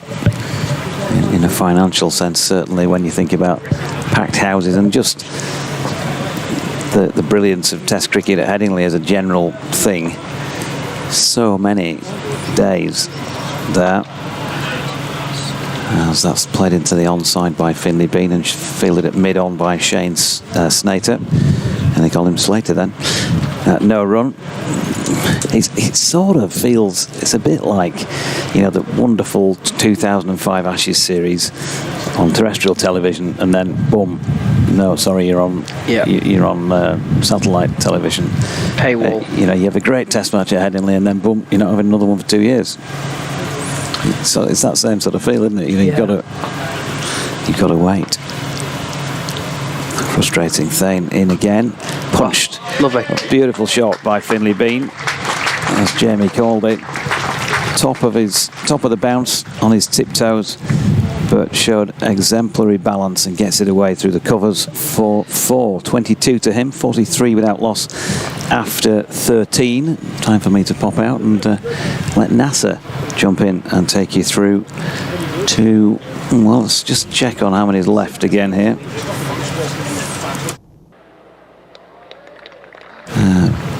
Minimum overs remaining today, 41. Yeah, well, let Nasser and Jamie take you through to tea. Cheers, Doidgy. Well, it depends what you consider to be a nice shot. We're all subjective on that front, but for me, shot of the day, that from Finlay Bean. Lovely, just on top of the bounce, back foot, straight back through the covers. Glorious shot. And not to put the mockers on him at the moment, Finlay, but he's looking every bit of his 22 out there so far. 43 without loss at Yorkshire. From the city end, it's Snater to continue. Full length delivery defended by Adam Lyth. Straight back from him as well. Up to mid-on. And there's no run. Got to say it. Albeit it was an attritional viewing at Trent Bridge. For those 4 days that we were there, I was there for the final 3 days of the 4. It was a pleasure to watch Finlay go about his business, a really mature knock, his maiden first-class double century, and a ridiculous amount of deliveries faced in the process as well. Not far from 500 in total. Showed immense concentration and composure at the crease as Lyth drives that up towards mid-off. Fielder comes round, and they'll come through for a single. But you hoped in the aftermath of that double century at Trent Bridge, and not just he, but Matthew Revis, George Hill for a period of time, all had plenty of deliveries to face and plenty of time out in the middle, that they could carry some of that form into this game and the magnitude of it against Essex. And as I say, not to put the muckers on him so far, Finley, but he's looked very considered at the crease. 22 to his name, 12 to Adam Lythe's, 44 without loss of Yorkshire under this glorious sunshine in York. And he just turns that one to mid-wicket. Finley on the back foot, and there's no run. Welcome back, Nas. Thank you very much, Jamie. Yeah, I've been watching from afar Khalil Ahmed. He looks quite decent, actually. And I like left-handers. I've always liked left-handers ever since watching Wasim Akram and those beautiful deliveries he bowled in the World Cup final. But I don't know, he's got something about him. He was on the periphery of the Indian side, and some of my friends who follow Indian cricket a lot closely than I do say that, you know, he should be included in the Indian side. But anyway, here he comes. And that's well defended by Finley Bean from the bowling of Shane Snater. You know, I thought for a minute we might almost see a sort of Pakistan-India battle taking place. Khalil Ahmed, of course, of Indian heritage, and then you've got Abdullah Shafiq coming up. Of course, we don't want that to happen because we don't want to see a wicket down here from a Yorkshire perspective, of course. 44 without loss so far. And these two doing a really good job. Adam Lythe, of course, and Finley Bean, who scored so many runs in the last game. Khalil Ahmed going for 15 from his 4 overs. Snater in, and that one's angled in towards square leg for no run. Jordan Cox fielding. Finley Bean on strike. So Snater is the cousin of Jason Roy. Yes, I did know that now you've said that out loud. Yes, I was aware of that because they played each other recently, didn't they? Because Roy, from nowhere, returned to County Championship cricket for Surrey. Yeah. They hadn't played for years, and then they ended up playing against one another. Yeah, which is really interesting. And he plays for the Netherlands too. Snater around the wicket to the left-handed Finley Bean, and that one's clipped up towards square leg. Again for no run. End of the 14th over, I beg your pardon. Yorkshire 44 without loss.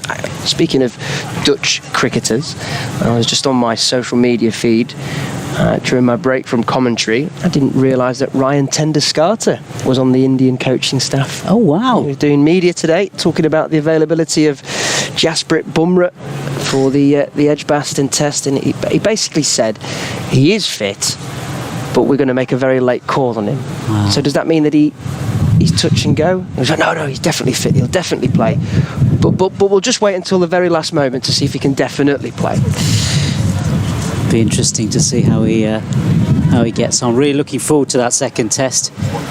And I'm just eyeing myself on the bowler who's coming from the rugby stand in. It is. I'm just going to... Noah Fain. Noah Fain. Thanks, Jamie. Comes in and he is bowling to Lythe, and Lythe just pushes out there and there's no run there. Yeah, looking forward to that. I'm lucky enough to be going for the first day. Oh, wonderful. So I'm really looking forward to that. So yeah, it should be really interesting. Yeah, a lot of question marks about Shubman Gill and his captaincy and all sorts of other things.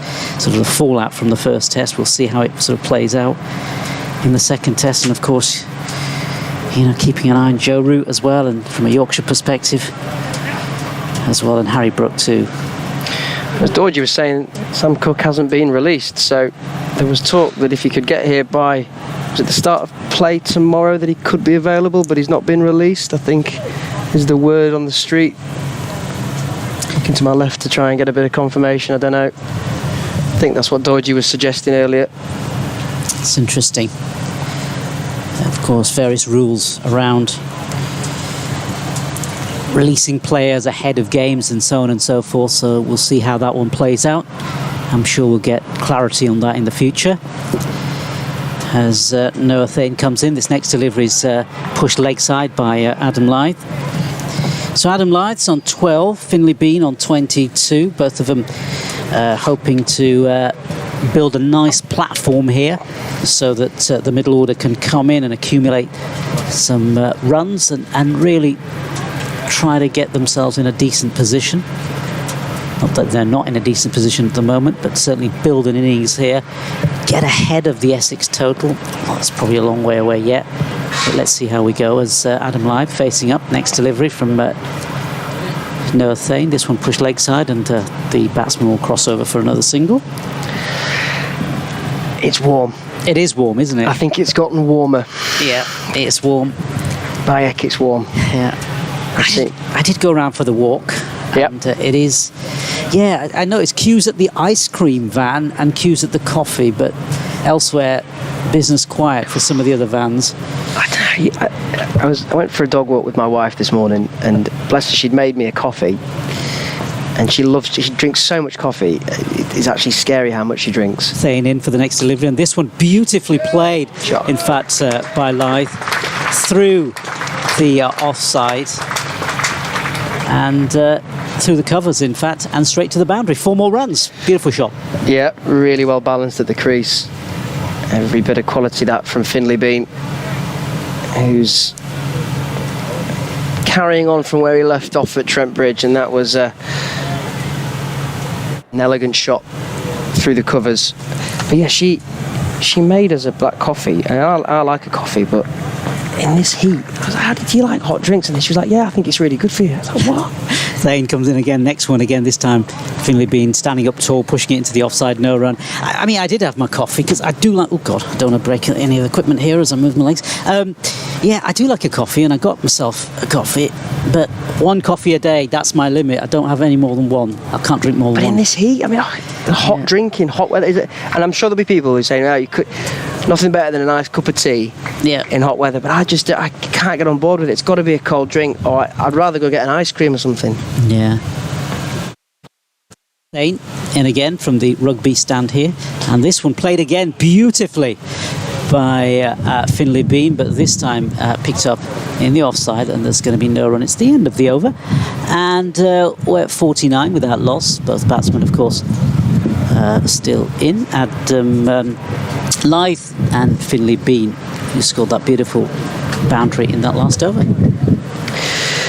Yeah, we've been singing his praises so far. Finlay's moved on to 26. This partnership worth 49 for Yorkshire. Batter-friendly conditions, yes. Kookaburra ball, yes. But as Yorkshire proved with the ball in the first half of today, they were able to chip away at that Essex middle to lower order and picked up canny wickets at canny times. There we go, that's how you do it. 2 gentlemen there, for those watching on the stream, walking around the boundary edge in front of us, ice cream in hand. That's what you do. Yeah. That's how you do it. He's halfway through that, and I've got to say I'm quite jealous. There'll be plenty of ice creams knocking around the ground today. It is warm. I've seen people dabbing themselves down with cold towels and plenty of sun hats and sunglasses. We're very lucky we've got a parasol that's kind of coming over us, that's protecting us from the heat, but it's definitely getting warmer out there. And if you are listening around the ground, make sure you're keeping yourself topped up with the sunscreen and the light. A bit of spin brought into the attack here, the experienced Harmer to bowl from the city end. First delivery is pushed back to him by Adam Lythe. 49 without loss, 15 overs bowled here at Clifton Park. And Yorkshire CC certainly helping Harmer. some of the spectators here by giving out water to some of the fans and some of the people who've come, because it is, as Jamie said, a very, very hot day. They were giving out some water bottles to some of the people, certainly who are facing the heat here. Harmer to continue. That second ball a dot ball, third ball the same. Adam Lythe just defending, reaching out in front of him. Solid bat face behind the ball. Bit of gardening down on the wicket. Pepper behind the stumps. Cox at first slip. As Harmer, right arm around the left-handed Lythe. He pushes it up towards mid-on. Ahmed comes round to field, no run. Yeah, there's no denying that Jordan Cox is in the slips. You can tell him from a mile away with that bleach blonde hair sprouting out the back of his hat. The mullet, as that's defended again. Very much back into vogue, I understand, the mullet. Surprised you're not giving it a go now. I used to have it back in the day, but yeah? my hair's obviously all thinned out these days. It's Lucky to have any hair. Now the sweep from Lythe, and he's missed it completely. Pepper takes the bails off as he keeps behind the stumps, but Adam Lythe walks down the wicket knowing that his wicket is still in check. But he did go for it there, Adam Lythe. We saw a lot of patience from him in those first 5 deliveries, just defending, getting a feel for Harmer. And he went for the sweep, but didn't make contact. So the end of the 16th over, Yorkshire going along nicely at the moment. 49 without loss. Pictures currently on the marquee out to our right-hand side, where the hospitality is taking place here at Clifton Park. Lovely sunshine. What a day to be in and amongst the marquee. That's a change of bowling as well. Paul Walter, is it? I believe. Yes. It is Paul Walter, one of the opening batsmen. Turning his hand to bowling now. A tall man. In fact, he is super tall, isn't he? We were talking about this yesterday because like little and large when he was on with Dean Elgar at the beginning of the innings. Tall Paul, that's Tall what he's Paul. called. Yeah, Tall Paul. In he comes. And bowls his first delivery, and that one played leg side for a single. Yeah, 2 And fielders out in the deep. In fact, that brings up the 50, doesn't it? Yeah, 50 up for Yorkshire. And applause from the crowd, generous applause. They'll want to do a lot more, of course, live facing next. Yep, 27 runs for Finley Bean. Adam Lythe there on 13, just lengths on that Finley. Straight down the leg side, Paul Walter. He's got protection in the deep. Man at deep backward square leg and deep square leg. But it's Lythe who's facing up, and he's facing Walter, and this one again pushed leg side, and again comfortably the batsman will cross over for another single.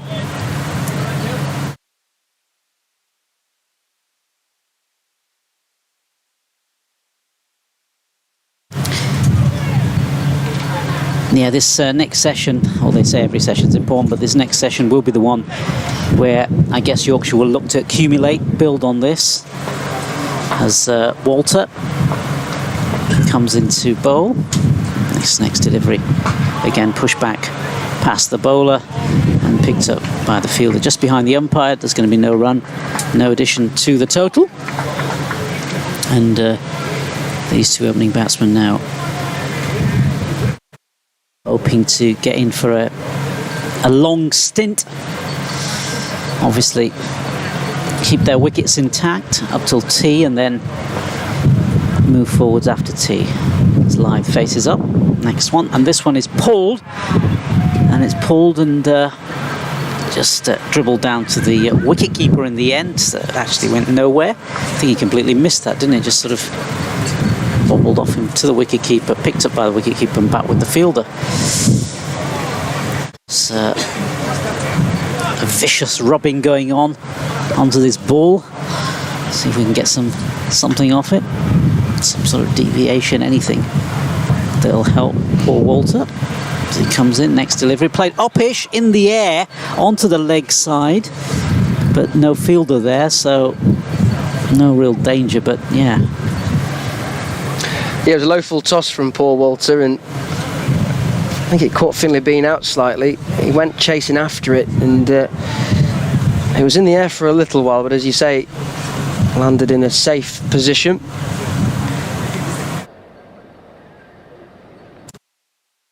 So Lythe takes his stance, and Walter comes in there. This time it's pulled again, looking to bisect the 2 fielders on the leg side, but they'll just pick up the single, and that is in fact the end of the over. Walter takes his cap, and Yorkshire 53 without loss. Further evidence that it's a slow pitch. That one back of a length, it just sat up, and Adam Lythe almost threw the shot before he played it. He had to just hold off slightly as he made contact with the ball. Oh, big yawn on the stream from a gentleman sat down there. Yeah, it's hot. It's warm. It is hot. He's banging the sunshine as well. Yorkshire 53 without loss. Essex bowled out earlier today for 368. Down at the Oval, Surrey have just gone past 800. 803 for 8 they are against Durham, who put them into bat as well. Alex Lee's the Durham skipper, as Harmer to continue right arm around the wicket to Adam Lyth, who's defending. Yeah, Dom Sibley with a triple century. Sam Curran, Dan Lawrence and Will Jacks, who's there not out, all picking up and going past the 3-figure mark. I mean, that is just ridiculous, isn't it? Crazy. Adam Lyth defending this ball. So, yeah, the Oval Surrey, 803 for 8. If I just refresh my page. And Yorkshire face Surrey, don't they, at Scarborough, which is one of the games coming up this month. Well, I say this month, next month, actually, because we're technically still in June. We are. July tomorrow. As that just squirts away from the inside edge of Adam Lyth's bat. It's fielded at short fine leg by Noah Thane, no run. Elsewhere in Division 1 of the County Championship, goodness me, where's this come from? Worcestershire, 6-7-9 for 7 in Southampton.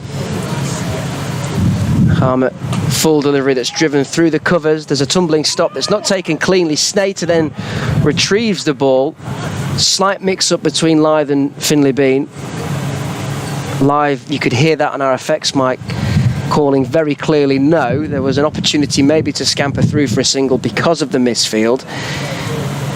It was Snater at point, as Harmer again in and around the wicket to Adam Lyth, who defends stoically, and there's no run. So Worcestershire 6-7-9 for 7 at Hampshire. Somerset bowled out for 379. Nottinghamshire, who are the Division 1 leaders still, 1-2-4 for 2 in their first innings, as that one's driven by Adam Lyth up towards long off, and they'll come through for a single. Sussex 199 for 2 in their first innings. Warwickshire earlier all out for 415, so they trail by 216. And down into Division 2, Derbyshire 241 for 6 in reply to Lancashire's first innings, 367 all out. That's at Chesterfield. Glamorgan 111 for 2, so Nelson at Sophia Gardens against Gloucestershire, who were earlier all out for 380. Northamptonshire, they've just gone into bat 6 without loss after Kent earlier declared on 566 for 8. Leicestershire have just began their first innings. They are none for none. Middlesex earlier all out for 534.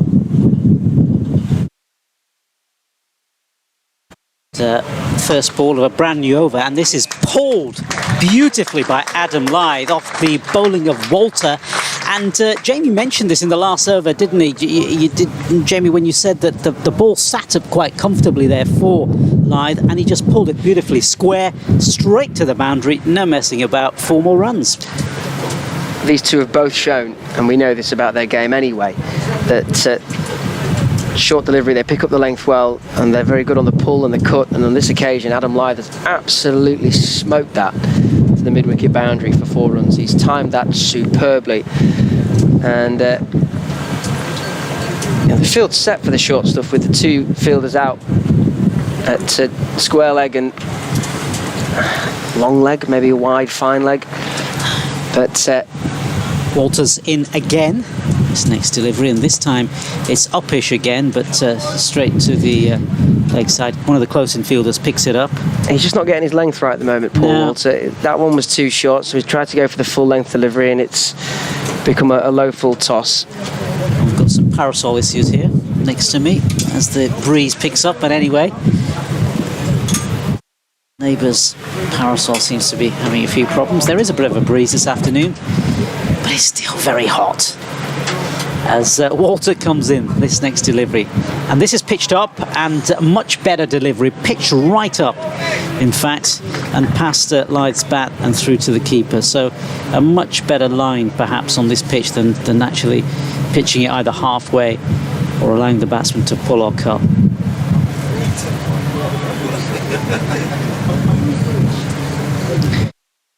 Yorkshire Cricket at bbc.co.uk if you'd like to get in touch with us this afternoon. As Walter comes in, tall figure, comes in this next one again, just played into the offside by Lyth, squarish, and they'll pick up another single. So good over there. In fact, We've still got a few deliveries left.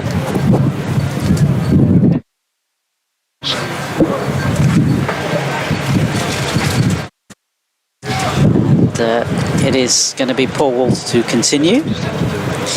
Yeah, Yorkshire 59 without loss. Adam Lyth and Finlay Bean going well here. And this next one pushed out by Adam Lyth. Beg your pardon, Finlay Bean.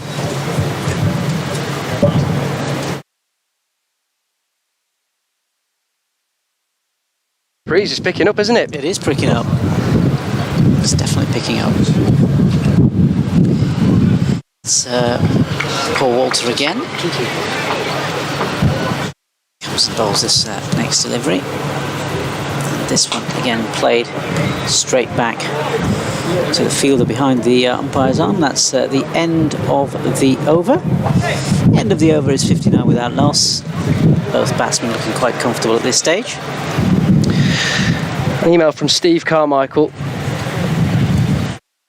It's a really nice email this afternoon, all. From listening to your comments and those of the listeners, it is clear to me that the future of county cricket is a very emotional subject. County cricket will never pay for itself financially, but as far as mental health is concerned, it is a very important cultural feature of the English and Welsh landscape.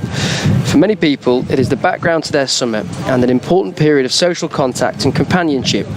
My point is that it is more than just cricket for many people. It is chatting with friends, having a picnic, having a break from everyday life, and in this fast-paced world, an excuse to slow down. In contrast, the 100 and increasingly T20 are about pyrotechnics, a drink and a sing-song, and crowd catchers, as Lyth turns that one towards short leg, Harmer to continue from the city end. My opinion is that cricket supporters would miss the county game more than limited overs cricket, but unfortunately, money is more important than 135 years of tradition. Cheers, Steve. Harmer in to Adam Lyth. Adam Lyth coming down the wicket, driving, but finding Elgar at short extra cover, no run. And that is exactly the point, isn't it, Steve? And I'm sure many people listening or watching the stream this afternoon will be nodding along to that sentiment. In many ways, county cricket is more than just the game that's played out there, defended well by Lyth, no run. We've seen it here firsthand. You walk around this ground and a collection of people who may or may not have met each other for the first time today, sharing thoughts, sharing opinions, enjoying their own time. And it's that break away from, as you say, the fast-paced day-to-day life. And I think county cricket offers that platform and that landscape for people to break away. And, you know, at the end of the day, shorter format cricket is just not for everybody. No, and it's shorter format cricket is very much who's playing well on their day, isn't it? That's all it's about sometimes. Top ball from that previous Harmer delivery. That one's driven nicely, well timed by Adam Lyth up towards long off, and he comes through for a single. And I talk from a position of someone who does enjoy shorter format cricket, but I enjoy all formats of cricket, and I can appreciate the benefit of different formats of cricket, not just out on the field, but what it brings to those that come and watch, the spectators. And fundamentally that's such a big part of the game, as Finlay Bean defending this Harmer full length delivery, and he fields off his own bowling. End of the 20th. I'm waiting for that to come through on the scoreboard. Yep, 20th over, 60 without loss. Yorkshire going at exactly 3 and over. And there is a market, clearly, because the money's there for the shorter format game. Hello there. Hello there. And I'd make the point, Jamie, that in order to be successful in cricket, my opinion only, you have to be successful in the longer format, and then it translates into the other formats rather than the other way around. How many players have you seen who are really good in the short format but are just not good enough in the longer format? Yeah, I look at the Test match at Headingley, and people keep telling me that Test cricket's on the downfall. The longest form of the game. In comes Walter, first ball, brand new over, and this one played forward. First 3 days sellout at Headingley. Yeah. Fourth day, good crowd in. Fifth day, with Yorkshire reducing the price. I think it was £20 a ticket, wasn't it, to come down and watch some cricket, to watch the culmination of a Test match, 5 days worth of cricket. It was brilliant. And you can't tell me that people don't enjoy longer format cricket. I think there's a wider discussion as to how you achieve what you want to achieve as a governing body and as a game in such a tight schedule. Yeah. I think what longer format cricket has is ebb and flow. And I think that's what people enjoy. So for long durations of this particular game, or any game over 4 or 5 days, it might not be going anywhere. And then suddenly, in the course of an hour, you see all these wickets go, and you think, where did all that come from? But that's the nature of the game. Well, I come at this from a different perspective. I'm 29 years of age. I'm nearly 30. I haven't been around in this world when county cricket was at its pomp. Here comes Walter again, and the next ball is just pushed out in front of him by Lyth. But I've seen the footage. I know that the crowds were coming in to watch county cricket, and the name that plays in county cricket, crucially, at what time of the year county cricket was played. I'm not remiss or alien to the fact that the younger generation now are more drawn towards shorter format, T20, the 100, dare I say it. As Walter comes in, this next ball is flicked on the leg side. Well, attempted flick on the leg side, dare I say it, by Lyth, but he completely misses the shot, and it goes through to the wicketkeeper. No run there. But I think the argument is that we shouldn't have to pick and choose, and one format comes in at the expense of another. And I think we can all look at how August is shaping up in the domestic schedule, and it does have its difficulties now. But I couldn't agree more with what Steve had to say in that email, and I thank you for getting in touch, Steve. Walter comes in. This next ball is pushed down into the offside by Lyth, and there's no run there. Hello to Lily, who's been in touch. Always good to hear from Lily, who says it's a very interesting game. She says, this is the kiss of death. I hope Finley Bean gets some runs after his 2-2-4 at Trent Bridge. It is hot watching from the boundary edge near the temporary stand, but at least there is a breeze. Very warm when the sun is out. Come on, Yorkshire. As Walter comes in and bowls his next delivery, and this is actually cut square towards the boundary. In fact, it reaches the boundary. 4 more runs there to Lyth. And take him on to 30. Just in that arc for Adam Lyth to rock back and comfortably cut away. Lovely shot, well timed through the covers. 4 more runs, he moves up to 26 as well. So this partnership worth 64 between Lyth and Finley Bean, and I'm sure Adam Lyth will have been rubbing that GD, as they call it, that golden duck that he got down at Trent Bridge on an absolute road hybrid pitch. He was out first ball. It's not often that that happens in the career of Adam Lyth, but he's looking in good nick at the moment. Which is really good news from a Yorkshire perspective, of course. Yes, it's not been a good day for Essex at all, as you indicate there, Claire. Harmer, bowled out after having again from the city end with his sunglasses on. Finley Bean on strike. I think that might have caught the outside edge of Finley Bean. Not too much danger for him, but the hands on heads around the bat. Pepper behind the stumps, oohs and ahs again, as we've heard, when there's a half chance maybe in the offing. Harmer perhaps his right arm around that, rolling it over. Dot ball. Harmer again appears to be a lot taller than Dom Bess, so perhaps he can extract something more, and of course very, very experienced. And things haven't got any better since Yorkshire began their reply. This lovely outgrounded Clifton. And he comes. And that one's comfortably worked towards mid-wicket for another dot ball. And Yorkshire on top at the moment as they try and reach closer to that first innings total of 368 set by Essex. Short delivery, Finley Bean on the back foot, punches it up towards long off, and he'll come through for a single. And this is where Harmer is so valuable to Essex, is that he has the experience, but he has the ability to just hold up an end. And if you've got fast bowlers, you can rotate them, because you can leave him to do his business at the city end, which he's doing now. Into Adam Lyth on strike. Flighted delivery, up towards Lyth it goes, and he defends that one. Solidly behind it. He's got a great action as well, hasn't he? Because it looks as though his arm comes from really high up. It's not a slingy action as a spinner, more of a... Well, this is 4th over. That's another defensive shot which has been completed. Fourth over for Harmer Dunn. He is none for 3 with 1 maiden from his 4 overs bowled.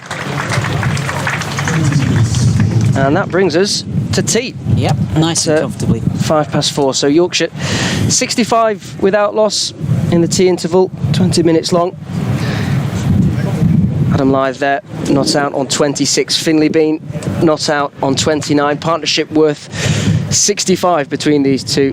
Lyth has faced 72 deliveries with 4 fours in that time. Finley Bean, 9 deliveries less on 63, also with 4 fours, as both sets of players leave the field of play here at Clifton Park. So Yorkshire 65 without loss after 22 overs.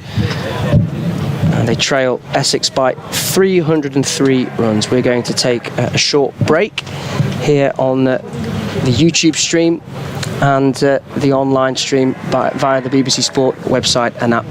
And we'll be back with you in around 15 or so minutes' time. Well done, Lance. Well done. Performance, very well done. Nicely. Didn't it?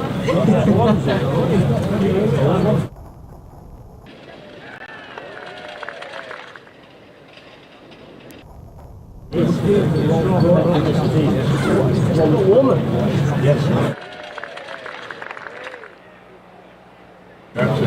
Same yesterday. Yeah. Yeah, it seems strange, but it's so windy, so hot.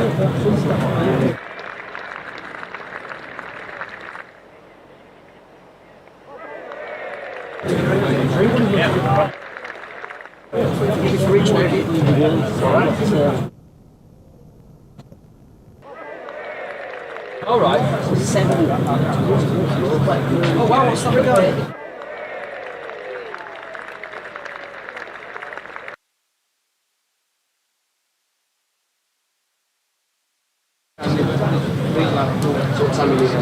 So I was going to leave that, but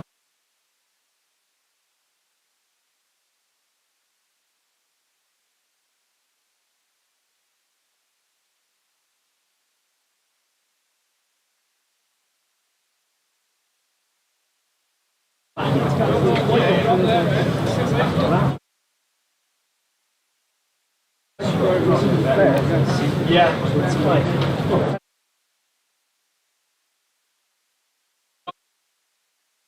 Yeah, see you later, Derek. No.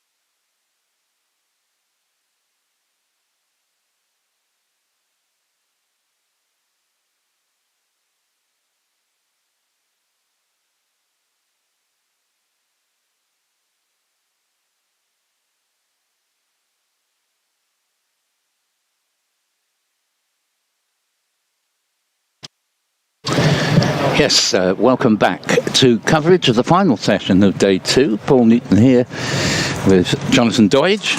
And, well, it's been emphatically Yorkshire's day so far, with the last 7 Essex wickets falling for only 120, which from 248 for 3 overnight has to be disappointing from their point of view.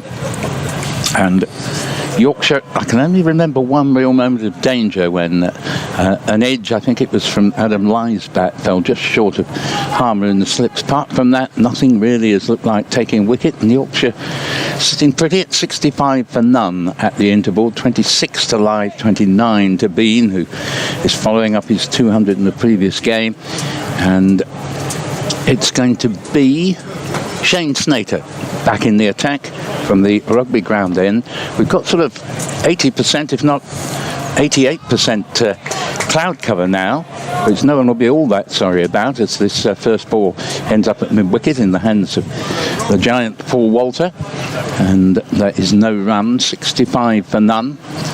But Essex really didn't look like taking a wicket. It's not that they bowled that badly, but Yorkshire batted well, and the pitch is not particularly helping bowlers, although you can't get over the fact Essex lost their last 7 wickets for so few runs today.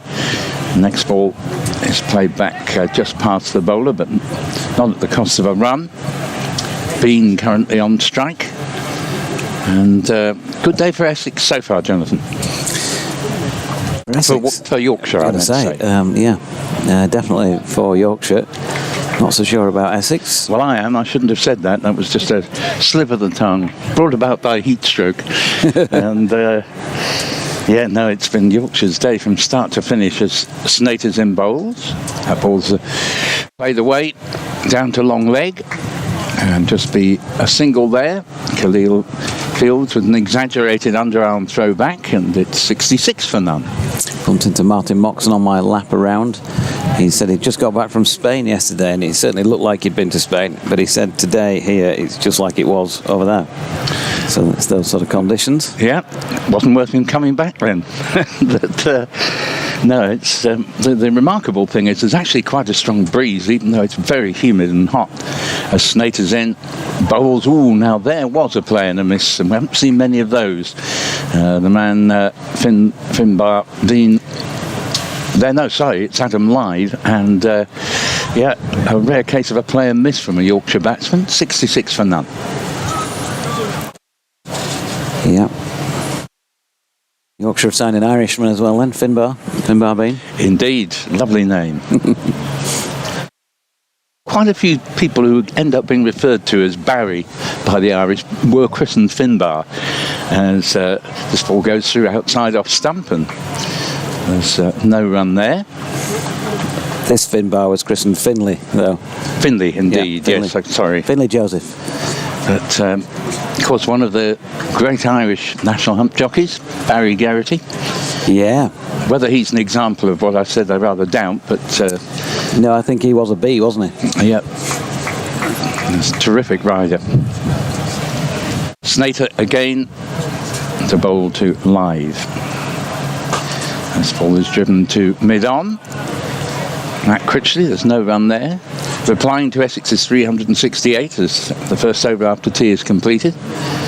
23 overs gone, 54 the figure to keep at the back of your mind. That's the number that will have been bowled when the players make their way back for the final time today to the sanctuary of the pavilion. And 66 for no wicket in 23 is the score of Yorkshire's reply, with 26 to Lyth and 30 to Bean.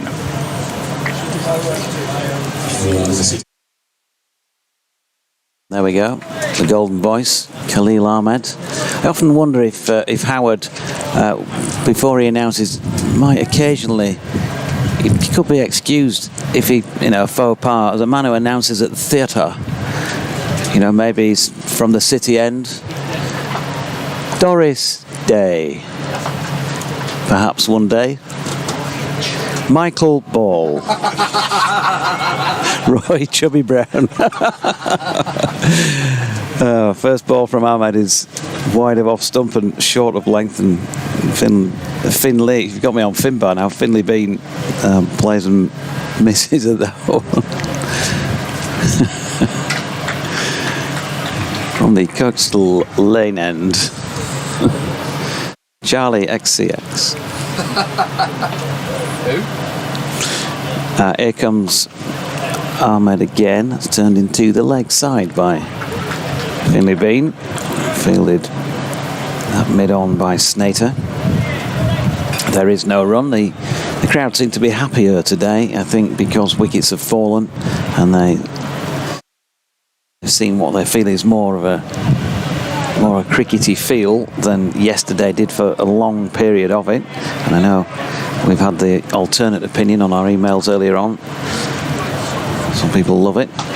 As Bean goes back foot, tiptoes there, plays that one out to Charlie Allison, who is backward of point, and there is no run.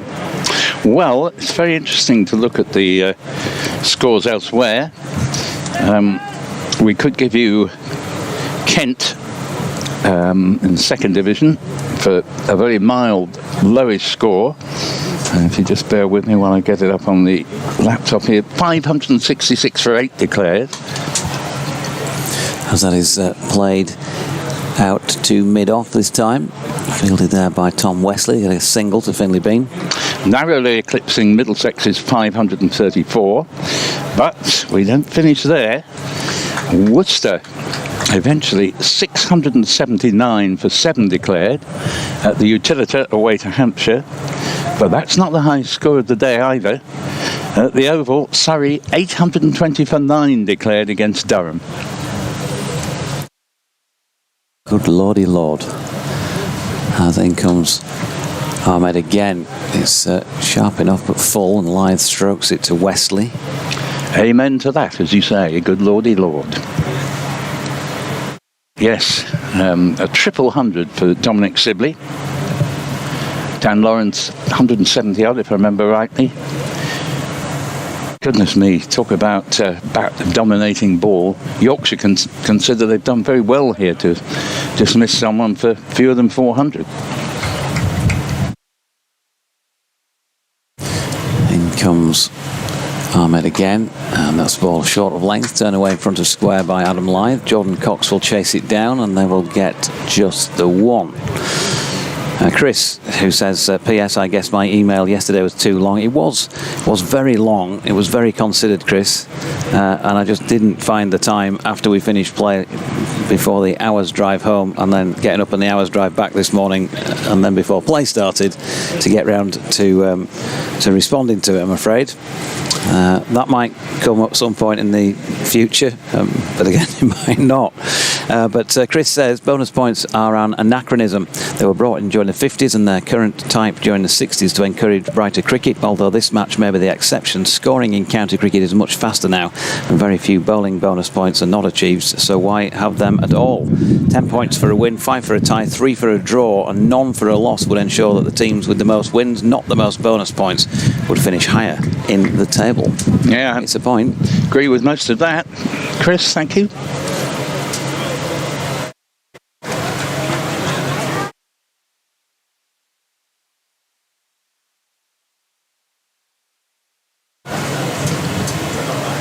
Snater in, rugby ground end, bowls and fended away into the offside by Adam Lythe. It's going to go very close to the deep backward point boundary, but you'll gather not over it. And there's the breeze we were talking about. Sounds more like a howling gale. And 2 more to the account of Adam Lythe. Takes him up to 27 out of 70 for no wicket. We're in the 25th over here of the Yorkshire reply to Essex's 368. The deficit now is down under 300, and Yorkshire going along very nicely indeed. Snater, Lythe, defends into the covers. Jordan Cox stoops to field. Cox, who made a lively start this morning, hit 4 princely boundaries, but then seemed to get slightly caught between shots to one that rose a little bit more sharply than others from the excellent George Hill. And It came more or less off the blade, but through to the keeper, Bairstow, accepted it gratefully. And Snater's in again. Bowls, the ball defended up to Paul Walter at shortish mid-wicket by Live, just the one slip in. And Yorkshire continuing on their merry way at 70 without loss. Yeah, John Riches has emailed in. It's yorkshirecricket@bbc.co.uk. My comment on the kookaburra is that it probably works in Australia, where the ball's manufactured as the wickets are quicker and bouncier, therefore offering more carry and help to the bowlers, and also good for batsmen playing shots. The wickets in the UK are generally slower, resulting in the opposite, as we are seeing. Yep, I think that's all very good sound stuff.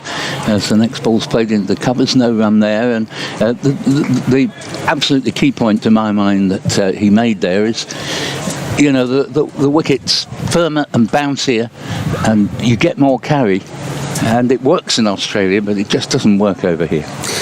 Yeah, I think a well-known Test fast bowler who plays for a county at the other side of the Pennines has commented that the kookaburra that he's had in his hand in the last couple of matches has been nothing like the look of the kookaburra that he's used in Test cricket in Australia. That's another very good point, actually, from someone who would know. And Snater bowls, and the ball is played to Harmer in a sort of backward point, come very deep gully position. And 70 for no wicket remains the score. A relatively quiet period since the resumption, but with the exception of one delivery, no real hint that Essex are about to make the breakthrough. And Snater bowls again to Adam Live, flicks this one away off the pad. It's down toward the long leg boundary, but prevented from going over it by Khalil, and they just get the one there. 71 for no wicket. And Live 30, Bean 31. The Don, or the Dean of Dean Southall down in Donny, says, enjoying the commentary as usual. Hope your team and your Yorkshire players are coping with the heat. I do hope we can bat well in our first innings. Could do with eclipsing the Essex score, getting some batting bonus points and putting some pressure on Essex. That's Dean's opinion. Yeah, I mean, undoubtedly all Yorkshire supporters will echo that. And Steve Carmichael says, from listening to your comments and those of the listeners, it's clear to me the future of county cricket is a very emotional subject as Adam Lyth pulls out of facing this delivery from Ahmed. Maybe something in his eyeline or around his helmet. So I'll go on from Steve's email with county cricket will never pay for itself financially, but as far as mental health is concerned, it's a very important cultural feature of the English and not English and Welsh, I should say, landscape. For many, it's the background to their summer, an important period of social contact and companionship. Well, that's very well said. And when you think of the number of supporters on a ghastly wet day who stay there till the very last chance that there could be any play. Short ball from Ahmed, and there's the tucked up knee from Adam Lyth, and there you go. Just enjoy it, folks. Just punch that one away square on the leg side. It's a cracking shot. I always describe county cricket as being rather like being on an island where you sort of escape most of the rest of the world, and you can, you're just oblivious to anything going on outside during the hours of play, and that has to be healthy to, as an escape. Everybody needs an escape. Yeah, here's Ahmed again. It's wide of off stump, and Lyth this time leaves a no ball, so there will be a further addition of 2. The boundary took Lyth to 34 on the score to 77. It'll now go to 79 in the 26th over. Steve's email continues. My point is that it's more than just cricket for many people. It's chatting with friends, having a picnic, having a break from everyday life, and in this fast-paced world, an excuse to slow down. In contrast, the 100 and increasingly T20 are about pyrotechnics, a drink and a sing-song and crowd catches. In comes Ahmed again, and Lyth this time playing to point where Allison does the fielding. He finishes by saying, my opinion is that cricket supporters would miss the county game more than limited overs cricket, but unfortunately money is more important than 135 years of tradition. Well, money does keep the thing going. That is definitely one thing. You can't really survive without it. It's how best to to marry up the situation, is it? And I think it is a frustration for many. Ahmed's in and Lythe leaves. Good afternoon also to Lily, who is on the ground, I think, hoping Finley Bean gets some runs to follow up that 2-2-4 last week.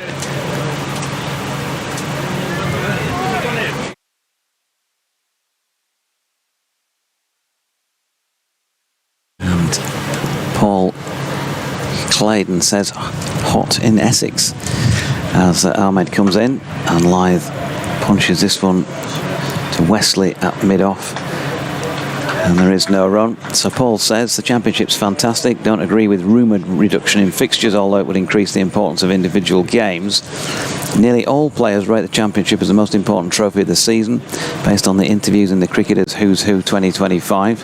Essex v Yorkshire was brilliant at Chelmsford, a thrilling draw, so many more possible outcomes. Shorter version cricket just doesn't have that, with many games simply an easy run chase. Plus evening games are hardly a good use of long summer daylight hours. All the best from Paul, as Adam Lythe, again, just a lovely, fluent lean on that delivery, wide of off stump from Ahmed. And would venture to suggest that cricket lovers in general, but particularly those of a Yorkshire persuasion, when this fella does hang up the boots, and hopefully still a few years away yet, will much miss that, because he's just a lovely player to watch. Yep, just caressed it through the covers there. No real effort in the shot, because it's not needed. Just beautifully timed and placed. So 38 now to Adam, 81 without loss, and he chops down late on this final delivery of Ahmed's over. 26 overs now complete, and 81 for none. You can get in touch then, yorkshirecricket@bbc.co.uk. You can also contact me on X, if you know my X handle. And just to remind Essex supporters, you're very welcome to come in on Jonathan's addresses just given, because at the moment we are in an interim period, and what used to be the way to contact us is no longer possible. We will be finding a replacement, hopefully by the next game at the end of July. This sounds very much like you're all sitting around the table, you know, having a big debate about what's your email address going to be. Is that right? Is it high-level meetings? Oh, I stay well out of the way, I'm afraid, Jonathan. Is it the sort of meeting you get sparkling water at? Paul? Snater's in beginning a new over, and Bean steers it into the covers. But yeah, we will be switching over. It turned out that it became necessary for slightly obscure reason, but nevertheless I'm sure valid, that the old address could no longer be used, or the old method. But we do look forward to having you back with us, but do come through on the Yorkshire emails, and Jonathan will be delighted to read them out, as he has been doing. Here comes Snater again, past umpire Peter Hartley from the rugby ground end, and this ball's steered into the offside. There's no run there. I just want to know, what is the point of sparkling water for those sort of meetings? I suppose it's just a little bit trendy. But no, I agree with a lot of the points that are made. However, a couple of things on the plus side before we get too gloomy. One is, I'm very heartened by the fact that most young players coming into the game do want to play red ball cricket, however much not many people under the age of 40 want to watch it, as this ball is played down the ground but for no run, 81 for no wicket. And I mean, if we take a couple of the lads in the Essex side here, Charlie Allison and Noah Thane, both 20, but although they can both play white ball cricket and play it well, they're very keen to play the red ball game, and I'm sure they'll always remain that way. And so that's one thing to be heartened about. It hasn't stopped the flow of young players wanting to come into the game and play red ball cricket, and most of the coaching that goes on begins with coaching them the proper shots and defensive values of the game as the next ball's played into the offside, because in red ball cricket, if you haven't got a defence, you're not going to last for very long. And in the Times newspaper today, there's an article all right, it's talking about Surrey, and people will say, well, they've got the money to succeed, but they have actually vastly increased the number of people interested in cricket at the Oval. You know, their figures have gone up astronomically in the last sort of 10 years or so, and it does prove that maybe there are ways of stimulating interest for the red ball game as this next ball goes by outside off stump without the batsman needing to play a shot. And we get loads of listens as well, and Jamie will talk to you about the figures. As I think the figures do go up when Jamie's on the commentary as well. Yes, it's just that knack he has. Yeah. Sadly, you and I perhaps not, but he has it. But no, you know, Surrey have proved the point, and you know, it's good to hear that numbers are actually going up somewhere. As Snater's end bowls, and that might be a strangle, and that is the end of Finlay being out of nowhere. Snater, probably his worst ball that he's bowled all day, a good 2 or 3 feet down leg side, and a little bit similar to Michael Pepper's dismissal, just flicking at a ball well down leg side, getting enough on it. And talking of Michael Pepper, that was a fine low catch to grab that just as it was about to hit the ground, and Peter Hartley's finger went up pretty quickly there, with Yorkshire suddenly 81 for 1, a wicket out of nowhere from an Essex point of view. Yeah, he'll be really disappointed, and looks very disappointed as well. Finlay trudging off on his home patch, his home club ground here, and especially after that great knock last week, he's just falling over, isn't he? He's got his the weight of his head away to the offside. He's not quite spot on balance to play that shot, and he ends up therefore just reaching for it rather than playing it with control. He's just falling over on it, and so rather than getting a good connection, had he been able to stand taller, got a little bit more of a feather on it, hasn't he? Yeah. And that's what's ended up in the hands of the keeper. Some pretty good players have been subject to being strangled. I remember on more than one occasion Sir Alistair Cook has done a similar thing, and just been, as you say, he couldn't often be accused of being slightly off balance, but as you sort of move into your stance, it's very easy as the ball goes down leg side, your head goes one way and you just waft the bat in the other, and it's very easy just to get a thin edge, and today's wicket keepers are very, very good at catching those. I've seen Johnny Bairstow take a couple of superb takes to get stranglers, as he demonstrated with Pepper's dismissal today. So there we are. Sometimes you can get a wicket with your worst delivery, technically, that's miles from being straight, and you can bowl an absolute jaffer, and it does a bit too much and you don't get your wicket. Yeah, here's Ahmed, first ball of this over. Excellent piece of fielding by Paul Walter at gully, draws a yelp from the visiting fielders. Adam Lyth, the man on strike. I think he's the only Essex fielder who could have stopped that, because he's 6'7" and he dived a long way across, and that was an exceptional snatch. 4 runs if he misses it. Yeah, he really is at full stretch there. That's a really fine piece of fielding. That's a wicket, by the way, Finlay being following the last ball of the 27th.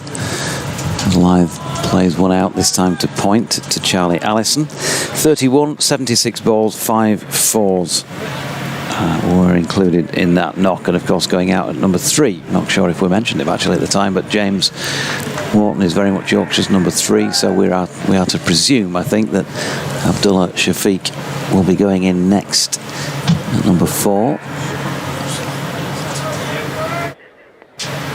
81 for 1, that's just gone up on the scoreboard now. Here comes Khalil, he's got good contact on that, Adam Lyth, and looks up at the skies in anguish really, because he knows 6 foot either side of Charlie Allison, that would have been hard for him to reel that one in, but he picked out the man with a well-timed cut shot. No run. Another point that was made in the Times article today is that the combination of, dare I say, our commentaries and the YouTube pictures introduces people who might not have watched county cricket much before. Lyth plays one out in square on the offside. Allison giving chase, will pull it in And they'll concede one. And people who haven't watched the game much before, apparently there is certain evidence that this is indeed the case, not maybe by huge numbers, but of people who say, actually, I think I'll take a day off and go and watch, a day's cricket. And one thing Surrey have done, which I think all counties should consider, however hard up they must be, is offer bargain entry fees, particularly for young people, so they can try and introduce young people to the red ball game. And just generally, slightly on the side of generosity. And once again, we know that Surrey can afford to do that in a way that other counties would find difficult. But sometimes you'll end up gaining by offering a little bit of a bargain. Yep. Maybe that would work on weekends, of course. Yep. School holidays. Well, cricket's played in the Easter holidays these days, as well as May half term. Oh, good full-length delivery, which James Wharton has to dig out. And test of his mettle in the early stages of his innings. You've just raised a very interesting point there, and I hadn't thought of it before, and that is that... Well, they're going to be at school, aren't they, a lot of the time? Yeah, not so much this season, because they at least have stuck a couple of games in the summer holidays, but there have been occasions when there have been no cricket in the summer holidays, and maybe 2 or 3 games played in the Easter holidays, which seems bizarre. Then waits, wide stance. Ahmed bowls now, that wraps him on the thigh pad and drops into the leg side, and there is no run. James Wharton yet to get off the mark. He's had a good season so far with the bat without converting. I know, James, you're not going to like me saying this, but he hasn't managed to convert into a 3-figure score just yet, but he's been playing well. And in fact, in that innings at Chelmsford when he got a 60 odd, it was vital at the time. Probably doesn't feel like a 60 odd was that vital in the context of giving Yorkshire an opportunity then to try and have a go at bowling Essex out. It was. And I've mentioned a few times since that he was disconsolate in his post-day interview for getting out in the 60s because he thought, he was nailed on for a ton and he'd let an opportunity go again. So if he gets in today, I think you know what he's going to be trying to achieve. Yep, I don't get a chance to see Yorkshire very often nowadays, but I do remember at Scarborough last year, admitted it was a white ball game, but he played ever so well. Top scored for Yorkshire and proved a major stumbling block from an Essex point of view. Snater's in and bowls, and that's a very elegant shot from Adam Lythe, but won't produce a run as it goes down to mid-off.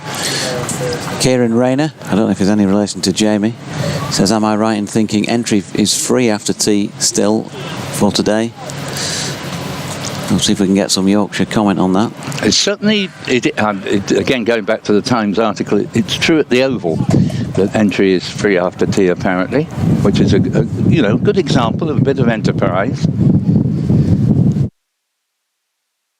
There goes the wind. Here comes Snater. Bowls, and a little bit away from the body this time, but a wonderful shot nonetheless. Square drive. 4 runs, as the applause will tell you, from Adam Lythe. Yeah, my favourite shot of the innings so far. Yeah. I think there, Paul. Right along the carpet all the way, and it absolutely zinged its way to the boundary, didn't it? Yeah, 86 for 1. Again through that extra cover area. Half those runs to the credit of the great Yorkshire stalwart Adam Lythe on 43. Faces Snater again. And again, this is very pleasantly driven, and that's going to take some stopping, and it won't be stopped. A lovely straight to off drive, and inside the fielder, outside the bowler, and all the way to the boundary. All about timing. 90 for 1, 47 to Lythe. It's a joy to watch in this. I mean, I know we purr on about these things, but that's what we're here for. And it's class. Beautiful. He overpitched it, and he didn't overhit it. He just waited, and this is why these players play at this level. It's a special skill, isn't it, to wait for the ball that long? Yeah.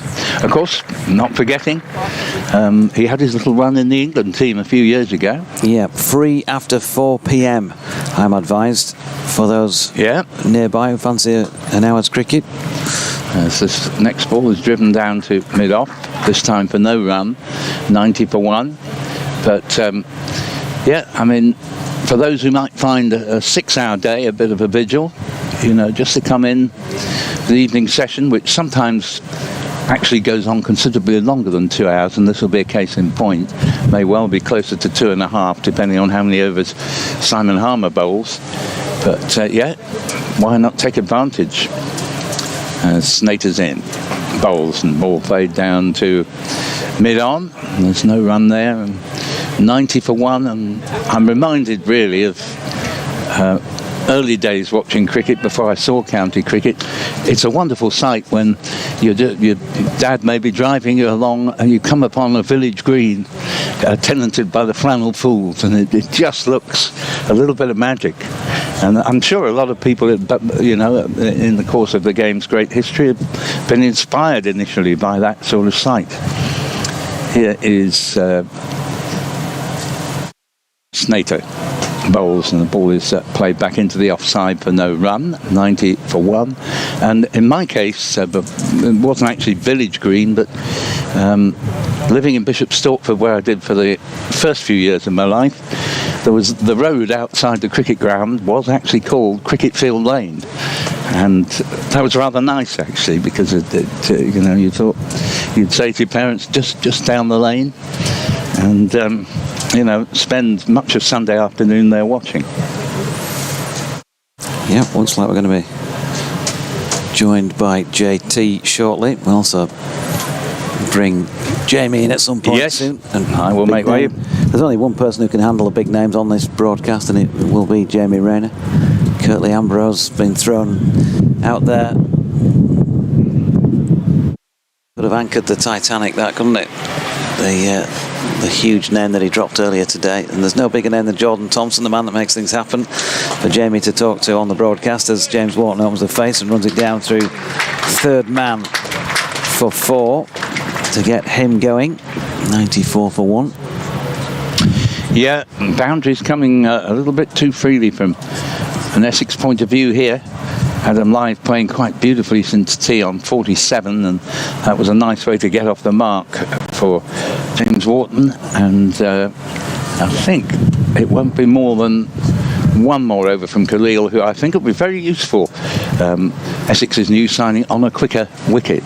But here he's just coming at a nice pace to be able to hit to the boundary. I think Harmer will be back before much longer. That's a really good point. I think it will be interesting on a quicker wicket with a bit more pace.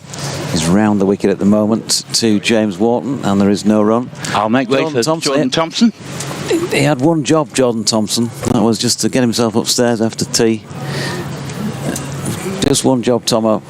Now I'm understanding some of these spells previously when, you know, the coach has said to you, just pitch it up, will you? Thank you. Waiting for this one. Come on, give us it back. Getting in trouble before I even sit down. Here's Ahmed, and Wharton, has he got a nick on it? There's an appeal and a stifled celebration. Unmoved though, Michael Goff, and he's the main man in question. Tomo, good to see you, pal. You too, mate. It's a bit slouchy up here, isn't it? This metal pole's a bit... Yeah, I know, yeah. These are the things we've got to put up with, you see. You get perfect view down there, you players. A little bit warm today, isn't it, though? Sun beaming. Lovely day for it. Very good day. So what have you been doing while in the hour since we were expecting to see you? Eating and chatting. Something I do pretty well. Here's Ahmed from the city end again. Wharton, high elbow, pushes into the offside. No run. Well, Beanie, probably a bit disappointed, just fell over on that slider, didn't he, and flicked at it, really. Yeah, it's an area of strength for Beanie, really. I spoke to him when he came off, obviously, I guess not too disheartened, disappointed. He's not going to get a lot of runs again like last week, but to be caught down the leg side on this pitch when it's a leg stump half volley it's a tough look, really, so frustrating for himself, but hopefully these boys can cash in.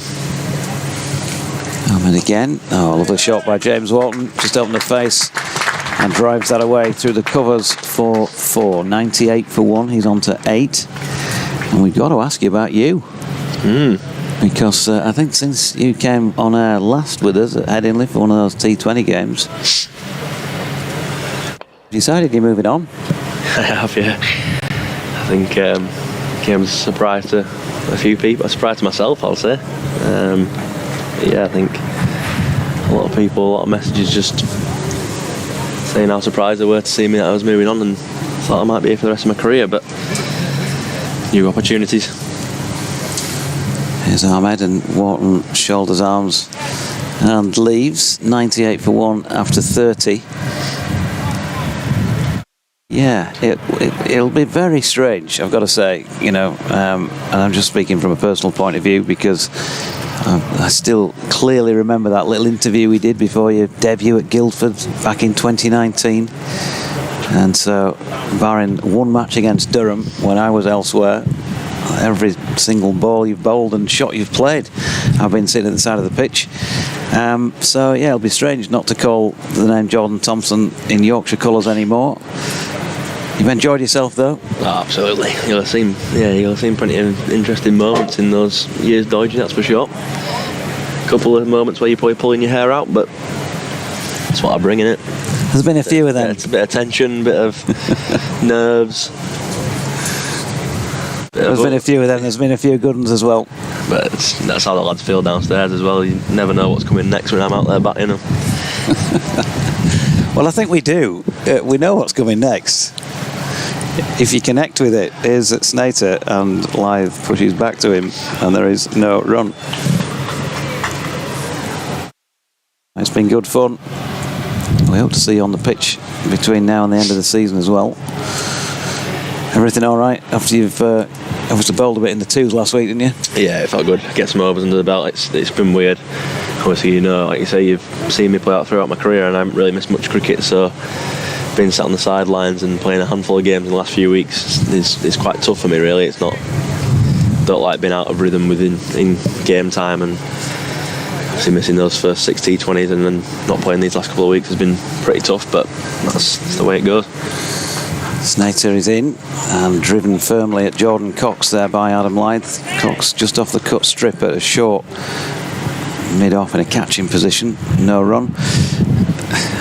I've been in touch with the lads down at BBC WM and CWR as well already, and I've made sure that they're fully aware that I've patented the man that makes things happen and the big show, so they're going to have to come up with a new couple of names for you in the future. Yeah, well, yeah, I'm not having that.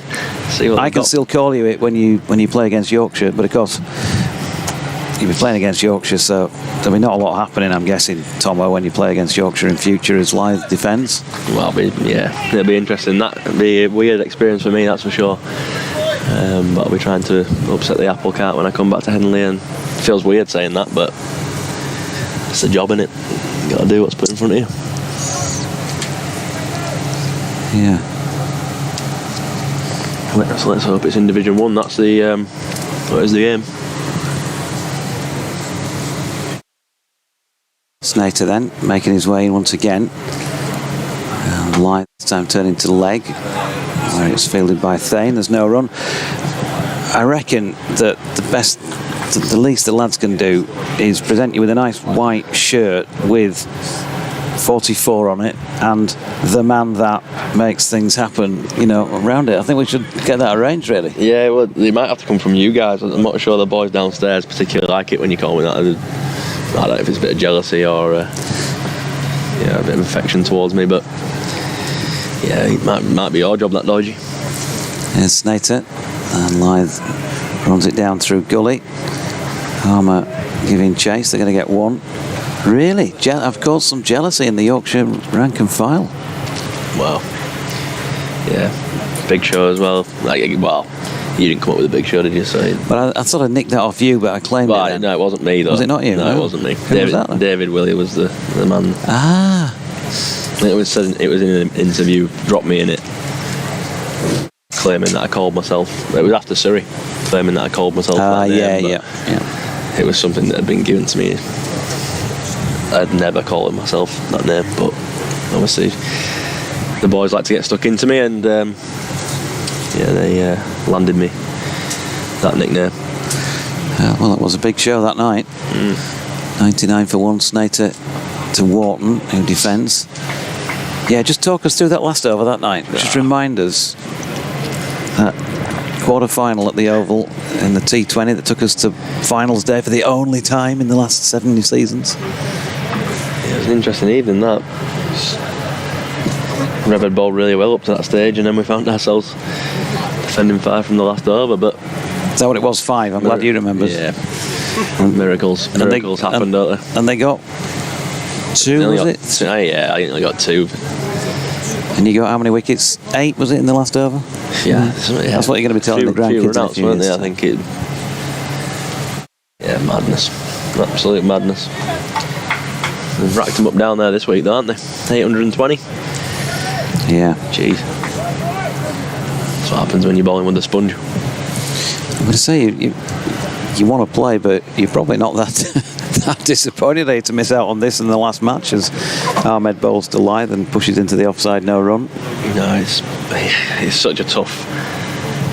Yeah, it's really, really tough. I kind of feel for the boys at some time, because obviously I wasn't at Trent Bridge last week, but it looked really dry, really slow, and you think that was a good chance to get the ball reversing, but apparently it didn't reverse. And obviously with these cookers, you need to try and get something out of it. But this week with a lush outfield and a lush square, there's not much chance of any reverse here. No, it was Adam Lyth who plays one into his pad. Run. But the thing was, I spoke to Bessie as well, and obviously the experiment with these cookers is we don't mind it, but it's not really bringing spin into the game either, because they're not turning big. It's very slow turn. The balls go soft very quickly, so there's not that sharp turn that you can potentially get with the Duke, where it's still a little bit hard. And it's just, yeah, it's just creating boring cricket, I must say, at times. Yeah. Ahmed. Oh, now then, Adam Lyth. A rare false shot in this innings. The ball was travelling top edge over the top of the cordon, probably through the gap in it. Hard to tell from this angle. And that boundary takes him to 52 and 103 for 1 Yorkshire at the same time. And that, well, we'll get the announcement on how many balls that was. Possibly 111, 110. It's a 9th 4, I can tell you that much. 110 balls. Thanks, Josh. And what a great season he's had in red ball cricket. Just that golden last week. But that's just to remind him that that's what cricket's all about, I guess. Yeah, absolutely. He's played really well this season, laddie, and he'll be looking to cash in here. Like I said, I'm talking about the Kookaburra balls on this pitch, and I think it's, to be fair, I actually think it's quite a good cricket wicket, and the boys downstairs are saying that if it was a Duke, then we'd be in business with the ball, but unfortunately not. And that cooker went pretty quiet after 10 or so overs, so it's a massive patience game, building pressure and taking chances. And yeah, Ahmed over the wicket, Lyth turns it to leg, and there is no run. So I mean, this move to the Midlands, you know, I mean, how can you leave Yeadon behind after all these years? Yeah, that's going to be the toughest part, I think. No Murgatroyds on the doorstep and fish and chips. But professional athletes obviously don't eat Murgatroyds, but you're just thinking, you know, you like to pass it, don't you, in the car? Oh, absolutely, yeah. Have to find some new places to frequent. Won't be able to take your washing back home to your mum, it'd be too far, as Lyth pushes this one into the offside to complete the over at 103 for 1. Don't put me in that category. There's a few boys downstairs who were... Matthew Revis actually said it yesterday. He said, it might have been a couple of days ago. Yeah, it was Saturday after training. He goes, I might pop home to mum and dad's tonight to take some washing. And he said, well, I was like, why would you not do it yourself? And he was like, well, I ain't got a dryer. You're not hanging outside, or you got no, you know what I mean, no washing line. That's just, it amazes me.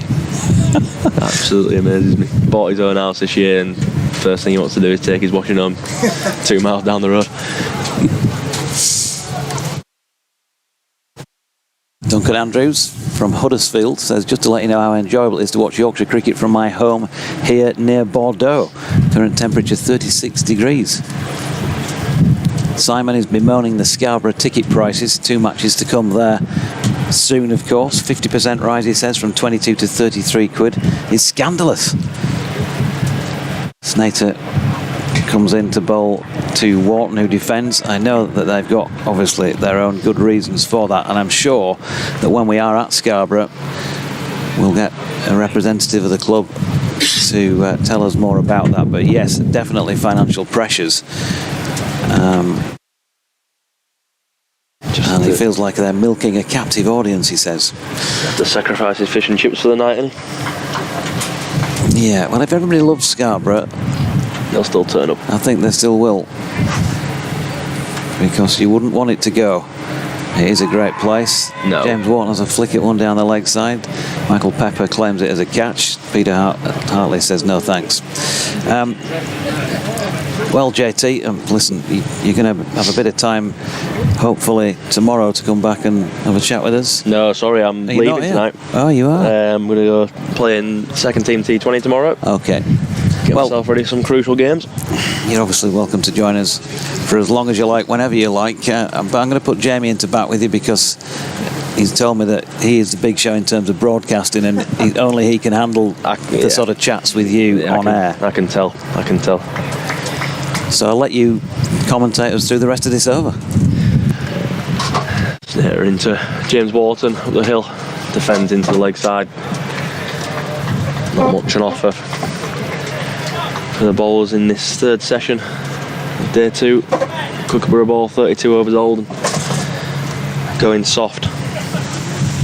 Been trying to eke out every little bit of action from that ball as the day comes to a close.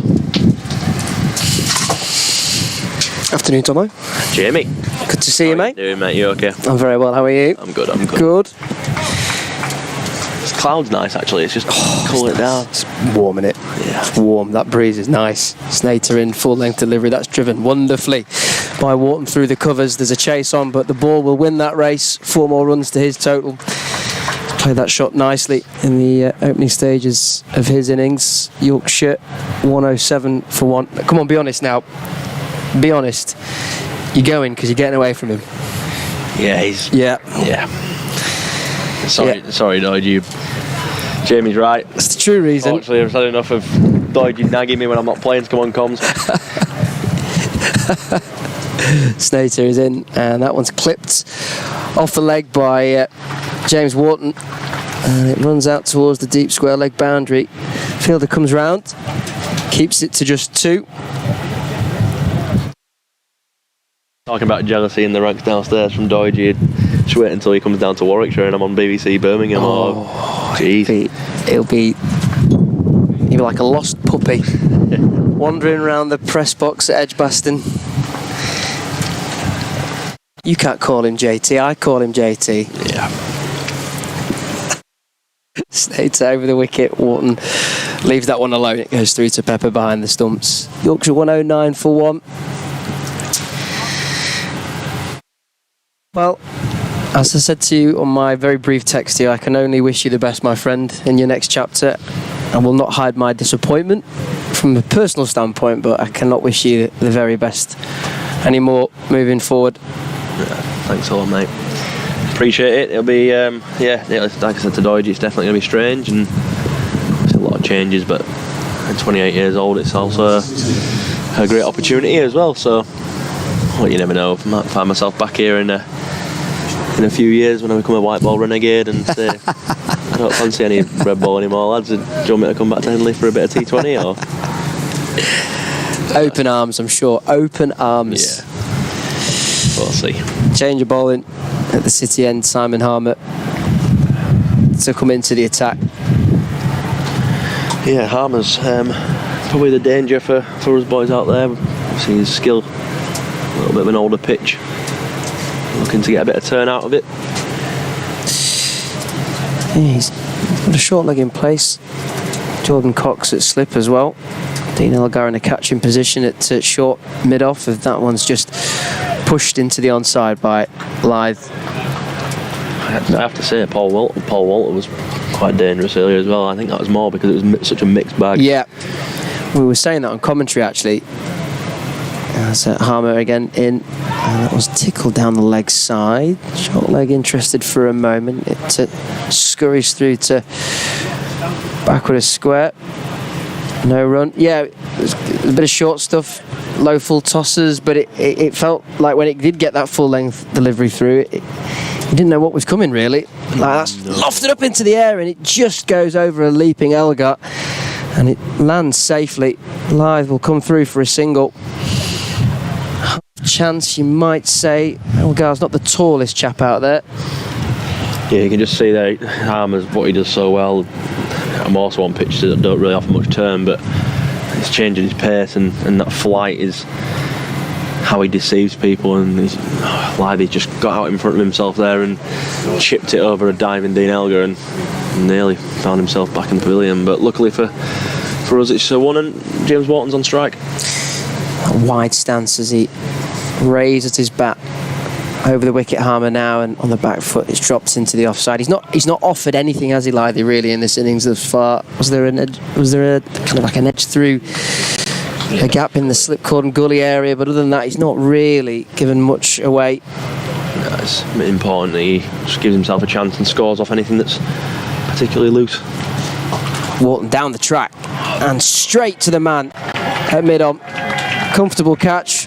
Wharton looking to be aggressive, and it's that man Harmer who's got the wicket of James Wharton, and it was chipped straight down the throat of the fielder at mid-on, and James Wharton will have to depart Yorkshire 110 for 2. Wharton's been really disappointed in himself there. I think he obviously tried to take the positive option and take on the infield, but I think we spoke at tea down there about taking advantage and making sure that we're setting ourselves up to potentially get in a position to win this game, and I think the last thing we want to do is give soft wickets away. I think we created a lot of pressure with the way we bowled in that first innings, and we took 140 for 9 after there were 222 for 1, but there was a few soft wickets in there, and we deserved it with the pressure we created, but it's important we don't give that kind of impetus back to them as well now. Try to really ground them down. Wesley taking the catch at mid-on. Just get final numbers on James's innings. 14 runs, I think, from 16 deliveries with 3 4s. Abdullah Shafiq comes in for his debut for Yorkshire. Yeah. Debut he's had to wait a little while for. A few visa issues, and he wasn't available for the game at Trent Bridge, so he is here at York, and he's just taking guard. First sight of him in Yorkshire colours. What's he like around the dressing room? He's a funny man. He's good. He's got a good bit of chat about him. He's enjoyed his first couple of days. I'm not sure he enjoyed his 130 odd overs in the field. Like, it's not particularly nice, but I guess with the heat he's probably used to that out in Pakistan with some very hot days. Well, he's facing Harmer and he's driving in first ball. Harmer tries to field off his own bowling. It's Wesley again who comes round from mid-on to field, no run. It could be interesting actually, just, speaking about Pakistan and Shafiq as a player. He's obviously a very good player, averages nearly 40 in Test cricket, but playing at a club cricket in York on a club pitch where a soft Kookaburra ball not particularly coming onto the bat could be dangerous for him, so I think it might have to. They might be just telling him now, just give yourself a chance, see what the pace of the pitch is like. But as a quality player that he is, I'm pretty sure it won't take him too long. 110 for 2 after 34 bowled. Come on then, give us an insight. And we've spoken a lot about the use of this Kookaburra ball over the 4 days at Trent Bridge. However long we've had here, a day and over 2 sessions now. It's contentious, it's caused discussion on the emails, as you can imagine, from a playing standpoint. What are the challenges of the Kookaburra ball in comparison to the Dukes? Well, look, I think the first thing is that the use of the Kookaburra ball around the world, wherever it is, Australia obviously being the main place. I'll let this ball go and all. Yeah, Snater from the rugby ground side of, as Adam Lythe drives that straight back to him. Fields off his own bowling, little stare from Snater, and then he turns around and walks back to his mark. The main difference is that we, as a country, and the pitches that we have, is that we don't have the ability to create the hard, bouncy, fast pitches that Australia do. So the Kooka does get into obviously in the same condition out there where it gets a bit older, but they constantly have the ability to have a little bit of pace and bounce, which then obviously provides a bit of a differing advantage to the swinging ball of a Duke. So therefore, when you come to a club pitch like this, where there's not really much pace in it, it's then twofold. You've got a soft ball that you're bowling on a club pitch that's soft as well, and there's not really much in it. Double whammy. Double whammy. Snater coming around to the left-handed Lythe, and that one's flicked through fine leg and away for 4 more runs to his total. Adam Lythe moving on to 57. Slightly straighter line from Snater coming around the wicket, and Yorkshire on to 114 for 2. Which means that then, as a result of that, is obviously, like yesterday, we bowled really well yesterday. We didn't really miss much. We created a lot of pressure. During the day's play, they didn't really give us much, so they got to us. There was 3 down last night, was it? Yeah. So you're creating pressure, but because it's not doing much and not doing it quick enough, you're then not getting as many chances. The chances today came through building that pressure and obviously a few soft wickets, this. Snater in again, and that one's just Adam Lythe dropping the bat on it towards point no run. But then the answer, what the ECB or whoever is saying that we need to use these Kookaburra balls, is you're not really getting an answer of, right, well, we need to bring spin into the game, because last week at Notts it spun a little bit, but it wasn't spinning particularly quickly or putting any batsmen in danger. And then your fast bowlers who are really fast, if they're playing here today at York, you're not getting anything out of the pitch. Yeah. It's not quick enough. And to be fair, a faster bowler on this pitch might actually be nicer to score off. Snater, and Lythe is driving up towards mid-off for no run. Yeah, because it's actually coming onto the bat a bit nicer than the double whammy of a soft ball and a soft pitch. Yeah. So I'm all for obviously using them and trialing it and trying something different, but we have to be able to get the pitches that create results as well, because you look around the grounds, and I remember last year it was one of the first round of games where every game was a draw since late 90s or early 2000s. Gosh. Snater in again. It's Lythe, who again just solidly behind that no run. So yeah, he's just making sure that if we're going to, obviously the ECB can't dictate to teams what kind of pitches they want, but obviously I'm pretty sure that teams want results when you're playing a game of 4-day cricket. So yeah, it's tough. Obviously the quality of the balls is interesting as well. People are listening well, the Kookaburra ball particularly, but when you get the new ball, you can push your thumb into the seam, and it's a bit like pillowy. Yep. It's a bit soft. Whereas with the Duke, you get it and it's rock hard, and it's lovely to feel. And you just know for a fact that after a couple of overs, it's just going to become even softer. Snater, good length delivery that Adam Lythe behind the ball, slightly raised as he goes through the shot. No run. A maiden. No, I beg your pardon, it wasn't a maiden, because he got that 4 through fine leg, didn't he? So Yorkshire 114 for 2 at the end of the 34th. I mean, and that's a really interesting point then, just the feel of it. I mean, you say it's soft, how quickly does it wear, the Kookaburra? Yeah, very, again, so like I said, I wasn't there last week at Notts. Obviously a dry pitch, so it scuffs up pretty quickly, but you try to get it reversing, but you then need to look after it and get it in a certain condition to get the ball reversing. Here at York, you've got obviously the pitch we're playing on, a dry pitch 2 to the right and a dry pitch probably 5 to the right. So if you're going to get it reversing and you're going to try to chuck it into the rough and get it scuffed up, you have to be very, very accurate for one, because the rest of the pitch is lush. Harmer from the city end towards Shafiq, who uses the pad, draws excited appeals from the Essex players. Umpire not interested. Didn't play a shot, hence the interest. Yeah, so it's tricky, but it's like I say, it's a challenge, and it's a challenge that you can't go out there and obviously moan about. You've got to embrace it and try and find a way to win again.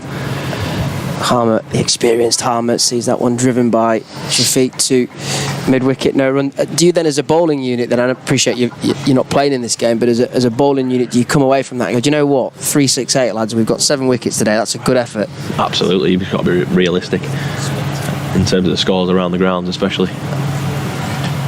That one's dropped towards short leg by Shafiq off the bowling of Harmer. Yeah, I mean, you look at this, I mean, you'll be aware of what's happened at the Oval. 820 for 9 declared, Surrey, with Sibley getting a triple century. And I think that shows as well, look, the Oval's a brilliant place to play cricket with bat and ball. Quicker delivery from Harmer. Shafiq set off, and live you could hear that on the effects mic, clearly telling him no, sending him back. obviously you get a bit of pace and bounce at Surrey, and but if you score runs then you can cash in, as that well shows. But pace and bounce with a soft cooker on a decent pitch at Surrey, it can travel because it's a fast scoring ground as well. Shafiq defending, and it was in the air for just a moment. Cries of catch it, short leg went towards it, down to his left. I think that's Allison who's in there with the lid on. Harmer asking the questions. We know that ball that he possesses. Interesting moment in this game into Shafiq, who middles that up towards mid-on. 114 for 2 at the end of what ended up being quite an eventful over there. Yeah, you can just see what Harmer's doing. I think, like I said earlier, about the pace of the pitch, and it's obviously pretty slow, so he's just trying to lot of pace off and get Shafiq coming at the ball, which was nearly his undoing there. And he popped a short leg and nearly knocked one into the offside, and set off running with Lydy at the other end, who's actually struggling a little bit with his calf, so I don't think he'll be seeing too many of those quick singles. Definitely don't need to run out at this stage of the game. Absolutely not. Let's have a look at the scores, given that we've given you one. So in that game at the Oval, Durham, who won the toss and put Surrey into bat, 820 for 9 declared. Durham in reply 36 for 1. They trailed by just 784 runs, just 784 runs. Quite the way to go to avoid the follow-on. Worcestershire 679 for 7 declared. Hampshire 45 for 1.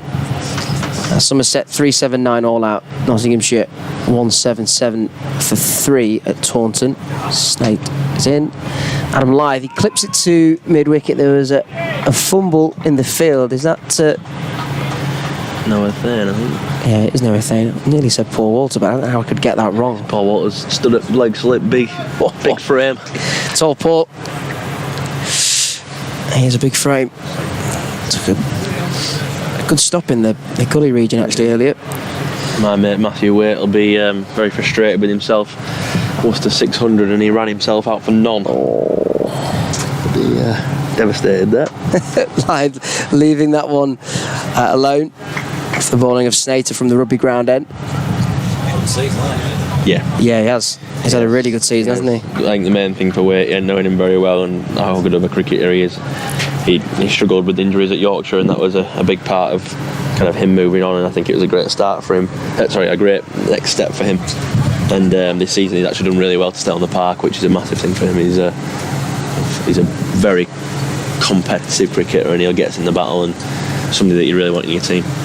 Snater coming around to Lythe, who's driving through the covers, and he plays that shot beautifully. 4 more runs to his score. It has been an exhibition at times from Adam Lythe with 61 to his name. He's played that shot so well today, and that's just the latest example. Yeah, it's one place you don't really want to bowl to Lythe. Again, going back to this ball on this pitch, slow, floaty, half volley with a cooker and not much movement. There's only one way that ball's going, and it's through the covers from Adam Lythe. Snater bustling in, around he goes, and it's skewed somewhat from Adam Lythe, who maybe without that calf issue could have potentially set off for a quick single, but called early. No was the signal. Sussex 247 for 2. Warwickshire were all out for 415. And as we know here, Yorkshire 118 for 2. Earlier bowling out Essex for 368. Yes, our boss at Radio Leeds is a big Worcestershire fan, and he is very quick to remind me that Yorkshire's very own Matthew Waite is doing really well at Worcestershire. Yeah, it's not just in the red ball stuff. He's played a few nice cameos and bowled pretty well in the T20 as well. So it's something that he really wants to do. He's play all formats of cricket, and he certainly one of their mainstays in the team now. Previous bowler duck ball. Lythe takes position at the crease. Snater, long brown hair flailing behind as he runs in, 29 on his back, and that is a play and a miss as it goes past the outside edge of Adam Lythe. Snater with a little word to Adam. He just cocks his head and says, well bowled. I think you say toiling away. There's always going to be a ball that's going to do a slight amount off the pitch, and it's just making sure that the batsman, you're covering it or you're missing it. And on that occasion, they just played a miss, but still there and continues on 61. They say, Tomo, with Yorkshire 118 for 2 after 37, that every day's a school day, right? I learned something about you the other day because I for once, was listening to Jonathan Deutsch. What, really? Yeah.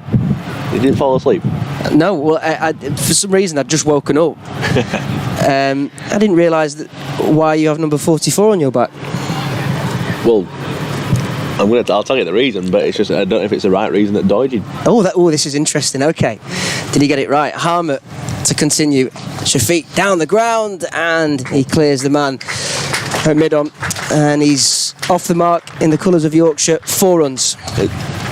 Is it football related? It's Leeds United related, was the story that I was told. It's correct then. It's correct, good. So my favourite footballer so obviously supported Leeds United for a long time now, but when I started watching Leeds pretty religiously and then was going week in, week out, we made the signing of Ross McCormack, who was number 44 and had a few fruitful seasons for Leeds United. That he did. Harmot into Shafiq now as he edged that. They go up behind the stumps as Pepper takes it, but it's in vain.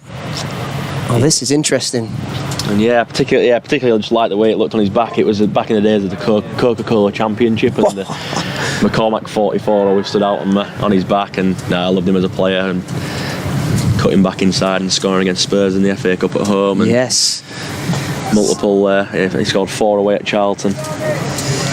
Shafiq behind that one, defending. I remember watching Leeds play at Newcastle in, I think it was League Cup, because I was up there for uni, and I remember him hitting the crossbar from like 40 yards out.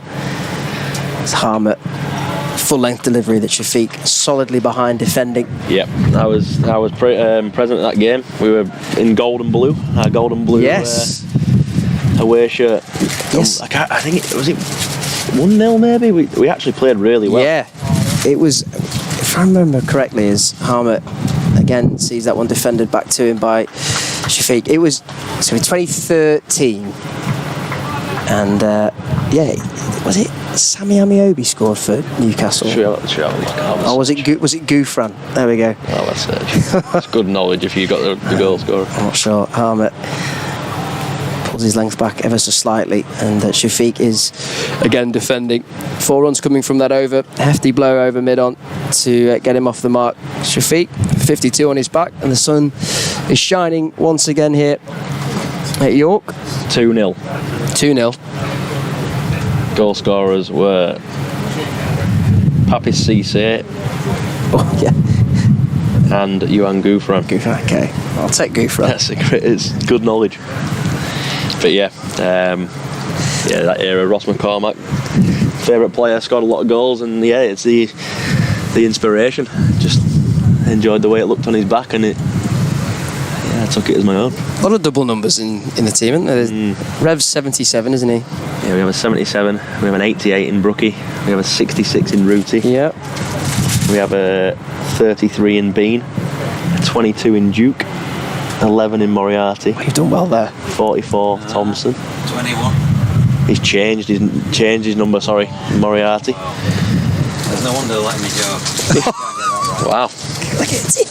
Can he help it, can he? Have we got a 55? Yeah, is there a 55? 55. Not that I'm aware of. Don't think there is. Josh will tell us. He's never away, is he, Dodgy? Stated. Continuing from the rugby ground end. I'll take him off the air and It's good to have Jordan Thompson with us, despite what Jonathan Deutsch says to my left. Yeah. Just ignore him. You've only got so long to put up with him now. Yeah, absolutely. Hopefully I'm playing the rest of the season, so I don't have to come up here again. If ever there's an incentive to get back fit. By the time of that third home T20, he's like, "Oh, you back with us tonight?" I was like, "No, I'll fancy a night off."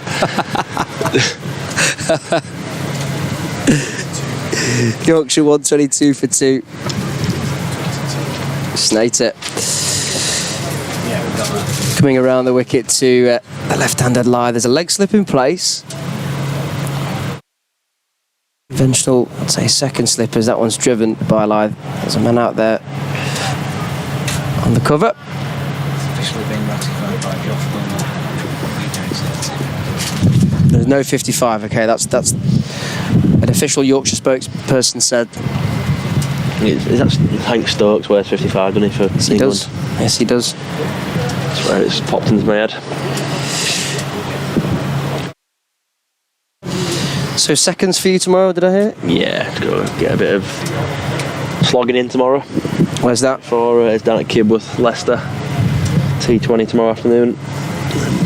Get some practice in before Friday, and as we go into some must-win games, let's be honest. Yep. Potentially all? Yeah, Really? I'd sneak 5 out of 6 maybe, but I just think we go in and try and eat. Not that you don't try and win every game, but Yeah, you've got to get the mentality. Yeah. You win every game. Yeah, absolutely. Snater continuing, and that one's pushed back to him by Adam Lyth. There is that mouth-watering prospect that you've still got the 2 Roses clashes ahead. Yeah, I said actually I was speaking to Graham the other day, and I'm pretty disappointed with the scheduling of that, because there's a Roses game that's on. I say there's 2 every year, and they're good games. They're on TV. You get good crowds. To put them in the second block of T20 when potentially a team could be out, or it could be a dead rubber. Yeah, is pretty ridiculous in my opinion. Like, you get them early as possible, get the crowds in, and get it on TV and create a bit of atmosphere. Like, that's sure it's common sense.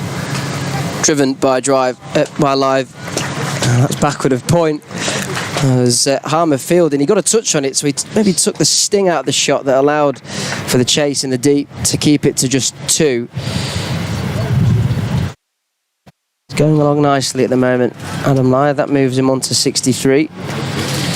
Yeah, it's a good point, that. You want to generate that atmosphere, don't you, that interest, and that's the one that even if you're not a staunch Yorkshire follower, you're trying to get tickets for, aren't you? And that's the one that people turn out for, to have it so late on in the competition. Snater, that one's tempted to be tickled down the leg, but Pepper keeps well.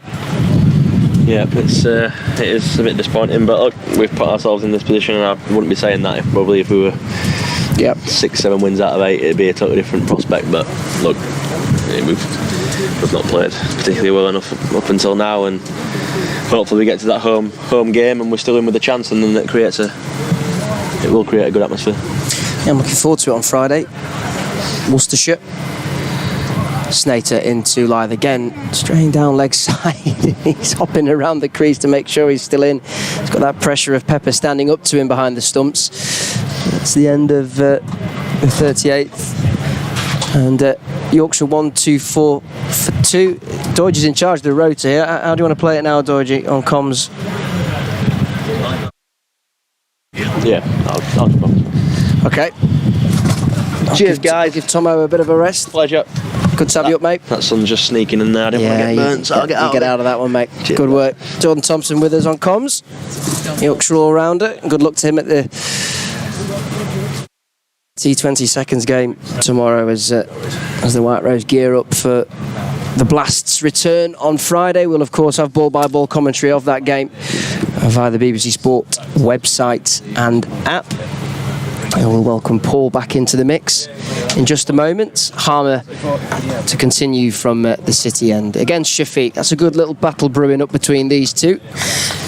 Experience of Harmer, the skill and the guile of someone who is so equipped in the county championship against someone who's batting for the first time for Yorkshire, getting a feel of the conditions, of the ball, of the surroundings as well. Yorkshire 1-2-4 for 2, Shafiq on 4. And Harmer, this is very Harmer-esque, is it not? Paul, welcome back. Yes, it is. Well described. He's certainly giving the Yorkshire batsmen more to think about. That was punched by Shafiq up towards mid-on. It's a really interesting insight that Jordan Thompson gave us there, you know, for someone who's so attuned to test match cricket and the arena that comes with that element of the game. As Harmer is in, and Shafiq cutting well, but finding the man at backward point. Noah Thane for no run. To then come into this environment of, club cricket pitch. And York doing a wonderful job in hosting this county championship fixture, but it is a different environment. It's a different challenge nevertheless. A wide stance for Shafiq as he drives on the full up towards Khalil Ahmed off and no run. Well, I'm a great fan of outground cricket. I think it's good for the players to play in different pitches on different circumstances. It expands the players' knowledge and ability. Shorter length delivery, and Shafiq turns it through mid-wicket. That allows him to come off strike and hand over the responsibility maybe for the next over to Adam Lyth to take on Harmer. End of the 40th, Yorkshire 1-2-4 for 2. Yeah, Essex, well, they'll be a little bit more pleased, I think, with things, how they've gone since tea. 65 for none at the interval. They got lucky, I think, but same thing happened to an Essex player of mine, a strangle down leg side, producing the breakthrough that had not looked like coming. So that was 81 for 1, and Wharton's a fine player, so to see him rather predetermine what he was going to do, and I think if you're going to do that, you've got to time your movement right so that the bowler can't suddenly drop it in that bit shorter because he sees you coming. And Harmer's such a wily customer, he dropped it in a bit shorter. Wharton couldn't quite get to the pitch of the ball and couldn't keep the flick through mid-wicket down, and that's what was his oncoming. So 14 to him, bit of a bonus I think for Essex, but Harmer's deserved it. He's troubled, or should we say exercised, all the batsmen, because he makes you think all the time. And Eliza's played quite beautifully for his 63, but just waiting now to see. I think Noah Thane looks as if he's coming back for some overs again from the rugby ground end. Poor old Shane Snater has pulled a lot of overs in this heat. He's a very strong man indeed, Zimbabwean, who I think it is said was recommended to the county by Ryan Tenduscarter, who also hails from those parts, and one of the features of people from that part of the world, they tend to be physically very strong indeed, so Snater will have been well up to the task of bowling rather a lot of overs in extreme heat. But Essex are, without doubt, a little bit short-staffed when it comes to quick bowlers here. They've already signed Khalil Ahmed to come into the side here. Of course, neither got Porter nor Cook. Zane bowls well down leg side, and it's another strangle. Goodness me, the third of the day. They say things go in threes. Well, it's certainly true of strangles. Pepper himself was guilty before. I don't know if guilty is the right word, but was strangled down leg side. And lo and behold, he's taken 2 absolutely blinding catches, inches off the ground, and throwing his full 6-foot frame in both directions to take them. One in the right and one in the left. Excellent keeping. 124 for 3. Fascinating watching the replay of this on the YouTube stream for those that can do so, and it's a brilliant grab from Michael Pepper behind the stumps. You just look at his start position. Yeah, he's almost behind all 3 wickets. Whether it's premeditated plan or not, I'm not sure, but his initial starting position was very unorthodox. He was very leg side ready, as if to suggest that he was prepared and ready for that potential of it going down the leg side. Take nothing away from the catch. Thane has picked up the wicket of Shafiq, but I just wonder if that's been a bit of chatter out there, that they've seen that as an opportunity maybe. Yeah, I think you're right, and it's a brilliant bowling change from Tom Wesley to have Thane, I'm a fan of Thane's after the way he batted today. His bowling isn't as good as his batting as yet, but he'll always give it, whatever you ask him to do, his best shot. Very mature, developing cricketer. And, he's proved just the man for the coup, if you like. But whether it was deliberate or not, it's worked. And as you rightly say, it's as though Pepper knew what was in the offing. I think they did probably sense from Shafiq that it might be a way of getting him out. And when the conventional ways of getting someone out haven't worked, you've sometimes got to bowl what would normally be classed as a rank bad delivery. Ian Botham made a career out of it. He was brilliant at it. And Gucci would stand there, in the slip saying, "You jammy old so-and-so." But Botham was very clever like that. So anyway, 125 for 3, and you'd say the game is actually back to being fairly even. In the balance, yeah, absolutely. Yep, Abdullah Shafiq's Yorkshire debut with the bat. Anyway, short-lived for now. 5 runs to his name. It brings out the captain, Johnny Bairstow, to the crease. So Bairstow to face Thane, switching to over the wicket to the here. And perhaps I'm wrong now. He probably was over the wicket in the first place when he got that wicket, but certainly is to Bairstow, who leaves this alone. 125 for 3 and still 243 behind, so that's quite a weight of runs. And Yorkshire, well, they've got one man playing absolutely outstandingly well in there on 63, and now we have the other very, very experienced player in this Yorkshire lineup joining Adam Lythe. And Bairstow, bat typically raised, faces Thane. And he too, there's going to be 4 somethings here. We're just waiting for the signal. And there was a little something on that. And, well, there was no movement on that occasion from Pepper, and I think it was too wide of him for to have had any chance. But the thought there is that are Essex looking for the third strangle of this innings? Well, you look at the field, it's certainly a leg side set field. The line that Thane is bowling would back that up. They've got Jordan Cox, who's fielding to the right of the wicket, just off the cut strip, and then you've got to his right, about 5 or 10 yards to his right, a short mid-wicket, someone else in a catching position. So I think a leg slip's just gone into place as well in Dean Elgar. It has, well spotted. And Dean Elgar, who would normally be at a conventional slip, but Essex haven't had one for a while, is now leg slip, perhaps a bit more of a kind of leg gully in a sense, but a little bit wide for a leg slip, as Thane is in. And bowls. And again, Bairstow, well, he took the bat away that time, but you certainly, if I were out there, not that I was any great shakes with the bat, but I'd be thinking, I think I'll leave anything out there alone. We'll not be going anywhere near it. And yeah, it's interesting, Elgar was just moving into that leg slip come leg gully position, and Johnny was just looking over his right shoulder and almost staring him down as they were playing cat and mouse with one another. Yeah. One of the many intrigues of this wonderful game. And Thane bowls, and this is straight. Still goes into the leg side from the blade of Bairstow into Simon Harmer along the ground at short mid-wicket. So we've got here, it's worth just looking at this field. It looks as if Elgar, oh no, there he is at this sort of leg gully-ish. Harmer's at short mid-wicket, and we have Simon Cox at almost an old-fashioned silly mid-on. It would certainly have been called that back in the day. He's about 15 yards from the bat and almost on the cut strip.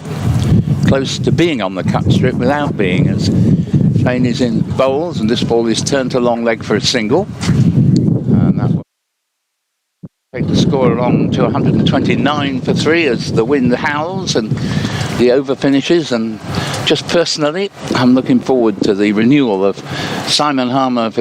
Now he's got 2 absolutely top-class batsmen to see if he can tease out. And if Essex could get a 4th wicket tonight, even now they'll feel, we'll take 3 down because it's 3 more than we look like getting before tea. But a 4th would really make them feel, I think, that they'd not had such a bad day in the end. Absolutely right. In fact, yeah, I think they would have certainly clawed back momentum with the wickets if they were to take 1, if not 2 more before the close of play. Yorkshire will just want to try and see this one through now. Take no risks.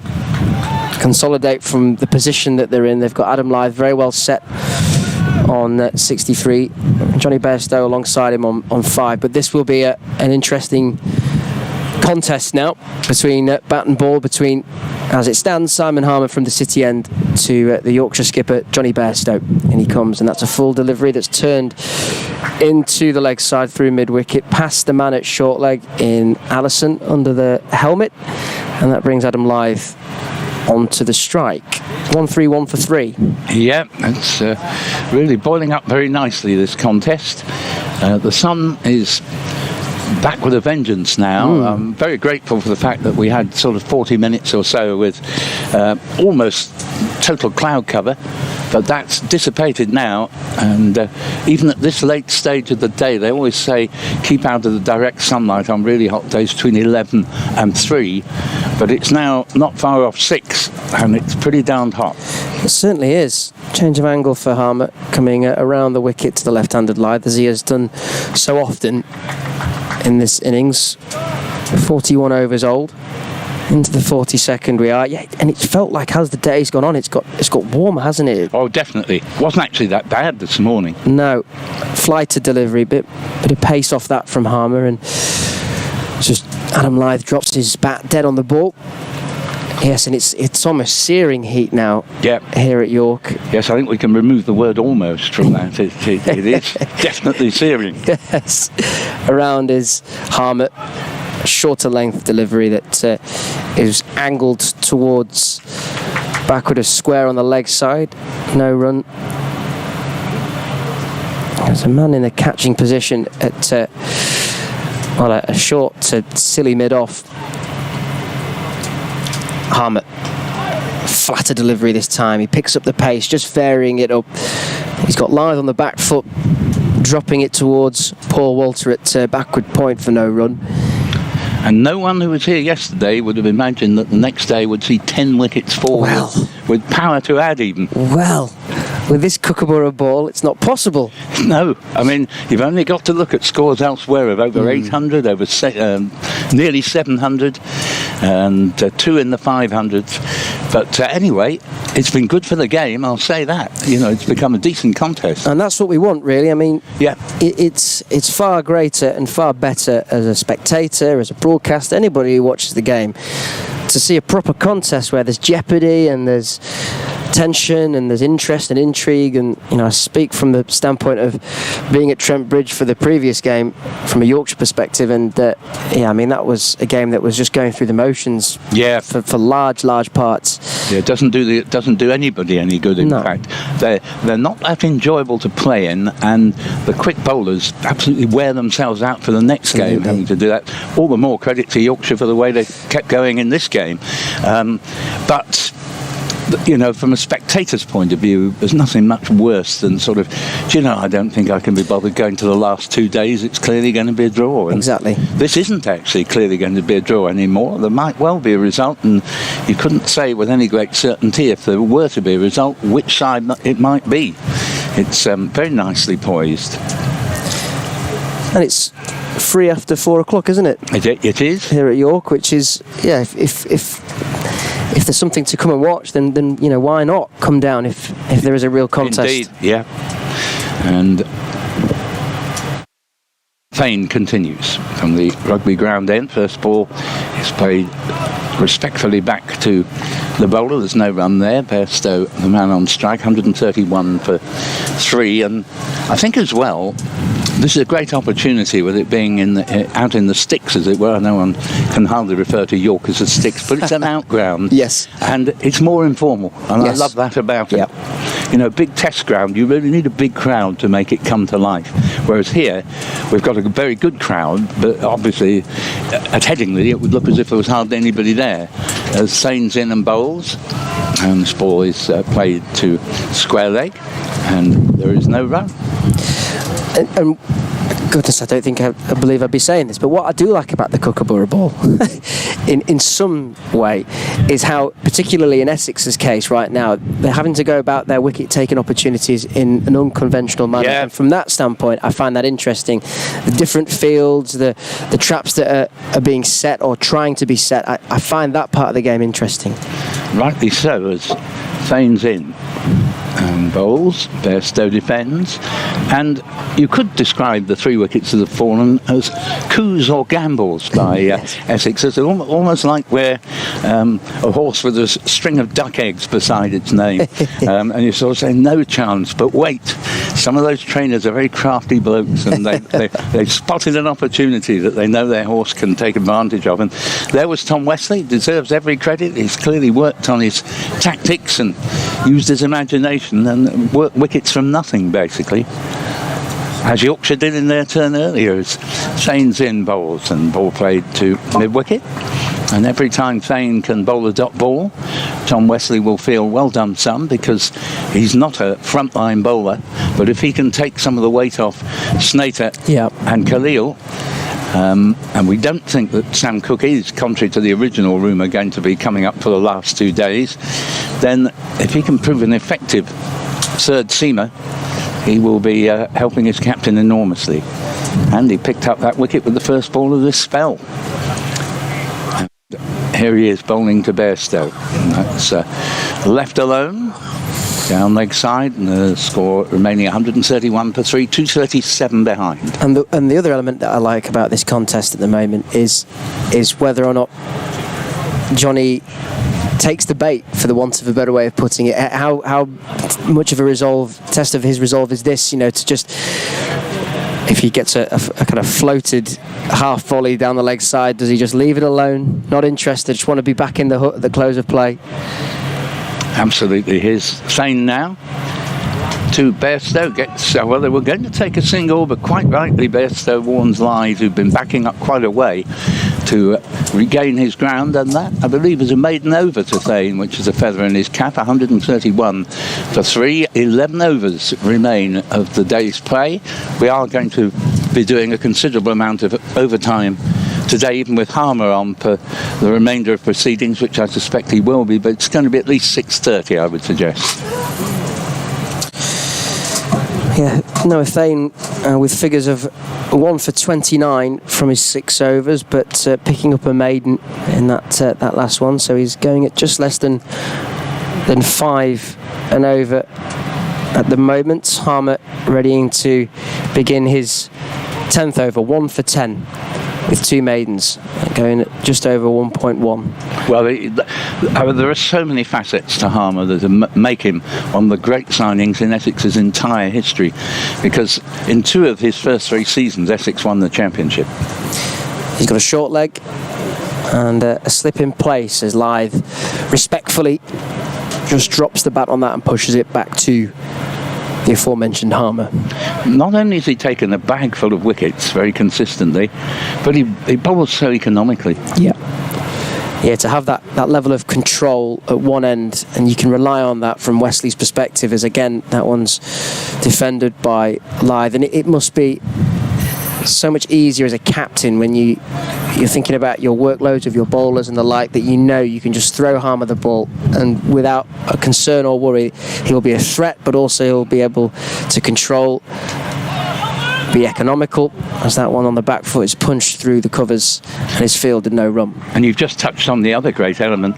The fact you can bowl him for 30, 40 overs in an innings means that the quicker bowlers, Porter and Cook, have had kind of sheltered careers where they've been able to bowl in short, sharp bursts. It's the value of having such an experienced and skilled spin bowler. And he's just challenging the outside edge of Adam Lythe there. Soft hands, he plays it backward of point, no run. Yes, he doesn't run through sides in quite the way he used to, because sides have learned how to play him, but after a poor year last year by his standards, he's looking good again. A fullish length delivery is again pushed back to him by Lythe. And I know last year he did have a back problem, which thankfully seems to have got over. This is a good test for Adam Lythe as well, with 63 to his name, as he cuts and he finds the fielder in Paul Walter backward of point, and he just pushes his head into the surface somewhat through frustration that he didn't make more of that opportunity. He plays the shot again about 2 or 3 times at the crease. End of the over, it's another maiden. Yorkshire 1-3-1 for 3, and we've not seen too many attacking shots from these two in the last couple of overs, understandably, as we edge closer to the close of play here at York, but still plenty of overs remaining in the day. Yep, 10 to go. Harmer will probably bowl 5 of them, and I'm interested to see whether we see any sign of Essex's leg spinner, Matt Critchley, for an over or 2 before the close. Meanwhile, Noah Thane, who's had a thoroughly good day with that wicket of Shafiq and an excellent 50 not out at the bat. He bowls, played without timing off the back foot by Bairstow, and I have to say I was both delighted and impressed with Thane from the point of view, I've followed his brief career so far, he's only 20, closely, and he's a lad who improves, and that he showed the utmost composure in his half-century today, initially seeing off a great spell from George Hill, who'd already taken 2 wickets. He closed the door on George Hill and then began to play his shots against the other bowlers, and really did play extremely well, and I'm sure he couldn't have played that innings a year ago. As here the ball is played for a single by Johnny Bairstow down to fine leg, running round from long leg, and that takes the score to 132 for 3, with 63 to Lythe coming on to strike and 7 to the Yorkshire skipper. He's faced 145 deliveries, Adam Lythe, so far in his innings of 63 not out. And it does show, I mean, he's playing beautifully, but it does show that scoring at any great pace, Yorkshire have done distinctly better than Essex, but even then they're on exactly 3 and over as things stand, and Essex were sort of 2.5, but it's still not easy, even when we have seen some absolutely classic strokes to the boundary from Lythe. Still not easy to do much better than 3. Well, as Jordan Thompson was telling us on commentary a little earlier, it's almost a double whammy in many respects, playing an outground like York, because you've got the Kookaburra, which becomes slow quickly on what is a slow, flat surface. It makes it doubly difficult actually when you're out there batting. Thane around the wicket to Lythe, a very pleasant straight drive, but they won't get a run because it hit too well for there to be time to take a single. 132 for 3. Yes, I mean, you get the impression actually that if anything, run scoring becomes even harder as an innings progresses. He was saying, you know, it might be actually, as a batter, if you face a bowler that has express pace, it comes onto the bat far more nicely. Yes, I mean, Khalil was expensive today, but I don't think he's a bad signing by Essex, because on a more helpful bouncy pitch, I think it'd be a handful. Here's Thane in, bowls, and the ball is steered to mid-on. There'll be no run there as Shane Snater fields. And score remaining at 132 for 3, 236 behind. And I'm certain that the 2 very experienced players in the middle have had a bit of a chat and said, you know, we've got to try and see both of us are there at the close. Yeah, absolutely. I mean, it's on their shoulders really. That's their responsibility. They are the 2 most experienced batters in this unit now for Yorkshire. They'll know that better than anybody. Thane bowls, and that one's turned to short mid-wicket, and Jordan Cox, and no change to the score. And really, I think I have a feeling Johnny Bairstow may have come out with rather more aggressive intent than he's showing, and it may well be he's looked at it and thought, well, I need to be there tomorrow, and then we'll see what I can do. Absolutely, that. Be challenging his own instincts, I'm sure. Yep, fair play. And here's Thane round the wicket to the left-hander, and studied in defence. That's the end of another over. Very well bowled once again to Thane. I think it was just the 1 run off it. And I think we've only had a single across the last 3 overs. Wow. Well, that gives us an illustration of where the game is at, both from a Yorkshire perspective and indeed an Essex as well. I'm going to bid you farewell now, Paul, and welcome. Jamie, it's been a great pleasure. Really absolutely enjoyed your company. Thoroughly enjoyed your company. I'll be back tomorrow. Yeah, I won't, I'm afraid. You're not? Oh, well, it's been a pleasure to be alongside you. I'll get out while the going's good. Absolutely, but, quite right. Great to see you, and I hope we meet again. Yes, somewhere. absolutely. Yep. Lovely. Thanks very much indeed. Jamie Rayner there takes his leave for the day, and he's done us proud all day with his contribution. As a man who always does us proud moves alongside me, Johnny Doidge. I'm Paul Newton, and the score here is 132 for 3 in 45 overs as here comes Simon Harmer. Sun's disappeared for the moment. Lopes in, a rather hopeful shout for LBW. I thought it was a bit of bat in that, but purely defensive push forward from the Yorkshire skipper. And Harmer may only have the one wicket, but he really has bowled well here. Key component in getting Essex back into this game. Ooh, 4 runs here. Beautifully swept, and Charlie Allison will be relieved that that ball narrowly avoided hitting him and went between his legs. He's at 4 yards from the bat at suicide corner and goes through for 4. So 136 for 3, and Bairstow wasn't going to miss out on that one. Moves along to 11. Welcome back, Johnny. Johnny? Jonathan. Whichever you prefer. The latter, thank you. I've heard you call both.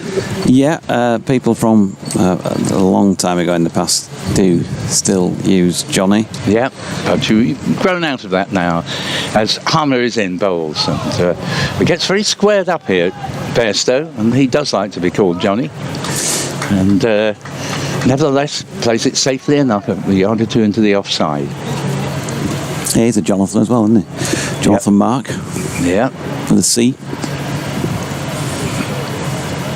Harmer bowls, swept, but straight to Paul Walter at sort of short pine leg, and no run there. So a game that really looks set to be a draw at close of play last night has really developed today, with 10 wickets falling so far, as next ball Bairstow studiously plays up to Snater at mid-off, no run. Yeah, what have we got left in terms of play? 8 overs after this. 8 overs, okay.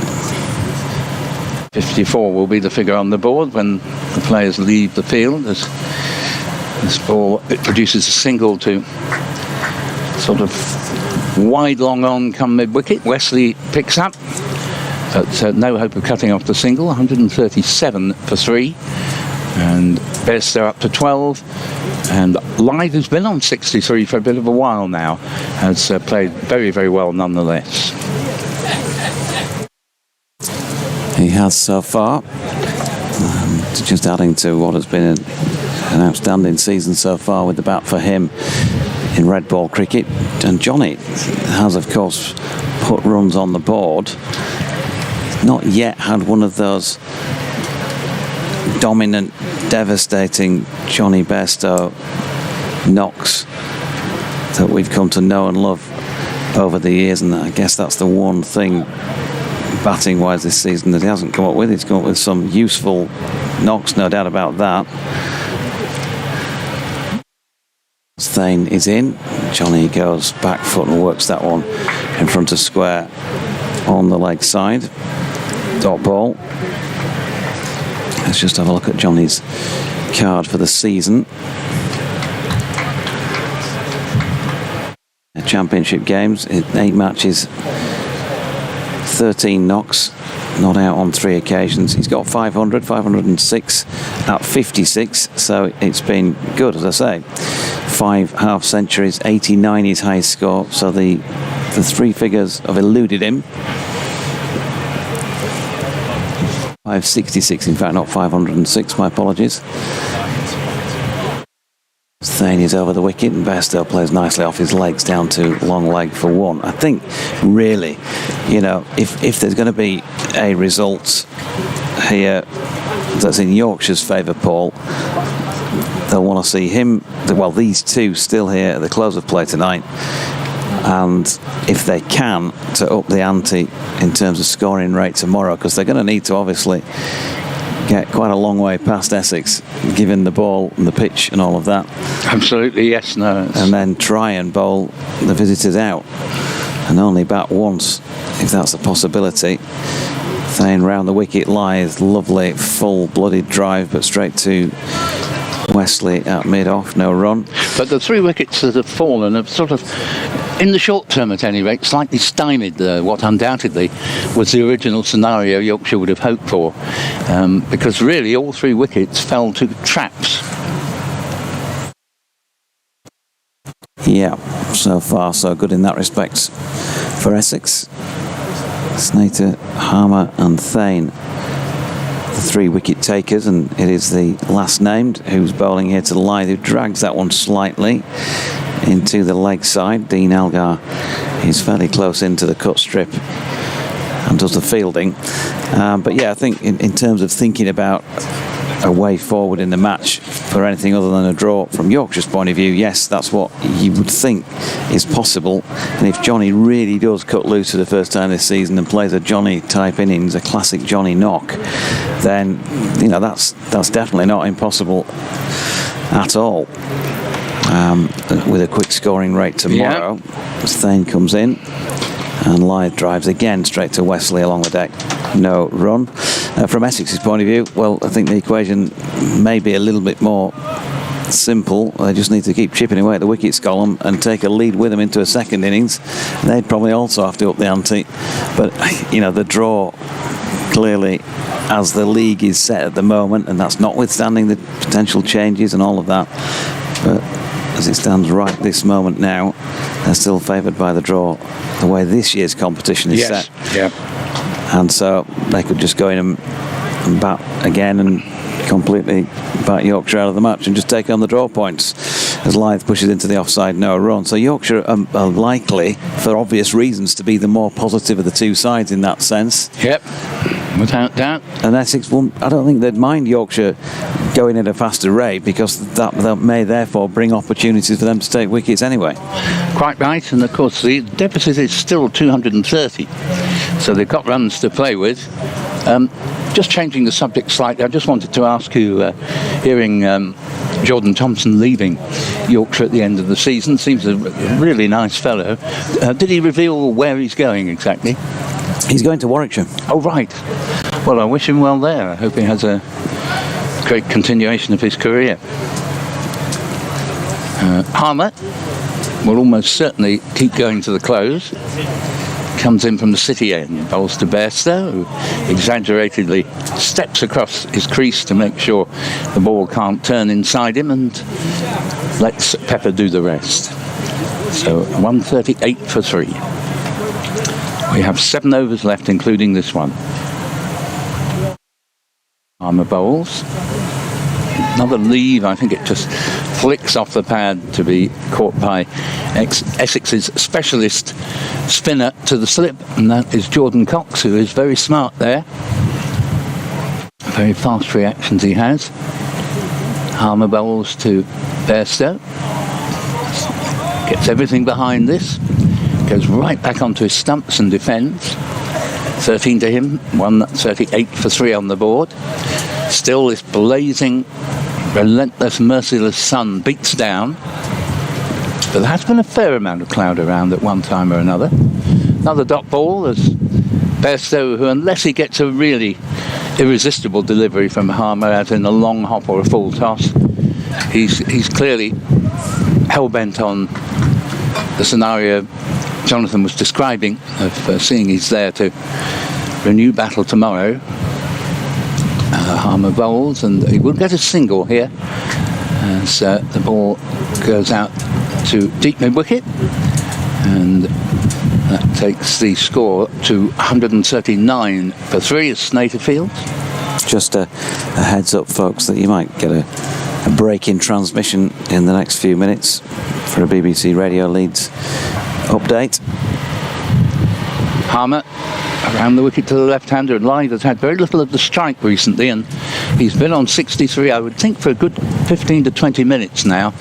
But his patience is by no means exhausted. Plays the last ball back to the bowler. Another good solid over from Harmer, conceding just a single. And in his, I think it's 11 or 12 overs now, he's gone into miserly, only just over a run per over. 139 for 3 are Yorkshire, still 229 runs behind.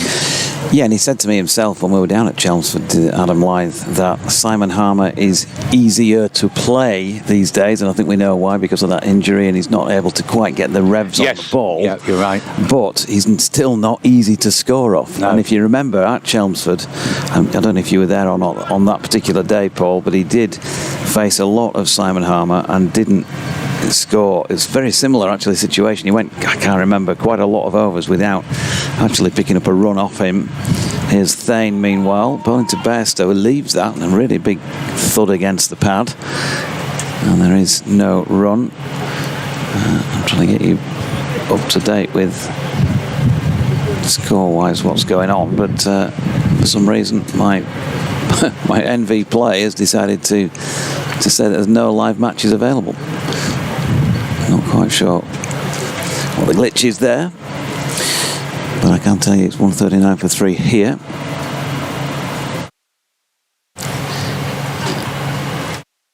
To his mark. Thane comes in now, pulls to Bairstow, turns it into the leg side. So after the sort of disappointment of going ages yesterday with a very slow game, and it may still end up that way, but at this moment in time it's just looking like things have moved on a bit, and we could be in for an interesting finish. Yeah. I'm going to bring Jordan in just so that we can do this two-way. We're back to the studio in a few minutes' time, Paul, if that's okay with you. Of course it is, yes. Pleasure. So hopefully Paul back on before we finish. Just bring JT back in as well. There you go. Thank you. Pleasure. Noah Thane in again, and Bairstow pushes out into the offside element.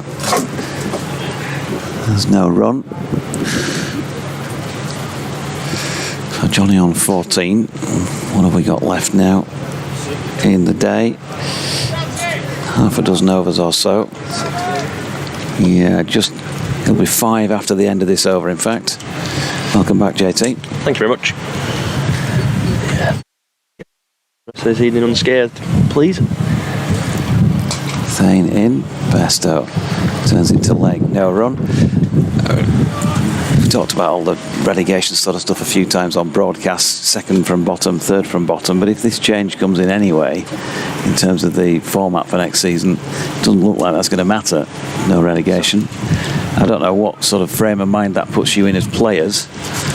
Yeah, it's interesting really, 'cause obviously I'm not sure when we'll get clarity of the change or what the situation will be, but obviously you got to play and make sure you try and get yourself into a safe position until we know. Yeah. Only thing you can do, I guess, as Bairstow plays into the onside, Cox fields. Do we know what the front runner is? Do you know? Have you got any ideas of what it's looking like? Or it sounds like the front runner is maybe 5 or half a dozen 50 over games early doors in the season next year. Then championship wise, I'm not quite sure how that's going to be split. And then another 5 50 over games later in the campaign. And I think similarly the T20 might be split again. So it's going to be a bit of a hodgepodge from what I can gather, but you know that's only the rumoured favourite. I don't know.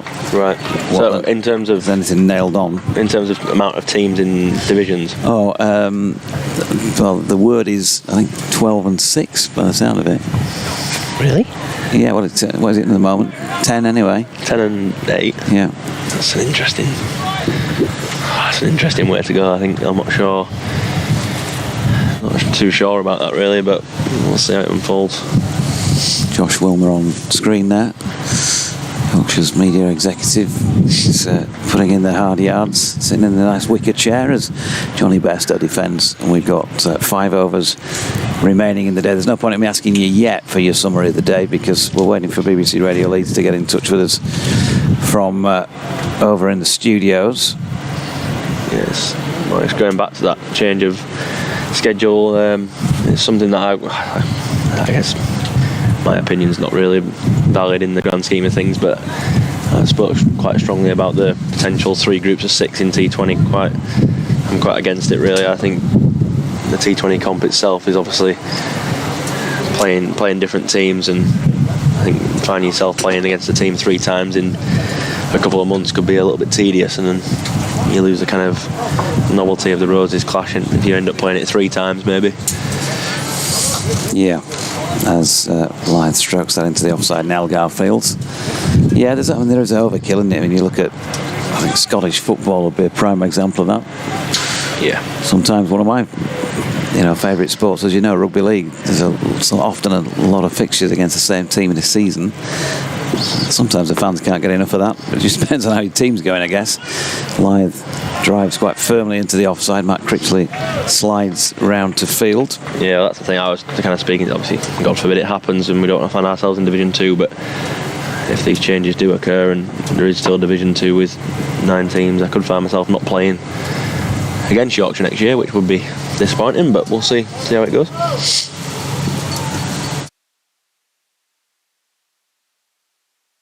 Harmer. Back to his mark. He's got the same sort of rhythm to most of his overs, Simon Harmer. When you don't watch him every day of the season, I'm sure Paul and the Essex commentators fully aware as Lythe pats one back. But he wanders back to the end of his run. He's fairly sedate in terms of pace, but he'll just turn.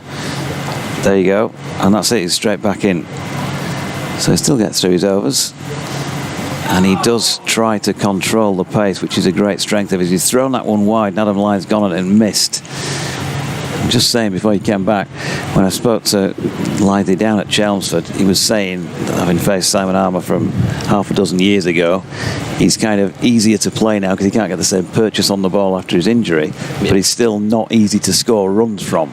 So you still feel anchored when you're there. I think this is somebody of the ability of an Adam Lythe, who pushes back to Harmer at the end of the over. No run, 141 for 3. You watch his action's so repeatable. It's like you just said, then walking back to his mark, it's very smooth, a lot of rhythm. And the reason why, especially on this pitch now where it's a little bit slow, a little bit of slow turn, he's so good at manipulating the ball from the hand and changing the pace without changing his action. So that's a major positive about his bowling, and obviously a major strength as well. It's why he's taken so many wickets, and when it's not particularly favouring him as a pitch, he'll try and keep that run rate as quiet as possible, as it has been throughout this game. Now it's below 3s, and it's been below 3s for some time during this game, coming up towards 150 odd overs. Yeah, and just more than that, 170 odd overs. Yeah, just those 3 wickets that have fallen just sort of checked that. Any thoughts about that progress? I don't know what the chat's been down there. I mean, clearly, if you were trying to win this game, you're going to have to up the ante. Yeah, look, that scoreboard massively dictates where the game's going. I said to the boys this morning, we did really well to bowl them out for 368. But if Essex had have continued to bat how they batted yesterday and couldn't really score, but we weren't taking wickets, and the game could have been pretty dead by this point of the day. But look, there's a game that's definitely still on the line, and we're going to have to bat well into tomorrow to make sure that we get near their score and not give them a sniff. And obviously a lot of that lies on the shoulders of the lads who are out there right now and the batters to come. So hopefully we can play well. That ball from Critchley, he drags it down into cover area from a cut. Johnny Bairstow. There we go, we've got Don Best messing around next to us now, looking like he's going to throw some fruit at me, which he's walking off now. Get him on camera. Silly boy. Another dot ball there. Critchley to wickets down at Chelmsford, of course. He's for cricketer. Critchley's a good all-round player. Comes in, Johnny, nice flight. Surprised they haven't used him actually up until now. Obviously the seamers have bowled well, but they've only got 3 seamers, and obviously Walter is your 4th, but Critchley and Harmer is your spinners, so I'm surprised it's taken so long to get to this point.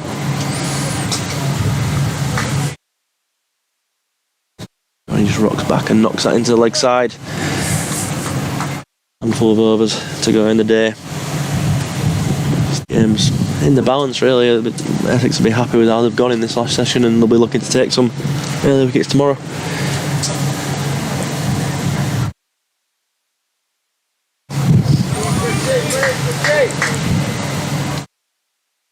Bit of flight from Critchley as he doesn't tend to put too much turn on the ball. Matt Critchley very much drifts the ball into the right-hander and looks to hit people on the pad. He's not a massive caught behind candidate with the ball. Johnny Bairstow defends into the offside. End of the over. 141 for 3. Yep, that update from BBC Radio Leeds coming any moment now. And we'll get Jordan to have a quick look back at the day for us when they hand over. Adam Lyne's stuck on 63 for quite some time now, and that scoring rate continues to drop, as Jordan was saying. But I think at the moment the job for this pair is just to make sure that they are still there in the morning, and give them some confidence really that they can maybe start to turn the tide in that respect. 3 overs remaining. Simon Harmer will bowl the last 2, you feel, from the City end, and he's in now and bowling once again to Adam Lyne, who very much looks like a man playing for the end of the day, and pats that one back. You get to bowl at Lythe much in net situations indoors? Yeah, I bowled at him at the start of the week actually on Saturdays. Sounds like we might have a bit of contact from BBC Radio Leeds as Harmer is in again. It's always tough bowling to Lythe. He's a very, very established player. He knows exactly what he wants out of his training sessions, so if you can nick him out or hit him on the shin, it's always pretty nice. But usually he's smacking it back past you. Yeah, another pat into the offside by Adam. So running down the clock pretty quickly towards the close of play.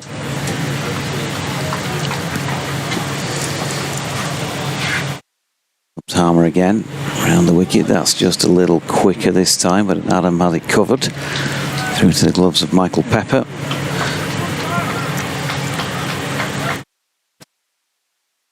Well, maybe they've gone to a different game. Didn't want to listen to us, did they? Flighted by Harmer there. Lythe pats that back.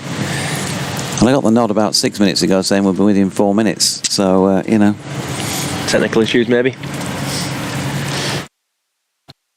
Maybe. Still 141 for 3, so they're not missing much here in these last few overs.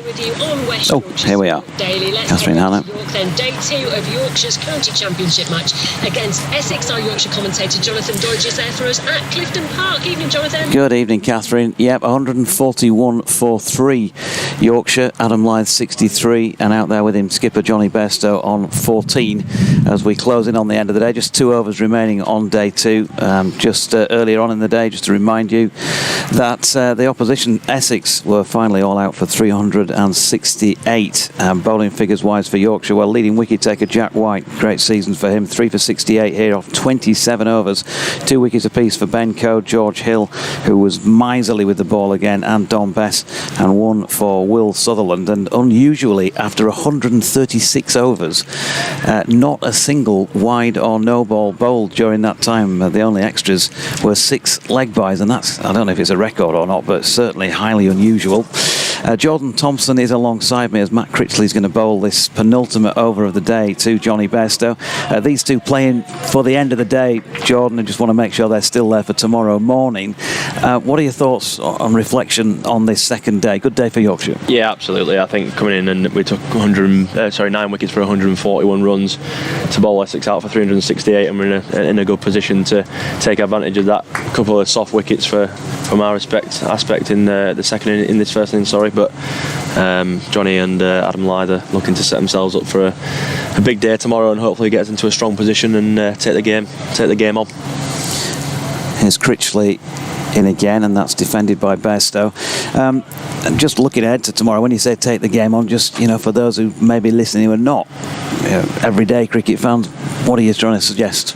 Well, we're in a situation where we're 8th and 9th in the table here, and there's a result on offer, and if we can try and get some points on Essex, then it'll be a massive bonus. So if we can bat well for the rest of this evening and bat well in tomorrow morning, it might be a situation where Captain Johnny Bairstow decides that we want to take the game on and be a bit more positive to set up a win. And look, it's a traditional game of cricket. The York pitch is not particularly offering much with the Kookaburra ball, so it's going to take some brave cricket and some really good skillful bowling to win this game from here. Here's Critchley again after another dot there, and Bairstow drives this one but straight to Tom Wesley, who is at mid-off, and there's no run. And as far as, we've talked about the use of the ball, because that's been a big talking point in the first couple of days. Now we've got to this point. Johnny Bairstow with a ball that's 50 odd overs old, if he can get back in tomorrow morning, then he could do some serious damage. He's had a good season so far, but he's not yet put on a 3-figure score. Is the stage set? Yeah, absolutely. This is the kind of situation that he relishes, and he's going to be looking to obviously bat well tonight and into tomorrow and take it on. Yep, okay, that's the end of the penultimate over of the day from Matt Critchley, 141 for 3. Thanks very much, Jordan. And big third day set up for tomorrow, Catherine, with the Yorkies still 200 and odd behind, but plenty of cricket to be played in this one. Fantastic. Thank you very much, Jonathan Doidge, our Yorkshire commentator, joined by Jordan Thompson. That's nice little extra. There we go. Are you going to stick around for the last over? I'll stick around for the last over. Don't see why not. I mean, you could pop down the bar and get the drinks in for Paul and I with 6 balls to go. You just have enough time. A bit too tight for that. You can see why not. See how I think Johnny will be stood on his bat handle, and Adam will be trying to dead bat 6 balls. Yeah, that's the way to go. So Simon Harmer, final over of day 2. Still a fair few in the ground. Quite a lot left yesterday. I want to see these last 6 and make sure Yorkshire see it out, or make sure Essex take a wicket if there's an Essex persuasion. Lyth plays that first one out into the offside, no run. Yes, deficit of 227, so looking to make some inroads into that tomorrow, but it's tough to score when the ball's soft and Essex are bowling well. So if we can score at a decent rate tomorrow morning, like I said, if these two can get in, we can try to take some sort of advantage of the game, but it's a big ask and something that doesn't come without risk. Yep. Harmer just changing the field, just dragging things out. The ultimate pro, just making Adam Lyth wait for the next delivery. 2 slips in place and a short leg now, and he pushes that one back. And again, no run. I hope your mum and dad are still talking to you, by the way, after you've decided to ditch Yorkshire. Yeah, they're actually, I can't say they're very happy. That wouldn't be quite right, but no, as ever proud, as you can imagine. Yeah, pushed into the offside this time by Adam Lyth, no run. And presumably with the Warwickshire contract, it'll be a 5-bedroom house, so they can come and stay with you whenever and watch you play down there. That was one of the requests I made to make sure mum and dad can stay down and my grandma, so I can watch a few T20s. Snater fielding fairly close in on the offside, stops one there that Lyth just pushed to him. But they'll definitely make the trip down, I'm pretty sure, and come watch at Edgbaston, and they enjoy going there. Harmer, just stopped on Adam Lyth and he's pushed it away. It was aerial for a moment. It was safe in between a couple of fielders, and in the end, Paul Walter, who got the longest to get down, just managed to flick that in from the rope, and they've got back for 2. He's not the most gracious, is Paul Walter, from obviously 6'7", 6'8", after a few overs and 53 overs in the field. He went down in stages. Yeah, well, the British and Irish Lions are on tour down in Australia, and when he finishes his cricket career, he might end up with a job in the line-out as Lyth pats the final ball of the day back. So, at 6:32 on day 2, 143 for 3 will be the close of play score. Well, we wish you well with your second team outing. Is it a 4-dayer? No, T20 tomorrow. T20 tomorrow. Yeah, T20 at Kibworth. Go down there and hopefully smack a few and not get smacked. That'll be the target, and set ourselves up for Friday, as I said to Jamie earlier. We'll see a few games under big pressure, to win some games and hopefully seek out a little qualification spot. It's a big ask, but we have to take it on and play well and go into every game and try and win it as you would before, but that's the way it is. Thanks, JT. Cheers, Doidge. Jordan Thompson then, thank him for his contribution today. Thanks also to Nasser Hanif and to Jamie Rayner. Do you want a close of day word, Paul? He's sitting alongside. We'll bring him back in. So 143 for 3, that close of play score. Paul Newton, well, back alongside just to give his thoughts from an Essex perspective on the outcome of day 2. Well, they'll be very pleased, actually, Jonathan. Really, clearly they didn't distinguished themselves with the bat, with the noble exception of Noah Thane and 50 not out. But losing the last 7 wickets for 120, you could almost say it takes a bit of doing on this track, and I wish they hadn't done it. But they'll be pleased that they've got 3 down, 3 good Yorkshire wickets, really all with coups and gambles, bowling, balls that would normally be considered bad deliveries, and getting a couple of strangles and a bit of a rash dance down the track from James Wharton for the other one. He's a seriously good player, so they'll be delighted they've got him out. Obviously, crucial partnership ongoing, but 225 I make it behind is a nice little cache of runs for Essex to play with as they try to at least achieve parity tomorrow, and there may not be all that much in it between the two sides on first innings. So that's from the Essex perspective, but allow me just to say how very grateful I am to you, Jonathan, for all the help you've given, without which the show could not have gone on, and always thoroughly enjoy your company, and as a fellow racing man, keep up the good work, and I hope we meet again. Yep, it's been great to have you alongside for a couple of days. I think we've got Don Topley, haven't we, coming for you have, yes, you have that pleasure to look forward to. Yep, but no, brilliant to work with you again, Paul, and all the best and safe journey home. Thank you very much. So from the pair of us for the second day here, we'll say a very good evening to you, and I hope you'll join us again from around about 5 minutes before the start of play tomorrow on the BBC Sport website or app, or of course on the Yorkshire County Cricket Club stream from Clifton Park, York, with a reminder: Yorkshire 143 for 3, trailing by 225 runs. It's good night.